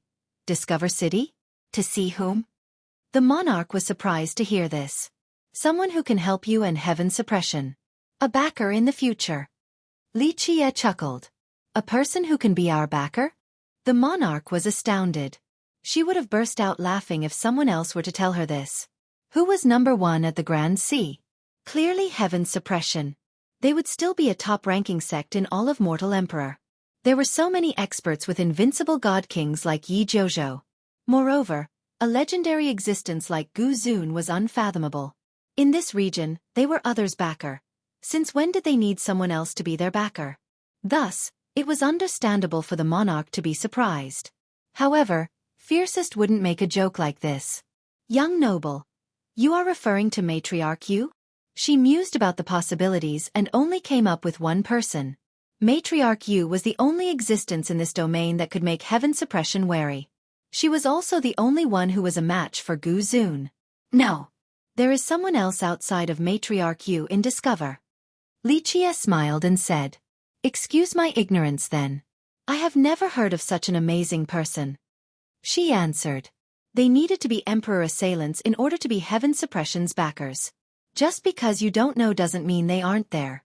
There are many experts in this world or someone as powerful as Gu Zun wouldn't be tucking his tail for a generation." Li Chia chuckled. The monarch wasn't in a position to make a comment. After all, despite the internal strife, she wouldn't look down on her own ancestor. "Young noble, Pearl is very important, so if I leave, it would be very inappropriate. We'll be playing right into Ancestor Ye's hand. If you don't mind, I'll let the first elder from Pearl go with you?" The monarch pondered before suggesting. "If I don't mind? Do you need to ask me something like this? It is a great fortune to be favored by people standing at the peak. You think just any random guy could go along and be accepted? I'm taking you to him because you have been accepted by the Pearl Tower, so you have the ability to be great at heaven suppression. Others aren't qualified for this chance." Li Chia refused. She didn't expect this response, but after carefully thinking about it, it made sense. A person who could become the backer of heaven suppression should be incredibly powerful. Not just anyone could be granted an audience or be favored by them. As for Pearl, leave it. If Gu Zun's group wants to come, let them. You think the Pearl Tower is only there for looks? It's actually good if they come so we can capture all of them in front of the tower. He smiled and said. Okay then. We can also see Matriarch Yu during this trip to Discover. If she is willing to help, that might be able to turn the tide. Rumor has it that she is from the Black Dragon Legion," she said after careful consideration. "More than just that. Li Qiye said flatly and couldn't help staring at the horizon. Go get ready, then we'll go to discover, he told the monarch. After having made up her mind, the monarch stood up and suddenly realized something strange. Ever since Li Qiye got here, he became the one giving the order. Moreover, it seemed so natural, as if this was how it should be and no one could resist him. She didn't understand the reasons why. She walked a few steps before stopping and looked back to say, Young noble Li, why do you know heaven's suppression like the palm of your hand? Li Qiye was privy to secrets unbeknown by ancestors. For example, after being accepted by the Pearl Tower, she had a little one in her mind. Too few people in heaven's suppression were aware of this secret. You should ask your progenitor, the Black Dragon King. Li Qiye revealed a mysterious smile. The monarch suddenly felt a bit breathless after hearing this response. She turned and left the hall right after. After taking care of matters in Pearl, she left with Li Qiye. However, she was very low-key this time and didn't let others know, so she took the guise of being Li Qiye's servant. Discover was an old city in the Grand Sea with a rich history. Few cities were older than it. One had to talk about the Yu clan when they came to this place. It wasn't a great lineage at all in terms of territory. Moreover, they didn't have that many members either, unlike the imperial lineages. There might only be several 100,000 disciples. The direct branch would only have several thousand. In terms of scale, this was a second-rate sect at best. Nevertheless, the clan was immensely famous in the entire Grand Sea. Numerous talents appeared with countless experts. Among the young generation, there were amazing geniuses like Yu Yulian. As for the prime generation, the clan master was quite powerful. As for the upper realm, the Yu ancestors were quite dominating. It has been very lively at the clan. Countless powers came to visit with many big shots, including god kings. This was due to a recent incredible news. Matriarch Yu has made it to another generation. After the big shots calmed down, they rushed to congratulate her. Anyone would feel a sense of respect after hearing her name. Even the strongest would feel quite apprehensive. Ancestors from heaven suppression would call her senior as well. According to some sources, she was the best general of the Black Dragon Legion and has never been defeated. She joined this legion during Immortal Emperor Yin Tian's generation. She contributed greatly and was completely unstoppable. However, her battle record didn't stop there. One story told that after the emperor ascended, she even fought against him. Alas, outsiders weren't qualified to watch. Nevertheless, people said that after the end of the battle, one disciple asked the emperor how strong was Matriarch Yu. He simply said, capable of assailing an emperor. The world uproared before this revelation. It had a completely different meaning when an emperor was the one to say this. Although many people claim to be emperor assailants in the 9 worlds, these were only self-boast. Some 9 worlds god kings would actually call themselves emperor assailants. Some people took it to the next level. For example, a few older characters took this title after just lasting 3 to 5 moves against an emperor in order to propel their own status. They certainly didn't have this power. This was not the case for Matriarch Yu. She personally challenged the emperor and never boasted about her own record. The emperor himself praised her great achievements. There was no reason to doubt its validity. Because of this, she was a well-known emperor assailant in the Grand Sea, one of the very few recognized by an emperor. This was her virtually matchless reputation. Unfortunately, even emperor assailants couldn't withstand the passage of time. During Immortal Emperor Ta Kong's generation, her lifespan ran dry and she had to try a death meditation. Everyone thought she would die with this last attempt, but no one expected for the Yu clan to announce that she has come out successfully. Because of this, the world thought that she could really live for a second life. No one would even dare to dream about such a thing, so if this was indeed the truth, it would be too shocking.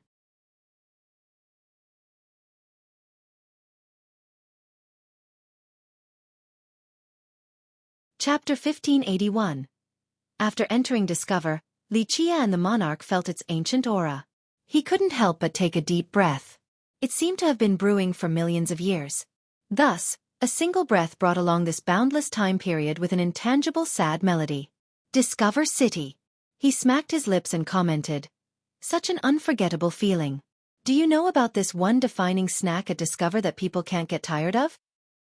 He looked at the monarch who had the disguise of a servant and said, defining snack? The monarch was caught off guard. The The majority of cultivators weren't big eaters, especially at their level. There was no need to eat food and grains. But now, when Li Qie brought up this mortal event, of course, the monarch became surprised. Come, I'll take you, haha. You won't be able to find it yourself. Li Qie smiled and continued on his way. There were many inhabitants in this old city. It was very bustling and busy at this moment. Characters from all over the world visited to congratulate the Yu clan.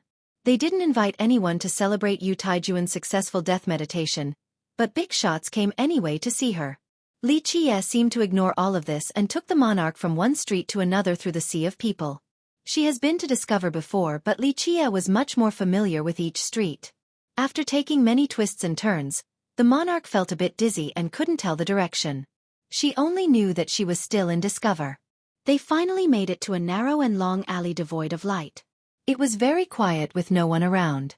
It looked like this was a slum with tattered buildings, many of which had been abandoned. Only old and feeble men lived here. They came to a tiny pub with a small entrance and a banner with the word Feng. The word was fading from its age and virtually illegible. Even mortals didn't want to hang around this pub, let alone cultivators. Li Qie slightly smiled after seeing the banner before entering the pub. The monarch thought Li Qie would take her to an old restaurant to eat something special, not such a rundown pub. They found this place to be really small with only a few tables and some randomly placed stools. The counter was positioned inconspicuously in the corner with a faint oil lamp. It was so weak that just a small breeze could blow it out. Because of it, this tiny pub had some semblance of light.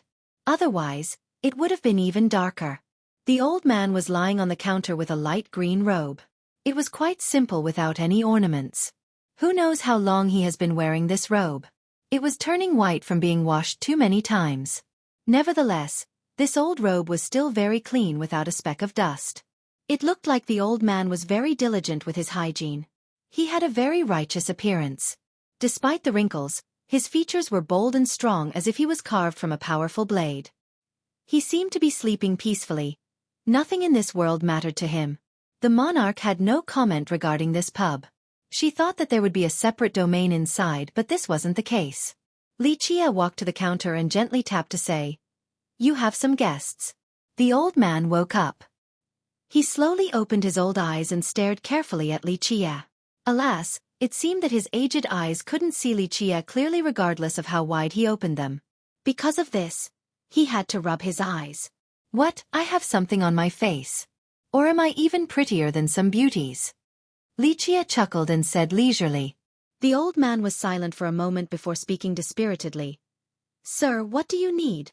"1 jar of Shaoxing wine and a portion of anise beans," Li Qie ordered before looking for a stool to sit down. "All right," the old man replied quietly and came to the back. A flurry of sound came about. The monarch was still at a loss about Li Qie's intention and had to take another look at the pub. "Okay, no need to look around. Sit down." Li Qie patted the stool next to him and smiled at the woman. She sat beside him without saying anything. A while later, the old man brought a plate of anise-flavored beans and a jar of wine to the table. "Take your time." He then went back to resting on the counter with his chin first to stare at the two, especially Li Qie. Li Qie ignored his stare and poured a cup for both him and the monarch. "This is quite rare. Drink." He raised his cup and drank slowly. The monarch assumed that this would be very delicious and followed suit. Ugh! When the wine streamed down her throat, she immediately stopped and almost spat everything out.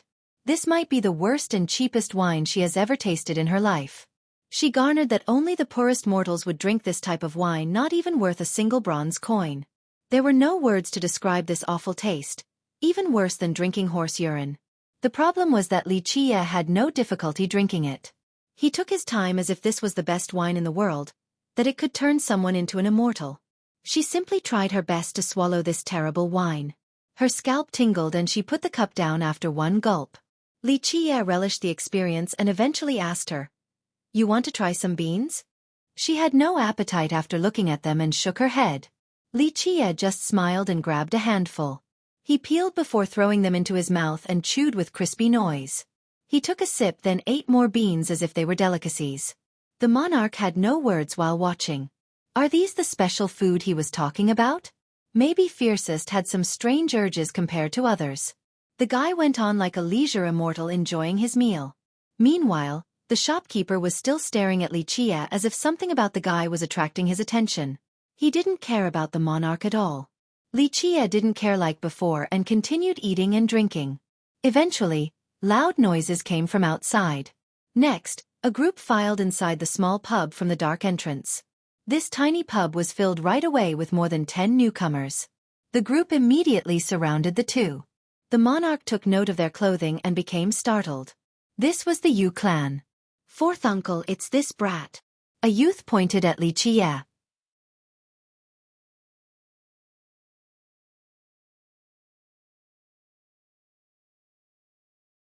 Chapter 1582. The youth was Yu Zhan, who got beaten badly at the archipelago by Li Chia. He was much bolder this time and dared to stand before Li Chia, unlike being scared out of his mind at the end of their previous meeting. Li Chia put down the cup and coldly glared at the youth, prompting him to take several steps back before the middle-aged man. It wasn't because he was a coward. The pain from the torture last time left him hopeless. Without some amazing medicines from his clan, he would have needed to stay in bed for another year. Outside of the dozen of experts from the clan, the middle-aged man was his fourth uncle. He was muscular with eyes like lightning.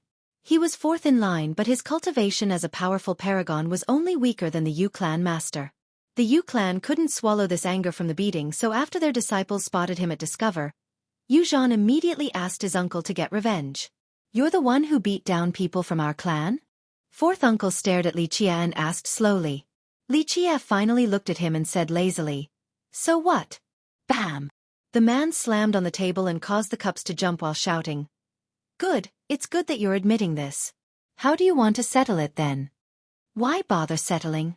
Li Chia smiled and said. To which the uncle responded, "Stop running your mouth. Our Yu clan does not pick on the weak. I will give you two choices right now. Kneel and admit your wrongdoings, or I'll return the favor by breaking your legs." "And if I do not pick either choice?" Li Chia chuckled. Bam! He slammed on the table again. "Then you're courting death." "Sir, please sit if you want to eat, but go outside for a fight." The old man quickly gathered the cups and plates on the table and told fourth uncle. Fourth uncle looked at him and casually threw out a gold ingot. "Old man, take it. Our clan will pay for breaking your items." The old man stared back without saying anything. Fourth uncle thought that this wasn't enough and threw out another two. "This is enough for your retirement. No need to keep the shop open later on." The old man took the gold and returned to the counter as if he was running from the trouble. Afterward, fourth uncle yelled at Li Chia again. "Junior, time to do this." "Fine." Li Chia smirked and finished his cup.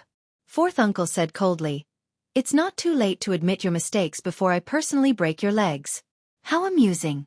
Okay, I want to see how much you have learned from your clan." Li Chia couldn't help but laugh. He sat there unmovingly. This made fourth uncle livid from being looked down by a junior like this. No one dared to treat their Yu clan in this manner throughout the Grand Sea, let alone on their own territory. There was no way he could swallow this anger. "Junior, I'll teach you a lesson in place of your seniors then." Fourth uncle shouted and reached for Li Chia. Crack! Bones broke as the uncle was still speaking. Ah! Blood squirted everywhere. His entire arm was torn off completely. "You!" The stunned uncle hastily retreated, but it was too late. Li Chia's kick was as fast as lightning and struck his chest. The man went flying out of the pub while vomiting blood. Yu Zhan and the other disciples turned pale from fear. A paragon like their uncle was taken down so easily. "I'll spare your lives today out of consideration towards Matriarch Yu." Scram!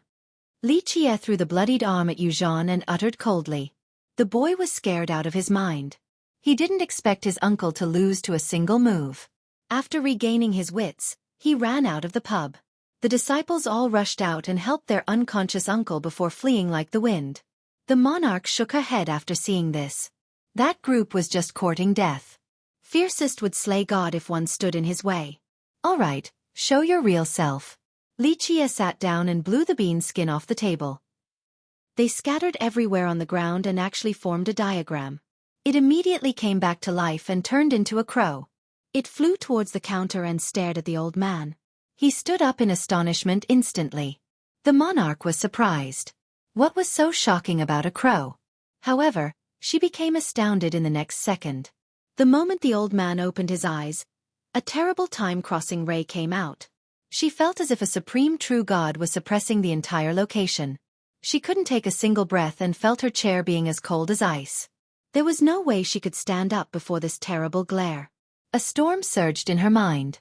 She didn't expect this old man to be such a terrible existence. Okay, Zheng Feng, I've drunk your crappy wine. It's time to bring out the good one. Li Chia stretched and said flatly. The gaze disappeared as the old man's eyes became muddled again. He took a deep breath and walked forward with haste to bow. I didn't expect you to come with your true body, Your Excellency. Please excuse me. Not your fault since you have been stuck here forever now. Li Chia smiled and shook his head. Nothing can really interest you in this world, Rise. The old man finally stood up straight after being granted permission. After so many years, you haven't changed at all. However, I'm a bit surprised that you don't care for your descendants. Are you not afraid of me killing all of them?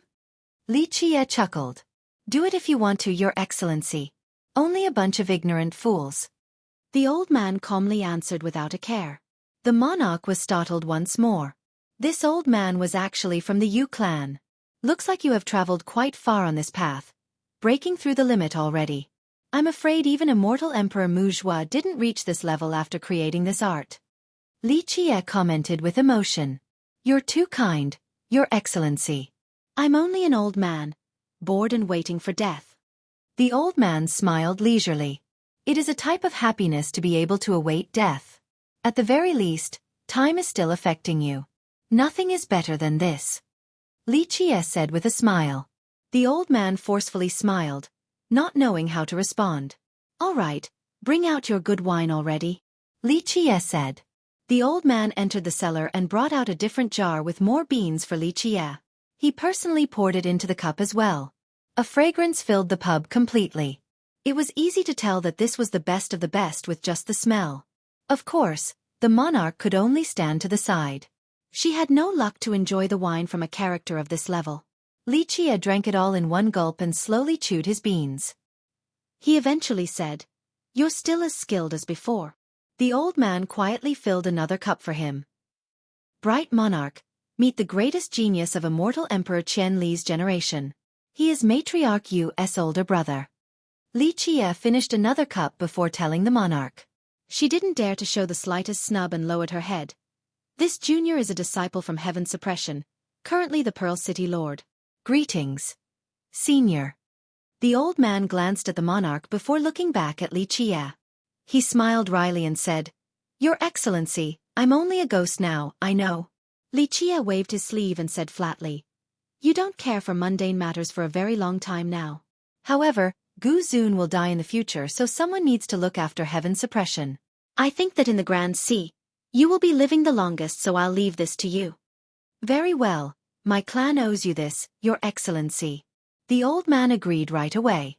Your clan has paid off its debt already. Li Chia smiled. The old man nodded, then told the monarch, Just come and find me later. Zheng Feng is someone who has lived for 3 generations. Do not bother him with trivial matters. If Heaven's Suppression faces an existential crisis later, then you can ask him for help. Li Chia advised.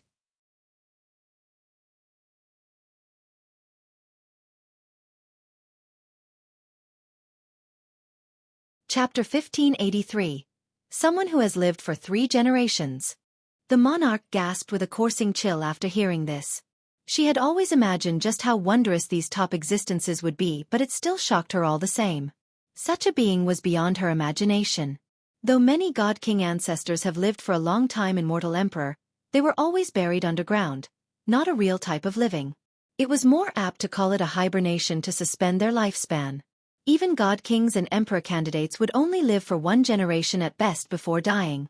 Thus, living for 3 was too terrorizing. She has heard about the legends. There was only one person who has lived for 3 generations. Her progenitor, the Black Dragon King. The old man naturally could see her demeanor. He calmly spoke without any pride. I'm only a wandering soul living a borrowed life, in no way comparable to a supreme talent like the Black Dragon King. Our situation is not the same. Stop it, Zheng Feng. No need to be humble. You might not be the Black Dragon King's match, but you are still an existence that could only be counted on one's fingers in the 9 worlds. When you fought immortal Emperor Qianli back then, you actually survived under his true imperial massacre. That's an exceedingly rare achievement. Li Qie smiled and said. This stunned the monarch completely.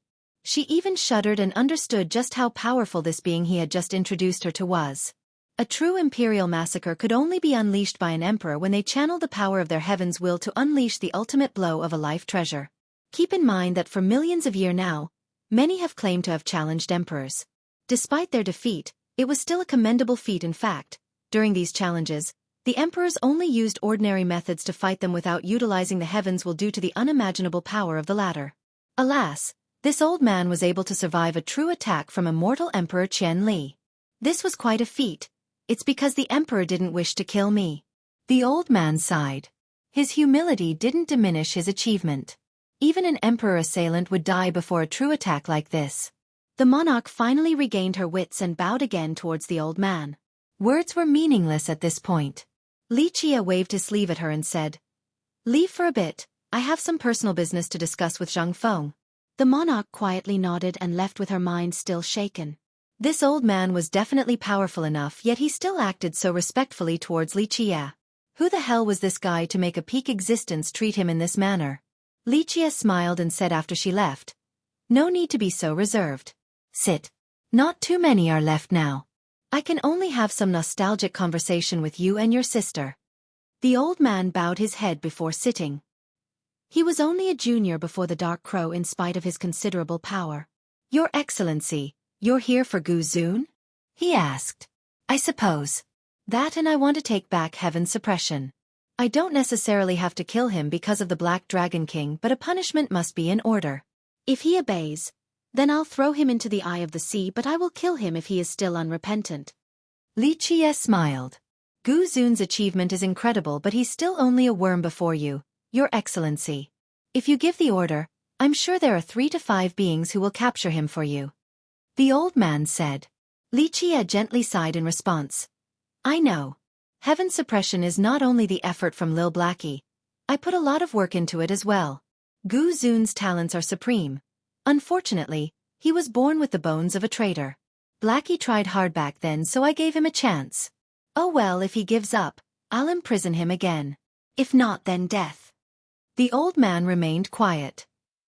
Gu Zun might be considered an invincible character, but the Dark Crow far exceeded him. Li Qie didn't even need to personally take action to destroy Gu Zun. This topic wasn't worth discussing. "Your sister made it out of her death meditation," Li Qie commented. The old man nodded. "Yes, she's still not stable for the time being. Just needs some more time." "Then I won't go see her so soon." Li Qie nodded. It's not easy for her either, but she had been working all this time. You are different. When you reach the end of your path, it'll turn you into loathful being. It's not good at all. Even the heavens do not want to take me out of disgust. I'll have to keep living like this." The old man smiled, but his expression was gloomy. People in this world are bounded by love. Li Qie gently shook his head. "Qianli has her own path and you your own. To tell the truth, I can't judge you.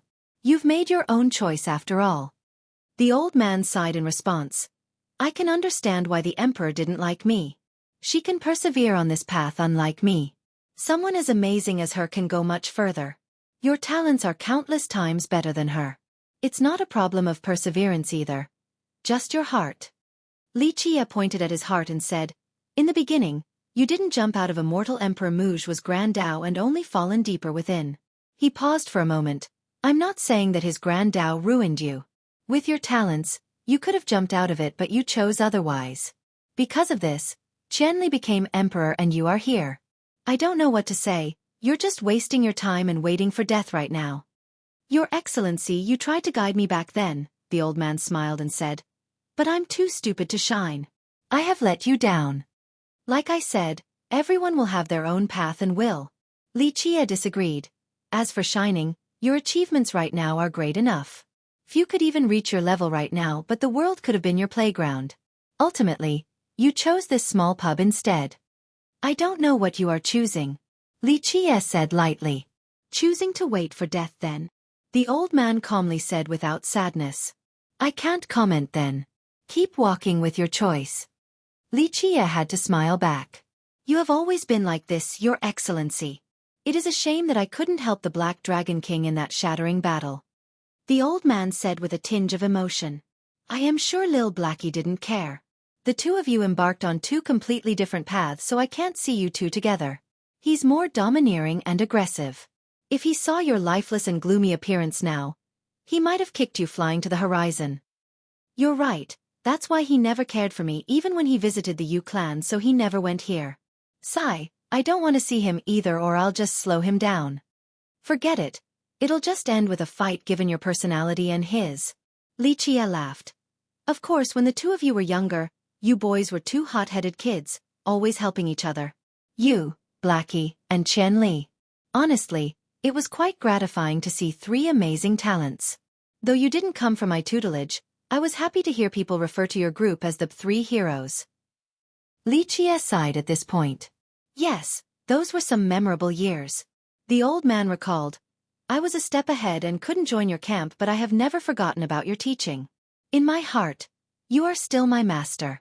Alas, I have let down your high expectations, failing to become an emperor like Qian Li and a tyrant for 3 generations like Blackie, just a nobody in the end. He still smiled without any regrets.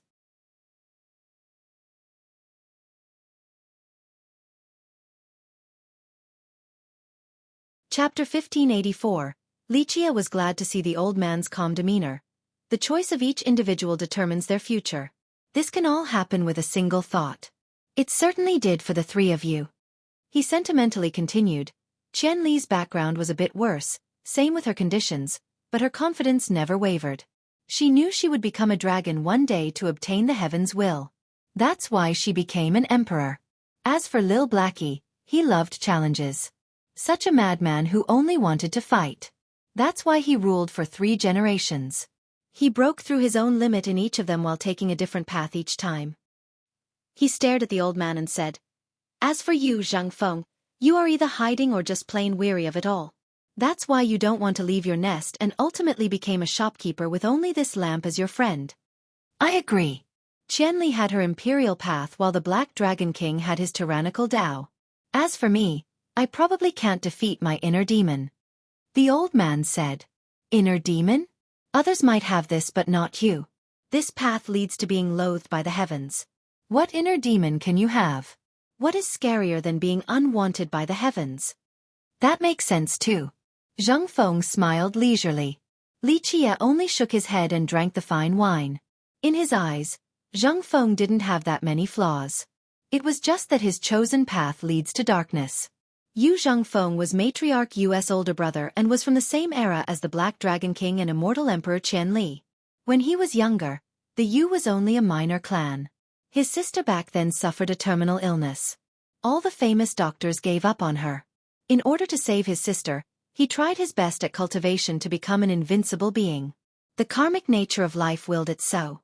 During an adventure, he found immortal Emperor Muj was supreme grand Dao. Henceforth, he embarked on a peerless path. There were geniuses everywhere in that era. He, the Black Dragon King, and immortal Emperor Qian Li were always together because of Li Qie. Others praised them as the 3 heroes back then. Later on, Zhang Feng fell in love with the emperor. However, she was hell-bent on her imperial path without looking back while not having any feelings for him. Zhang Feng eventually lost to her in the competition as well. This made him dejected. Despite having the power to challenge an emperor, he grew bored of the mundane world, so he returned to Discover to open a pub and spend his day doing nothing. As for his sister, the Dark Crow back then gave him the right treatment. However, the materials required were too difficult to find since they were immortal medicines. Thus he had no choice but to seal his sister until immortal Emperor Qian Li found the mythical immortal medicines. Zhang Feng then asked Li Qie for help and they finally cured Matriarch Yu. A bit later, Matriarch Yu joined the Black Dragon Legion. This was when Zhang Feng completely shut himself from everything and the world forgot about him. No one knew that there was an incredible master hiding in this tiny pub. Your Excellency, I admire you the most out of everyone. I don't know how you keep on going. I certainly can't do it. He took a sip after pouring another cup for Li Qie. Just have to keep walking. Li Jie drank and said with a smile. He smiled wryly. Easier said than done. You have been walking for millions of years now. That's a very long period. You must have suffered endlessly, bidded farewell to many loved ones and even buried them, yet you didn't go crazy or became a devil. You were certainly not a saint either, nor choose to hide from the world. You are yourself after the arduous time, never changing your determination regardless of the perilous challenges. The winds and rains accompanied your journey with the stench of blood. Black Dragon King once said that if he had experienced so much pain like you, he would have started to hate the world and become a monster. Your Tao heart isn't something we juniors can compare to. He finished his cup in one gulp before letting out a long sigh. Li Jie actually didn't know what to say and continued drinking quietly. The guy was right. He has sent away and even buried many loved ones. He had many friends and loyal confidants once, but ultimately, he was the only one left. Numerous had died from old age while he continued to live on. The most painful thing in life was not death. It was watching those close to you die one by one. At this point, death became sweet relief. There's a fair amount of people who have lived just as long in this world, Li Jie said flatly. Zhang Feng disagreed. I know, you have told me about them, but they're not actually living, only sealing themselves by sleeping. It's not the same as you who tread on the mortal plane for generations. Time and mundanity washed your body, but they can't break your will and heart. It's good to be alive, Li Jie answered. It wasn't the perfect response since he didn't know how to help the guy. Zhang Feng understood all the logic and rationalities right now. If he wanted to jump out of his Tao, he must rely on himself. The problem was that he didn't care for it, so Li Jie couldn't help him at all. Zhang Feng nodded and drank silently. The two continued drinking.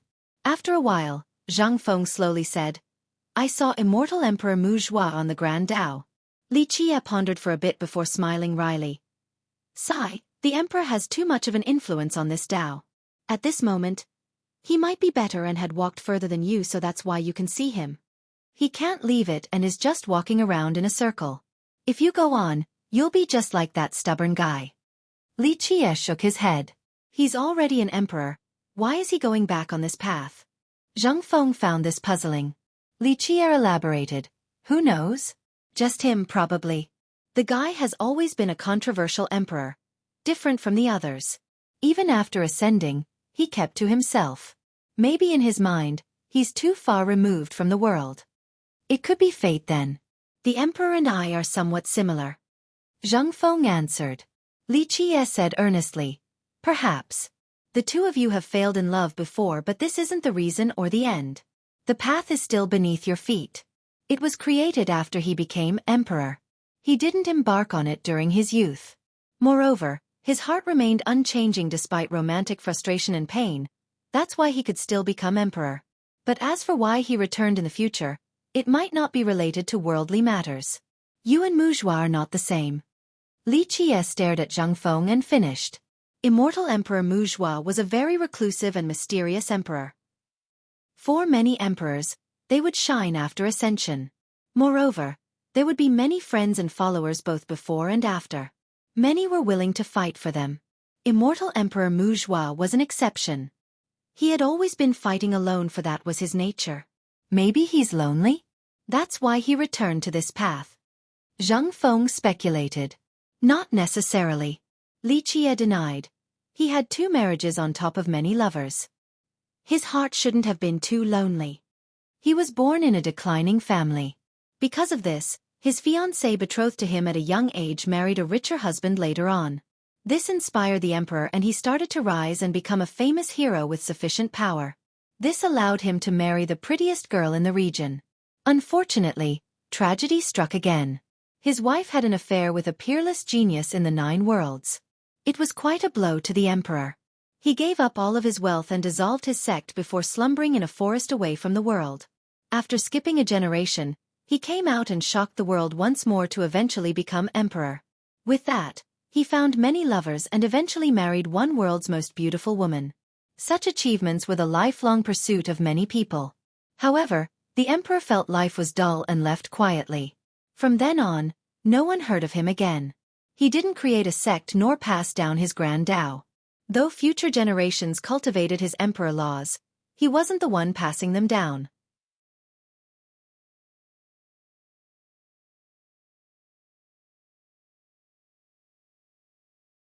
Chapter 1585. Zhang Feng drank his wine and eventually spoke. I really want to know why the emperor chose to return on this Grand Dao. He also cultivated the Grand Dao left behind by the emperor. However, this was not one the emperor used for his ascension. The name of this Dao was World Weary, created by immortal Emperor Mu Zhua after his ascension. He didn't cultivate it either and only left it behind. Zhang Feng came across it by chance later on. You can go ask him. Li Qie smiled and said, the 9 worlds might not have anything that piques your interest, but you can leave this pub and broaden your horizon. With that, you can personally ask the emperor why someone as invincible as him chose to walk on this Grand Dao. In a sense, the emperor was invincible and his life was perfect. There was no reason for him to pick the world-weary Dao. No one would be able to understand his choice. Zhang Feng contemplated for a moment before shaking his head. I don't want to know then. He is him and I am me. Li Qie took his time before replying. Do you want anything else besides waiting for death? Yes. Zhang Feng smiled. To die here in the same place that birthed me. That's all I want. All right. Li Qie smiled wryly. You win. There's nothing I can do since it's your choice. No matter what, I am still grateful to you. I'm aware that you have tried several times to change me during my stay here at the pub. I can only let you down though. All I want to do is remain here. Zhang Feng said. Li Qie took another sip. No, maybe you have the right idea. After all, to die in your birthplace isn't bad. Just like the leaves falling down towards the roots. A momentary silence filled the air. After a while, Li Qie broke it. Yes, dying in your birthplace is nice, but for me and many immortal emperors, it is too out of reach. Many of them thought about returning one day to die here, but they can't. I can't either. It's good that you can enjoy this.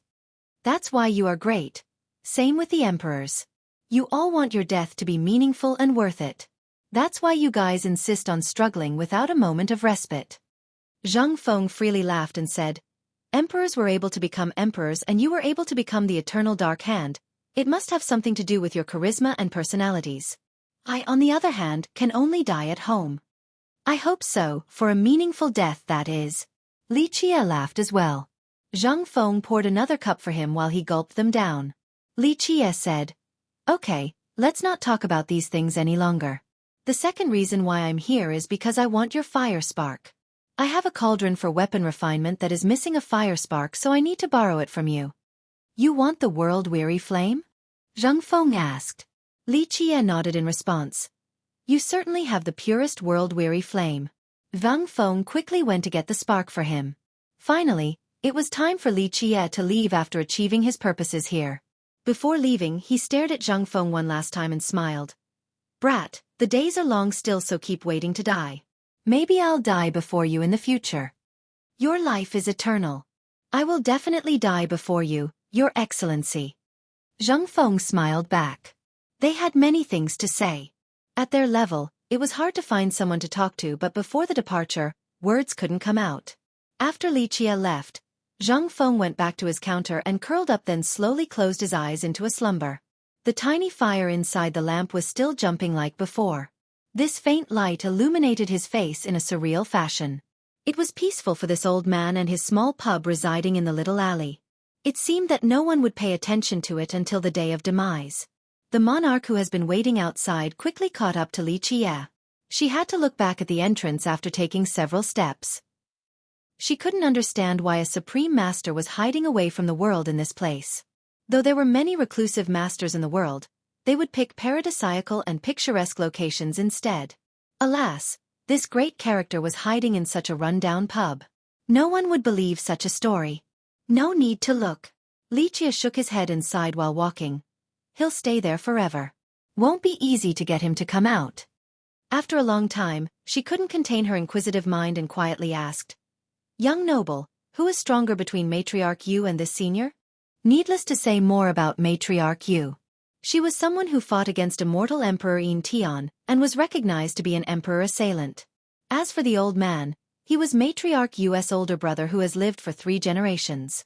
You think he's too unknown, right? Power can't be measured by prestige. Matriarch Yu indeed has the power to assail an emperor, but Yu Zhang Feng, he's much stronger. Stronger than her, even? The monarch was shaken and eventually asked for elaboration. Rumor has it that those who could survive 100 moves from an emperor are considered assailants. Li Qie laughed in response. 100 moves as the baseline? Which idiot told you that? Too many people would be assailants then. Plus, not all emperors are bloodthirsty. They actually love talents and juniors, so they go easy on the challengers. He shook his head and continued. This belief emanated from a few fools who are trying to increase their own worth and reputation. Then what's considered a real emperor assailant? She said with great curiosity. She has heard many things about this title. The most popular belief was the 100 moves requirement. An assailant isn't that easy to come by. Li Qie explained. The normal standard is that against the regular power of an emperor who is not holding back, they just need to last 1,000 moves to be qualified for this title. Regular power? She didn't understand this. It means not using the heaven's will. Li Qie continued. The standard is strict so emperors can't go too easy. They have to take it pretty seriously against the real ones. For example, the ones who can last 100 or 200 moves were usually young talents and the emperors went easy on them. He slowly recalled, when Matriarch Yu fought against immortal Emperor In Tian, the emperor actually used a life treasure and nearly shattered the world. Matriarch Yu relied on her own incredible strength to last more than 1,000 moves. The emperor recognized her strength and bestowed her the assailant title. The other self-claimed assailants can't compare to her at all. She has heard of Matriarch Yu's legends before, but no one knew the exact details of the fight or how long she had actually lasted. But now, this revelation took her like a storm. Matriarch Yu actually made it to the 1,000 moves mark against an emperor using a life treasure, the Grand Tao, and not holding anything back. Even without using the heaven's will, each strike could destroy the world. Thus, one could imagine how mighty Matriarch Yu used to be.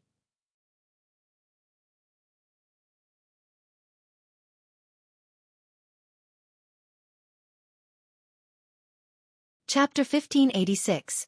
The peacock-bright monarch had never seen an immortal emperor before, but she could imagine their wondrous strength. Just think about it. These were the existences who won after battling the entire 9 worlds. They were matchless during their own generation. Matriarch Yu's strength was indeed enough to walk proudly across the 9 worlds. The monarch eventually calmed down and said, "Then what about Senior Yu?" She glanced back at the pub after saying this. Li Qie said that Zhang Feng was much stronger than Matriarch Yu. Zhang Feng. Li Qie said, if we were to separate the levels, he is considered an emperor contender. Emperor contender? What's the differentiation? She was puzzled. You think there are only emperor assailants around? Ordinary people can only make contact with this level. The truth is that the real powerful beings at the top can be divided into 3 levels. They consist of top god kings and emperor candidates in the following order: assailant, contender, rival. He chuckled after clarifying. The world only talked about assailants. In the eyes of cultivators, assailants were the strongest below immortal emperors. This wasn't the case. People at this level understood that there were dividers with great disparities. Because of this, the existences further classified themselves into the 3 levels. What's a contender? She asked. Whenever people talked about emperor assailants, they were full of reverence. In fact, being exposed to characters of this level alone was already amazing and worthy of pride. On the other hand, she rarely heard about contenders, so she had no understanding of this concept. Very simple, if you can last 1,000 moves against an emperor using the power of the heaven's will, then you're a contender. Of course, there's another standard. If you can survive against a true imperial massacre, then you're also a contender regardless of whether you used your own power or relied on a treasure. Li Qie said flatly. If an emperor was already invincible, just how powerful would they be with the heaven's will? She wasn't aware of the latter but knew just how impressive it was to last 1,000 moves under these conditions. It still counts when you use a treasure to survive the true massacre? She had to ask. It's not that easy. You think you don't need strength just because of some treasures? Li Qie smiled and shook his head. You think the heaven's will is a joke? If you're not strong enough, the treasures won't do. Even if the treasures can survive the blow, just the impact and shockwave alone could render you to a mist of blood. Only top existences could actually resist this. Excuse my short-sightedness. The monarch felt that she had underestimated the power of the heaven's will. It's not surprising because you haven't seen the heaven's will yet. Even if you do, you won't think much of it. Not until it truly erupts. That's when you'll come to realize how frightening it is. It's the condensation of the energy and essence of an entire generation. Li Jie smiled and said. She finally had a clear concept about an emperor contender. Then how many moves did Senior Yu last against immortal Emperor Qianli? This prompted her next question. The two of them fought for a long time for the heaven's will before his eventual defeat. After she became emperor, Zhang Feng wanted a final fight before she left. He still lost in this battle, resulting in his bad choice in the future despite creating a supreme grand Dao for himself. Li Jie became dejected after saying this. The guy gave up his own Dao and maintained immortal Emperor Muj was world-weary Dao instead. He could have escaped from it instead of hiding in the pub. Alas, he had no intention of doing so. The monarch quietly listened to this old tale. Despite not hearing the exact details, she could faintly guess that they were tragedies of sorts. Li Jie eventually smiled wryly. The emperor prepared for the battle because Zhang Feng was her greatest rival. She used the heavens will right away in that world-destroying bout. He lost after more than 2,000 moves. More than 2,000 moves. The monarch shouted after being indescribably shocked. Matriarch Yu lasting more than 1,000 moves against immortal Emperor Yin Tian was impressive enough, but Zhang Feng lasted 2,000 moves against the heaven's will. Only one word could describe his power. Invincibility. It's to be expected. Li Jie gently shook his head. He has been on this dark path for a long time. Didn't you see his current appearance? Completely cursed and loathed. Even the high heaven doesn't want to look at him. That's why he can only wait for death. There is a price for everything. Waiting is even more agonizing than death itself. He finished. Waiting for death? She glanced back at the pub again. You may not understand the meaning behind this. Let me give you an analogy. For example, even the most delicious meal tastes like wax. Your heart is a dead tree. No love nor hatred towards anyone. You're basically living like a piece of rock. That's the meaning behind waiting for death. The monarch was slightly stunned after hearing this. Living in life without any emotions, that's just a walking corpse. That's why waiting for death is very painful. Li Jie lightly said. He hoped that the emperor could kill him. That would be a meaningful death, so he asked her to go all out with a true imperial massacre. He used his most brilliant strike to fight against it. That move was his pride, so he could die with dignity, going out in a blaze of glory. The massacre rendered his body to ashes instantly. However, being loathed by everything like him allowed him to live under the attack. Afterward, the emperor couldn't bear to attack again. Not that she couldn't kill him. Li Jie sighed again. The world-weary Dao was a path towards despair. In Zheng Feng's mind, to be killed by his crush's true massacre was a good death. That would be the perfect ending for him. Alas, he still survived the ultimate attack, and the emperor found it tasteless to continue aiding someone in suicide. Since he has grown tired of the world, he doesn't want to do anything anymore. Otherwise, even if it is a sea god with the trident, he could still take them on. Li Jie softly said. She finally understood why Li Jie entrusted her and heaven suppression to Zhang Feng. Someone of his level was indeed qualified to be the backing of heaven suppression.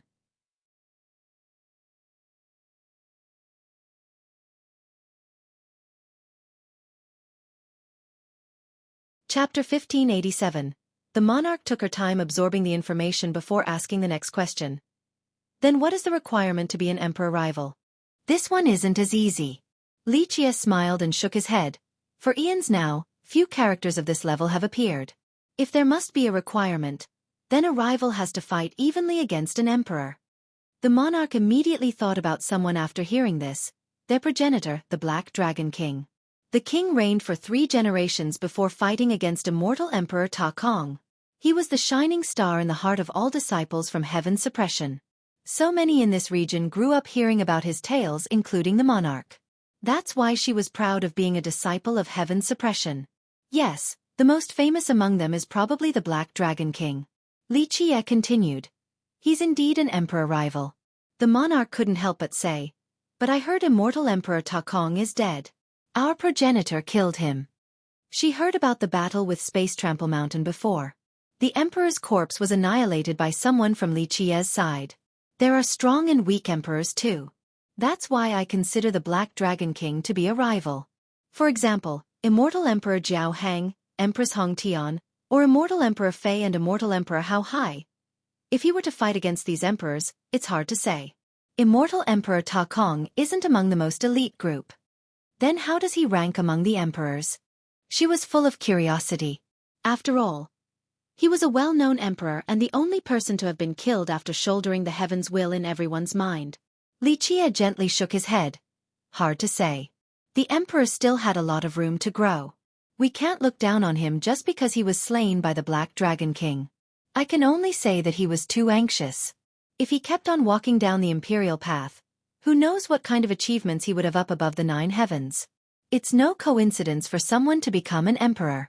He was the most excellent on this path in his generation. Talents, origin, merit laws, weapons, the most powerful protectors. All of this does not guarantee your spot as an emperor. A firm Dao heart is also necessary. One would have the chance to reach the Grand Dao as long as they do not give up. However, if they don't have the courage to persist, all of the prior advantages are useless. An emperor must be able to withstand all obstacles and resist all temptations to ascend and bring about storms in a larger world. He stared at the horizon and continued. Disciples from Heaven Suppression shouldn't look down on Immortal Emperor Ta Kong. His achievement proves his exceptional abilities. During his period, he wasn't the most talented and didn't have the greatest background either, but why did he become emperor in the end? Was it out of luck? He shook his head and said, Emperors aren't made from luck.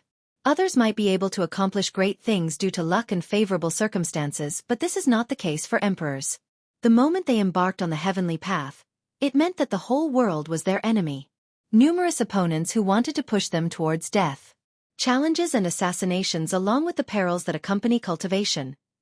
Each emperor was battle-hardened and walked on countless bones and blood. Even if they had an invincible protector in the shadow, they must experience these challenges. Otherwise, they would only be sheltered flowers, unable to create their own supreme Grand Dao or being accepted by the heaven's will. A life of battle and never giving up, that's an emperor. Li Qie spoke solemnly. Although Immortal Emperor Ta Kong opposed him, he truly appreciated the guy's imperial qualities. As for his personality and morality, that was a different matter. Each emperor has their own admirable quality. They are role models for future descendants. Thus, you cannot look down on Immortal Emperor Ta Kong just because he was your progenitor's enemy and was taken down by him. Do not think that he only got lucky to become an emperor. The monarch was stirred after hearing Li Qie's explanation. She took a deep breath and bowed. I'll carve your words into my heart and won't forget them, young noble. In fact, Li Qie's statement was very reasonable. In recent years, everyone heard about the emperor's corpse, so they knew the Black Dragon King killed him. The fate of the king remained unknown. Being the slayer of an emperor was worthy of pride. This was an insurmountable achievement. Because of this, many disciples in Heaven Suppression became arrogant. They thought that Immortal Emperor Ta Kong wasn't much at all. So what if he had the heaven's will? The guy still got killed by their progenitor. This sentiment was prevalent in Heaven Suppression. Li Qie's guidance today was a warning for the future descendants. They weren't qualified to look down on Immortal Emperor Ta Kong, even though he was their enemy. If the emperor wasn't much, then what were they who couldn't become an emperor? Nobodies like them weren't qualified to look down on a person who experienced countless hardship and battle to become the only emperor of a generation. This elucidated the monarch's mind even more. The path towards the Grand Dao was different from their imagination. It wasn't only about chasing the strongest merit law and treasure. The most precious thing was their Dao heart. You still have a long way to go. In the future, Heaven Suppression will require your service. You need more than just talents and insightful decision-making abilities. Make sure to have a firm and understanding Dao heart. With that, I'm sure the sect will prosper under your control. Li Qie said slowly. You think too highly of me, young noble. The monarch smiled and shook her head. Sect master is wiser and more talented than me. Her Dao heart is firmer as well. The only thing she lacks is experience, but she is still young. Her future will be much better than mine. No, Xueqi has her own mission and path. Li Qie shook his head. The monarch was confused and didn't understand the relationship between these two. Of course, she didn't know that Xueqi wouldn't be staying at Heaven Suppression. One of these days, she would leave the 9 worlds completely. This was the reason why Li Qie told the secret of the immortal blood spear to her. One day, she would continue its legend above the 9 heavens. The two of them traveled around Discover without visiting the Yu clan right away. They took their time wandering randomly. Young noble, we're not visiting the Yu clan? This prompted the monarch to ask. We will, but no rush for now. Matriarch Yu has just come out, so she needs time to stabilize. No need to bother her. Li Qie chuckled. The Yu clan will let us see her? She blurted out but quickly found this question to be unnecessary. Despite Li Qie's assault on the clan's disciples, even Yu Zhengfeng was so respectful towards him. It wasn't difficult for him to meet Matriarch Yu at all. The idiots. Li Qie shook his head. Killing one or two of them will be for their own good so that they will stop relying on their ancestors' fame to bully others while not having any skills. This is to let them know how vast the world is. Plenty of people are not afraid of their clan. The monarch found the statement reasonable. If Li Qie had any insidious thoughts about the Yu clan, he would destroy it given his temperament. This was only a lesson towards Yu Zhan's group, a type of tough love.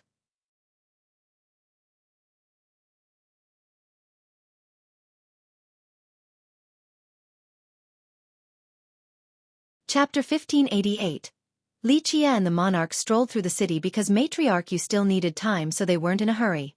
Young noble, where shall we go? She asked while accompanying him everywhere. There's nothing too special at Discover. The 12 scales can be considered one. Okay, since we are here, let's go so you can see it. Li Qie smiled and said. The 12 scales. I have heard of it but never in person. Rumor has it that the scales can judge someone's potential. The higher the step, the greater the future. It's only a point of reference. Li Qie answered. It's not completely accurate. Of course, it is still very significant because each step is a test for someone's learning capability, determination, and Tao heart. Life is always surprising, so it's not like success is guaranteed after walking up the steps. You can try if you want. Li Qie shook his head and smiled before glancing at her. With your Tao heart and talents, reaching the 10th step isn't a problem. 11 might be hard. No chance for the 12th. The monarch didn't find this surprising. She calmly smiled. I'll just be an idler in my own domain. No chance of competing against the heroes of the world, and especially not the wise sages. She spoke as a matter of fact without arrogance or a hint of inferiority. You can do whatever, let's go. Li Qie led the way. Nevertheless, the monarch still became interested. If you go up the scales, how many can you go? I think all 12 shouldn't be a problem. Though she has never climbed it herself, many people have said that only supreme geniuses in history could reach the 12th step. Li Qie smiled leisurely. Just 12? No, if I were to do it, I'll reach the top. The top. Her pretty eyes widened in response. Well, I heard the 12 scales are under the restriction of the Grand Tao. Rumor has it that only an emperor with the heaven's will that has broken all Tao shackles can easily climb the 12 steps. Otherwise, even the strongest wouldn't be able to. Even our ancestor Gu Zun has only reached the 12th. It wasn't due to her lack of confidence in him. Keep in mind that their ancestor Gu Zun was an exceedingly rare genius, yet he only made it to the 12th step. In a way, it has nothing to do with cultivation, just your perception, determination, and Tao heart. If you are keen enough, you will be able to hear the note within the step and lessen the pressure. Of course, it's fine if your perception is no good. With a stronger determination and an unyielding Tao heart, you can still move forward. Li Qie smiled and shook his head. The note of the step attacks your mind, not your cultivation. This is the key. So for me, no need to understand it. Just my unchanging Tao heart can let me climb without any resistance. The Tao heart, she said softly. Ever since she followed him, he has mentioned the Tao heart several times. As a top expert, she understood how important it was. However, he seemed to emphasize it more than anyone else. This is where I'm different from the others. You think I'm exaggerating and placing too much of an emphasis on the Tao heart? He noticed her demeanor. Well, she didn't know how to answer. Of course, she felt that his logic was reasonable, but he had too much of an attachment towards the Tao heart. Li Qie smiled. All along, many sects and experts, when choosing their disciples, look at talents then comprehension with the Tao heart last. In fact, this belief has wasted many talents. He continued on leisurely. Look, There have been so many incredible geniuses in history, but very few could become emperors. We'll talk about the 10 Ionic geniuses. How many of them made it to the throne? Just 3. As you can see, even the 10 greatest couldn't all become emperors, let alone the others in spite of the quantity. The majority of them died on this path. Why is that? Xueqi pointed at his heart. There's one problem, their easily shaken Tao heart. For geniuses, everything happened too easy for them, so they couldn't handle failure or temptation. Is that really so? She couldn't help asking. We'll keep it recent with immortal Emperor Ta Kong. After his ascension, people sang songs of his talents. That's just flattery. In fact, the young emperor was only above average at best. He wasn't as gifted compared to cleansing incenses Mu Shaodi, the stone medicine world's stone dragon god, or even his strongest general, Shao Qingtian. But the last one smiling was him. Do you know why? Xueqi stared seriously at her. His Tao heart. She replied. That's right. Xueqi continued on. You might know the answer but not the actual reasons. For Mu Shaodi, his talents were excellent with a record of 3 wins and 3 losses against the emperor. But this was his unbecoming. He thought that he could take a shortcut in cultivation. After losing to the emperor, he couldn't resist the temptation of taking the easy way out by using an external force. This eventually led to the near destruction of cleansing incense. For the stone dragon god, he was quite haughty at a young age and chased immortal Emperor Ta Kong out of stone medicine like a dog losing its master. He was quite imperious until losing 3 times in a row to the emperor later on. With that, he was completely frightened and didn't dare to come out again. His Tao heart tasted fear. With that, he paused for a second. And Shao Qingtian, he has an amazing affinity with the saber, a natural-born user. His saber seemed to have its own life in his hand. Unfortunately, the emperor's shadow engulfed him and he couldn't break out of his own shackles, being only 1 step away from success. This is due to a weak Tao heart. Then what about the emperor? She asked. In fact, she was very interested in his past since this was her progenitor's enemy. Immortal Emperor Ta Kong had countless ups and downs in his life. So many people have defeated him, including Mu Shaodi, Stone Dragon God, and Meng Zhentian. Nevertheless, he never drowned in despair or faltered before losing continuously. He rose again and again while learning from each loss. Because of this, he was the last one smiling due to his unshakable Tao heart. Thus remember, each emperor is extraordinary and amazing in their own way. Xueqi meaningfully preached. So, Tao heart first, then the rest like talents. 4 ages now. How many geniuses have actually cultivated the eternal physique successfully? None, with the exception of a little girl with an unwavering Tao heart for millions of years. Her pure heart allowed for her to create a unique miracle. The Tao heart is first. She murmured to herself. Geniuses are in abundance but not those with a movable Tao heart. That's why it is much more important than talents when wanting to train a future emperor. This is the reason why your Heaven Suppression's Gu Zun can't become an emperor. His talents are even more amazing, with people listing him as one of the 10 Ionic geniuses. He looked at her and said, "Why?" She had to ask. People believe that her ancestor Gu Zun was one of the most gifted beings in the world. Some disciples from the sect actually claimed that he was the greatest of all. Big shots from the older generation said that he was definitely top 10. However, even such a talented man didn't become emperor in the end.